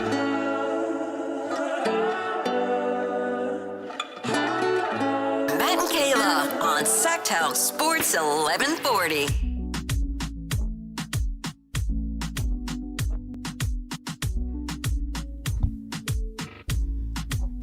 Joe, if you're still listening, I saw you were on hold. We were going to get to you and your draft lottery thoughts before we get to MLB miniseries. So if you want to call back in, we'd love to hear from you to wrap up the show. Been a ton of callers on today's show today. A lot of people reacting to how how yesterday's draft lottery went down. Thank you to everybody who's listened, everybody who's texted. Sorry, I've been sifting through the texts, trying to respond to everybody that I can. Shout out to everybody being a part of the show today. Of course, all of our commenters over on Sactown Sports 1140's YouTube channel. Shout out to our Sactown Sports digital team. They've been all over, whether it's the draft lottery reactions and things of that nature. You can download the KHD or the Sactown Sports 1140 app right now, and you have a chance actually to win tickets to the 49ers home opener. Nice. By downloading that app. So go and check that out. Also go and check out KHD or SactownSports.com, where we have our digital team, guys like Brendan Nunez. He's going to start doing draft prospect profiles in the build-up to the draft. So lots of good draft coverage coming for you over the next month on Sactown Sports, in addition to on the airwaves. Is this Joe calling back in? What up, Joe? Hey, what's happening, Matt? Hey, you got to settle down, man. We hired Scott Perry to rebuild this thing, and we didn't tell him to rebuild it in a year. Right. So as long as he picks the piece that he envisions fitting, we should be fine. So it's all on him. You're 100% right about that, Joe. It is all on Scott Perry. It just would have been nice to have given him, and his facial expression expressed enough. It would have been nice for him to have, a higher draft pick and a better shot than the 7th pick, but that doesn't mean he can't get it right. And like I said earlier in the show, and like I said on the podcast last night, remember this day, clip the you-know-what out of this show, clip the podcast. Let's play this back 3 or 4 years from now and laugh at ourselves when we freaked out over the Kings falling to 7, and they ended up finding a generational talent at 7. That's what I'm rooting for. Also, we've mentioned it several times on this show that he's not going to build this team in a year. Right. We've mentioned, even if they had one of those top 4 picks, right, it still was going to take a little bit of time. Mm-hmm. So that's something definitely that wasn't going to happen no matter what. I don't think anybody was expecting an immediate turnaround, but you wanted to go, after going through a 60-loss season from hell like we just went to, you wanted to come out the other side of it with what you felt was your star going forward. Yeah. Now you're more than likely coming out of it with a guy that you feel very good about. Mm-hmm. But then where's that star coming from? Especially now that the draft lottery is changing, and it's going to make it a lot more difficult, in my opinion, to put yourself in a position to get the talent that you need through the draft. Free agency has never been a factor here in Sacramento. And in terms of trades, well, the Kings don't exactly have a lot of things that people are lining up to trade for, unless their draft picks are Keegan Murray. So we'll see what the Kings do there. Now, quit wasting time. I know what you guys are doing. You're stalling so that I don't get enough time to celebrate my win. Why? What happened? My win. What? Y'all just champion yourselves when you win 2-3. What? And then I get my second win of the season. Win what? In the mini-series. The Kings fell to 7. What are you talking about? I'm talking about my mini-series win. Oh! And 2-time champion of the mini-series right here. That's right. It's baseball That's season. That's right. They were trying to push this segment off. Congratulations to Kayla Anderson. She finally became a 2-time winner. Baby returns. I mean, Matt and Kyle are already at 3 times, but Kayla finally got to 2. Yay, Kayla! Well, I've only won it twice. Yeah. Oh, you have? Yeah, one of them wasn't even me. One wasn't him. Well, okay.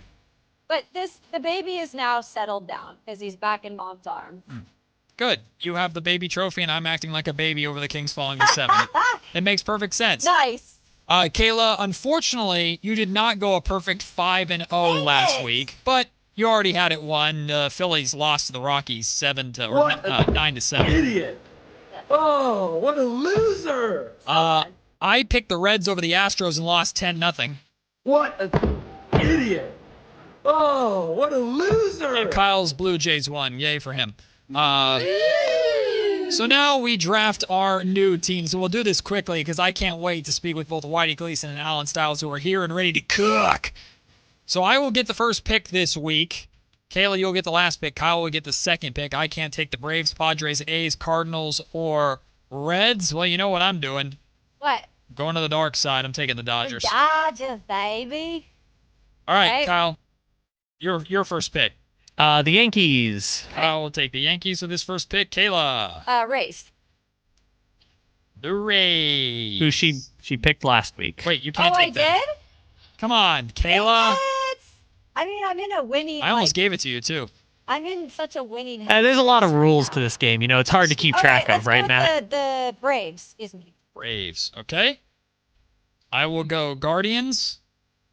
Are we sure she didn't pick the Braves last week? I actually am sure she didn't pick the Rays last week. Because she picked them the week before. That's why I remember specific. Yeah. All right. I will take the Mariners. Wow. Kyle's taking your team, Kayla. Because they're playing the Astros. All right. Kayla? I'll take the Blue Jays. The Blue Jays. All right. My third pick. You know what? I don't know what I'm going to do here.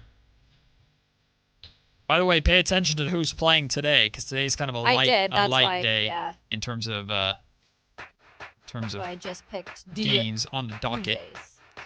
You know what?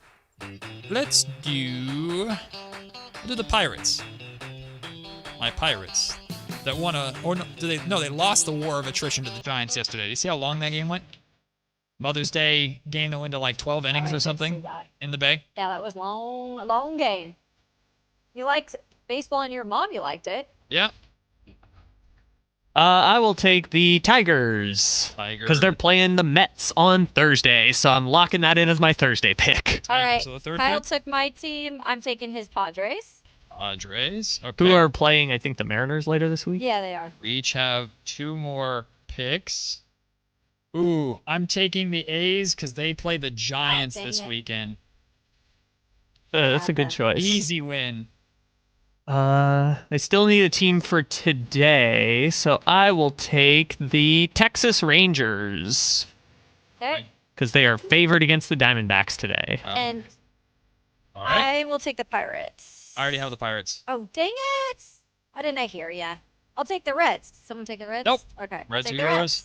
And I want to take the Cubs, but I took them last week, so I can't do that again. So I will wrap up by, I'll take Kyle's Marlins. Why not? All right. My first time taking the Marlins. There you go. Hey, there we go. I wasn't expecting it. I would have had your drop ready, but I wasn't expecting such a crazy pick. That's totally fine. I don't need it. All right. Your last pick, Kyle. Oh, jeez. Pitbull. What is this? Well, because he picked the Marlins. I picked the Marlins. Oh, he's doing the. Okay. I was like, wait. Dale. I'll take the Cubs then, since All right. Matt can't take the Cubs. And I'm taking the D-backs. All right. Let's see if I can get back-to-back weeks, baby. Relax. Woo! Relax. Take it easy. Feeling lucky. Take it easy. I will take the Guardians over the Angels today. That is going to be my pick. Okay, I got Blue Jays today. I got the Rangers today. Who are the Blue Jays and Rangers playing? The Rangers are playing. I just had it. Diamondbacks. Blue Jays are playing the Rays. And Blue Jays are playing the Rays. You're taking on the Rays or the Blue Jays? I'm taking You the have the Blue Blue Jays. Because somebody had the Rays. All right. Or I took the Rays last There we go.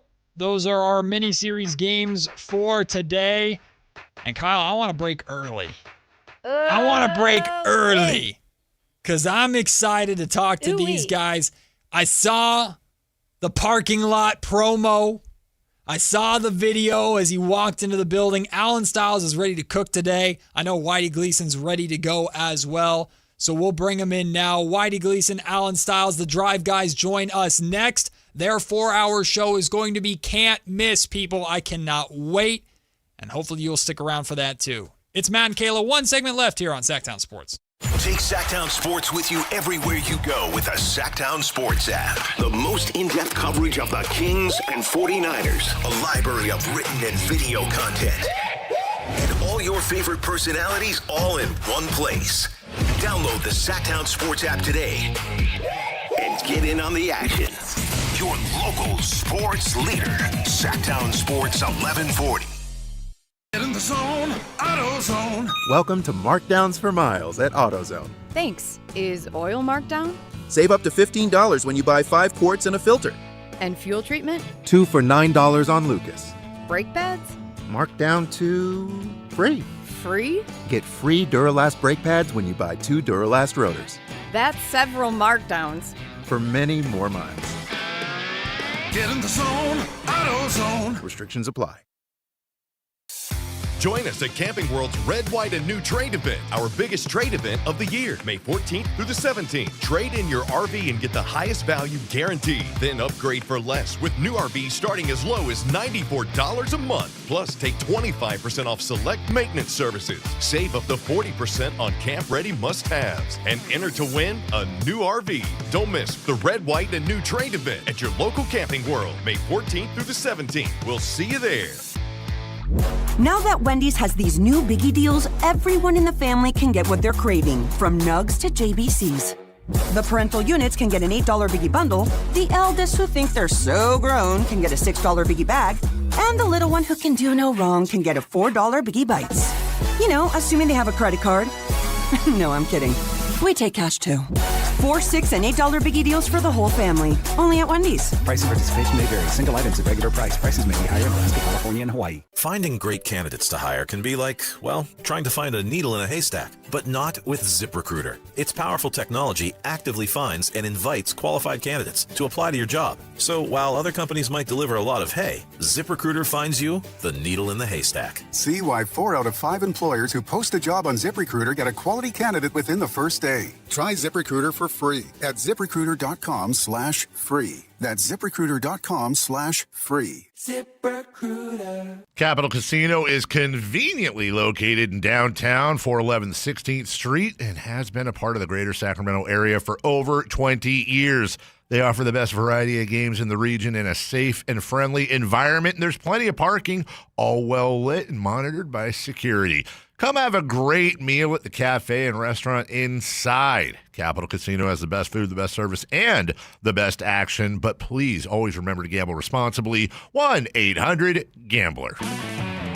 If your passion is bass fishing, only one radio show has the action, information, and excitement of your favorite outdoor sport. Ultimate Bass, hosted by Tournament Bass Pro and California Outdoor Hall of Famer Kent Brown, takes you live to where the fish are biting every Saturday morning. Only Ultimate Bass feeds your passion with the latest news, products, tips, and advice from the pros. Ultimate Bass with Kent Brown, Saturday mornings at 5 a.m. on Sactown Sports 1140, part of SEP's Saturday Morning Outdoors.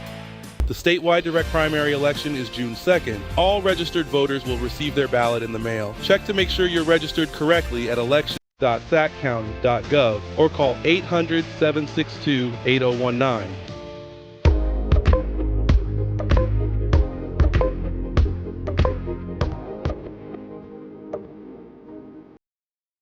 Matt and Kayla on Sactown Sports 1140. Whitey Gleason, I'm a little worried about your co-host.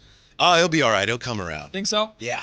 Little shot of Styles. Mm-hmm. Hey, was your mission successful as the MC, A Styles of the River Cats, not paying attention to what's happening in the draft lottery until someone told you? Did you pull it off? My buddy texted me and I saw. And what did you do to your phone when you saw it? Actually, I thought everything was going to happen later because everyone kept saying it's more like 1 o'clock. It's more like 12:30. So when I text you guys and Frankie said, bummer, man. Oh, you hadn't seen it yet. I thought he was trolling. Oh, no. But I started sweating, and then my buddy texted me separately. Oh, no. And all my texts are muted. Like, all my conversations are muted, but I saw a 1 on my phone, and I want to make sure it wasn't anybody at work, and then I saw they got 7.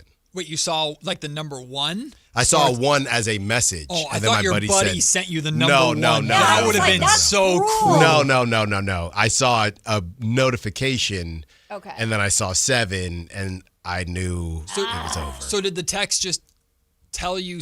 Oh, wait. You saw a notification. Yeah, I wasn't checking my phone because I was at work, and then I looked, and I saw a text, and I thought around that time. How long between finding out it was 7 did it take before you checked to see who won and who ended up in the top 4? Like Right after. Yeah. Right after. Whitey, how was your Mother's Day? I saw it coming a mile away. Yeah. I don't know how to explain it. I was sitting there watching with my nephews, and it's 9, 8, and I just told them, I said, "This is Sacramento right here," and I wasn't being sarcastic. It's just like I knew it. The die was cast weeks ago. 7 was the bullet to dodge. Yeah. No, months ago. Yes. Months ago. I agree. Months ago. Mm-hmm. You mean when they were winning games? You know what was really unfortunate is he found that out, yesterday where the Kings were picking. Then he had to do the hot dog race, and he's on the mic. All right, kids, it's time for the bleepity bleep hot dog race. And Come on, Mustard. Did you get fired yesterday? Come on, Mustard. Hurry up. Dang it. Everybody's waiting on you. Over with. I'm not going to lie, though. I'm now seeing the number 7 everywhere, I know. and it's making me angry. Like, I'm just seeing 7. Like, this thing is $7.99. I'm like, Of course. Of course that's going to happen. damn 7. The Wizards, man. The Wizards. They did what they had to do. They're going to have a really good team. A really good team. So is Utah. Well, do you think they're going AJ, So is Utah. or are they going to ransom the hell out of the Utah Jazz? Either way. Yeah, either way. It's a they're great both spot to gonna win. be. Great place to be. The coin flip. I wish I knew what that felt like. That dang coin flip. I just can't get over that Utah Jazz game in March where DeRozan dropped 41. And I know the most important thing about the Kings is, Whitey, 5 years from now, the Kings are going to be huffing and puffing, right? Trying to win a game. They're going to dig deep. They're going to say, hey, guys, let's do this. Remember in March 2026 when DeMar DeRozan dropped 41 against Bryce Sensabaugh and Isaiah Collier and other guys that are no longer in the league? That's what we need to tap into right now. Because that's what I was told. Do it for DeMar. Do it for DeMar. Remember that game in March, guys? That's what I was told. That's what matters. Hey, everybody, I'm Kingston Flemings.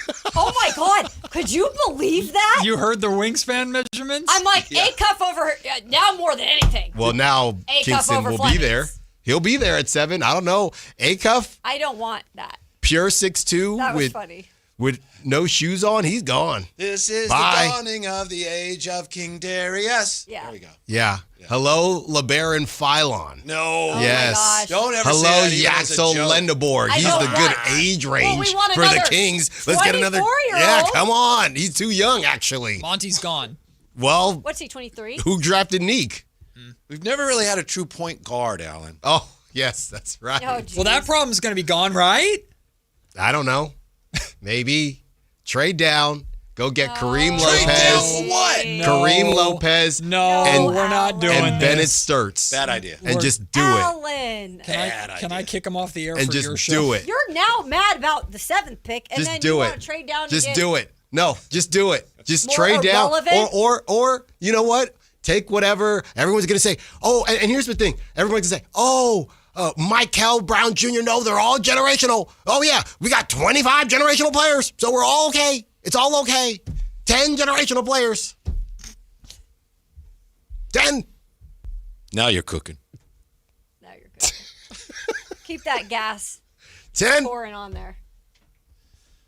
Meanwhile, developing story, Bucks open to trade calls and offers God. for Giannis. I'm so sick of hearing this now damn we gotta, headline. Yeah, now we got to talk about R.J. Barrett and Ja Morant pairing him up. Not on your show. With Darius Acuff. Not I was on your gonna say, show. That ain't happening if Whitey's in charge. No, well, yeah, that's right. That ain't happening. RJ, though. RJ's a conversation. I don't want to. We weren't supposed to deal with this. You're right. We weren't, but here we are. Here we are, baby. Back in purgatory. What did you think was going to happen? No, it's not that I didn't expect it. It's that it was so avoidable. I'll own this because I admitted this to Kayla to start the show today. It's like I was trying to figure out, like, why am I so devastated? It wasn't the 60 losses. Like, I had somehow subconsciously, because I never said it on the air, but subconsciously, I had managed to convince myself I really thought one of those top 4 was going to be in a Kings jersey. Really? Like, I don't know. I just, we have to be able to get one of those 4 out of this, right? Like, subconsciously, I thought, okay, it's going to be like Caleb Wilson. Great. Yeah. He was manifesting it. And then, that hit hard. Let's just stop with the basketball gods. Yeah. Stop with morals. Stop with ethics. Treat people like crap. Who cares? Okay? There's no rules. It doesn't matter. It doesn't matter. The bleep hole that is mean to everybody. They make money. They get rich. They say, nice guys finish last. And the Kings, they were the nice guy. No, we're going to do things the right way, and we have to let everyone play, and we're not going to pull people out. Okay. See, I don't buy that. Hello, LeBaron Filan. They didn't ethically tank. Hello, they were just Braden Burries. So bad at tanking, and the other teams were so much better, they just had to throw up No, their hands. Whitey, no. They didn't ethically tank. 41 points against who? I had it up. Hold on now. Let me wait. Hold on. Because you got to hear this. You have to hear this. 41 points, okay? Yeah. Against the Utah Jazz. Are you serious? Mm-hmm. And then people, God hates the Kings. No, the Kings hate the Kings. The Kings hate the Kings. Malik had 32 and a 4-point win against the Nets in Sacramento. Yeah, I do remember that one. That's a bad one too, but nothing will be more Where's my game? I need it. Hold on, let me find it. The Toronto game was the Toronto. Toronto was another good one. Monk had 30 and a 16-point win over Chicago. Here we go. This is who DeMar DeRozan dropped 41 on, okay? Bryce Sensabaugh, Cody Williams, a brother named Anderson Garcia. I don't know who that is. Maybe someone else does. Elijah Harkless, is that Mo Harkless's brother? I don't know, but he started for the Jazz. Do you remember the end of that game? And Isaiah Collier. I don't. You don't? Where Will Hardy had 2 timeouts and a chance to advance the ball, and he said, I'm not taking them. Yeah. That's right. Lose. Yeah. Oh, everyone hates the Kings. We have such bad luck. Sometimes you make your own luck. Yep. You get up. Yep. You make your bed. You pull yourself up by your bootstraps, okay? You pick up your lunch pail. You get in your car, and you drive to work. And if you don't go to work, or if you do a bad job, you get fired. Fired, dang it! Hello, LeBaron Filan. So, I'm sorry. Who's getting fired in this scenario? I don't know. Is DeMar getting fired? I know. They're all fired. They're all fired. He's under contract. They're all fired. I can't wait because I know it's coming, because I think I saw it on social media from you. It's going to be the turn on Precious Achua. Oh, no. Now we're mad at Precious for making a mixtape. He made a mixtape, and he priced himself out. He cooked the Kings, made a mixtape, and is going to leave. It ain't the players' fault ever. It's not their fault. Ever. No, you did Precious a solid. Right, it's not the coach either. You did Precious a solid. Sit him down. You could sit him down now. At first, I thought it was ridiculous. I did. But towards the end of the season, sit him down. We've seen enough. You have enough on tape. You got your showcase profile highlight reel. So I don't think we really got into this today, but we don't blame the players because you can't. I don't blame Doug Christie because he was coaching for his job on a prove-it contract. In terms of what Scott Perry should have done differently, to me, there's 2 options. It's number 1, you say none of these guys are playing, good luck. Right. Or should Scott have pulled Doug into a room privately and just said, look, we need you to lose games, but your job is safe. Like, Yes. should that conversation That's have clear. have Yeah, happened? I'm sure that's what happened with. They gave Jordy an extension. Will Hardy. I mean, Will Hardy pretty much That's said that's that the he was thing, told though. that. They believe in those guys. Yeah. We don't know how much they believe in Doug. Yeah. They believe in him enough on his current deal. That's the whole issue with this. So then It'll be fine. If that's the thing, then nothing's symmetrical. Like No. that's the thing. There's no synergy because this decision doesn't There's nothing connect with. simple in this organization. Not simple, it's symmetrical. No, but there's nothing simple. Who's on the same page? when it comes to this organization? Pillars. You know, One it's door all going to work. opens, 4 hours another today door opens. of how it's all going to work out. I like that. Oh yeah. We need Whitey Gleason's positive vibes, baby. I tried that the whole draft. That didn't happen. Yeah, welcome to Sacramento. Right. Kayla tried so hard. I did. She tried so hard to be optimistic, And I'm- and then she saw them fall to 7 and went, oh, Yeah. It's like, oh, okay. never mind. Sacramento. first time. Yeah, first time we're over here. Yeah. That's right. Welcome. Yeah. Whitey Gleason, Alan Stiles. The next 4 hours are going to be a lot of fun. Thank you to everybody who tuned in to Kayla and I for the last 4 hours, helping us process, get this through. Tomorrow, the work begins. Not our work, Scott Perry's work, but we're going to go along for the ride. Whitey, Alan, the Drive Guys, next till 6 o'clock. Kayla and I back at 10 a.m.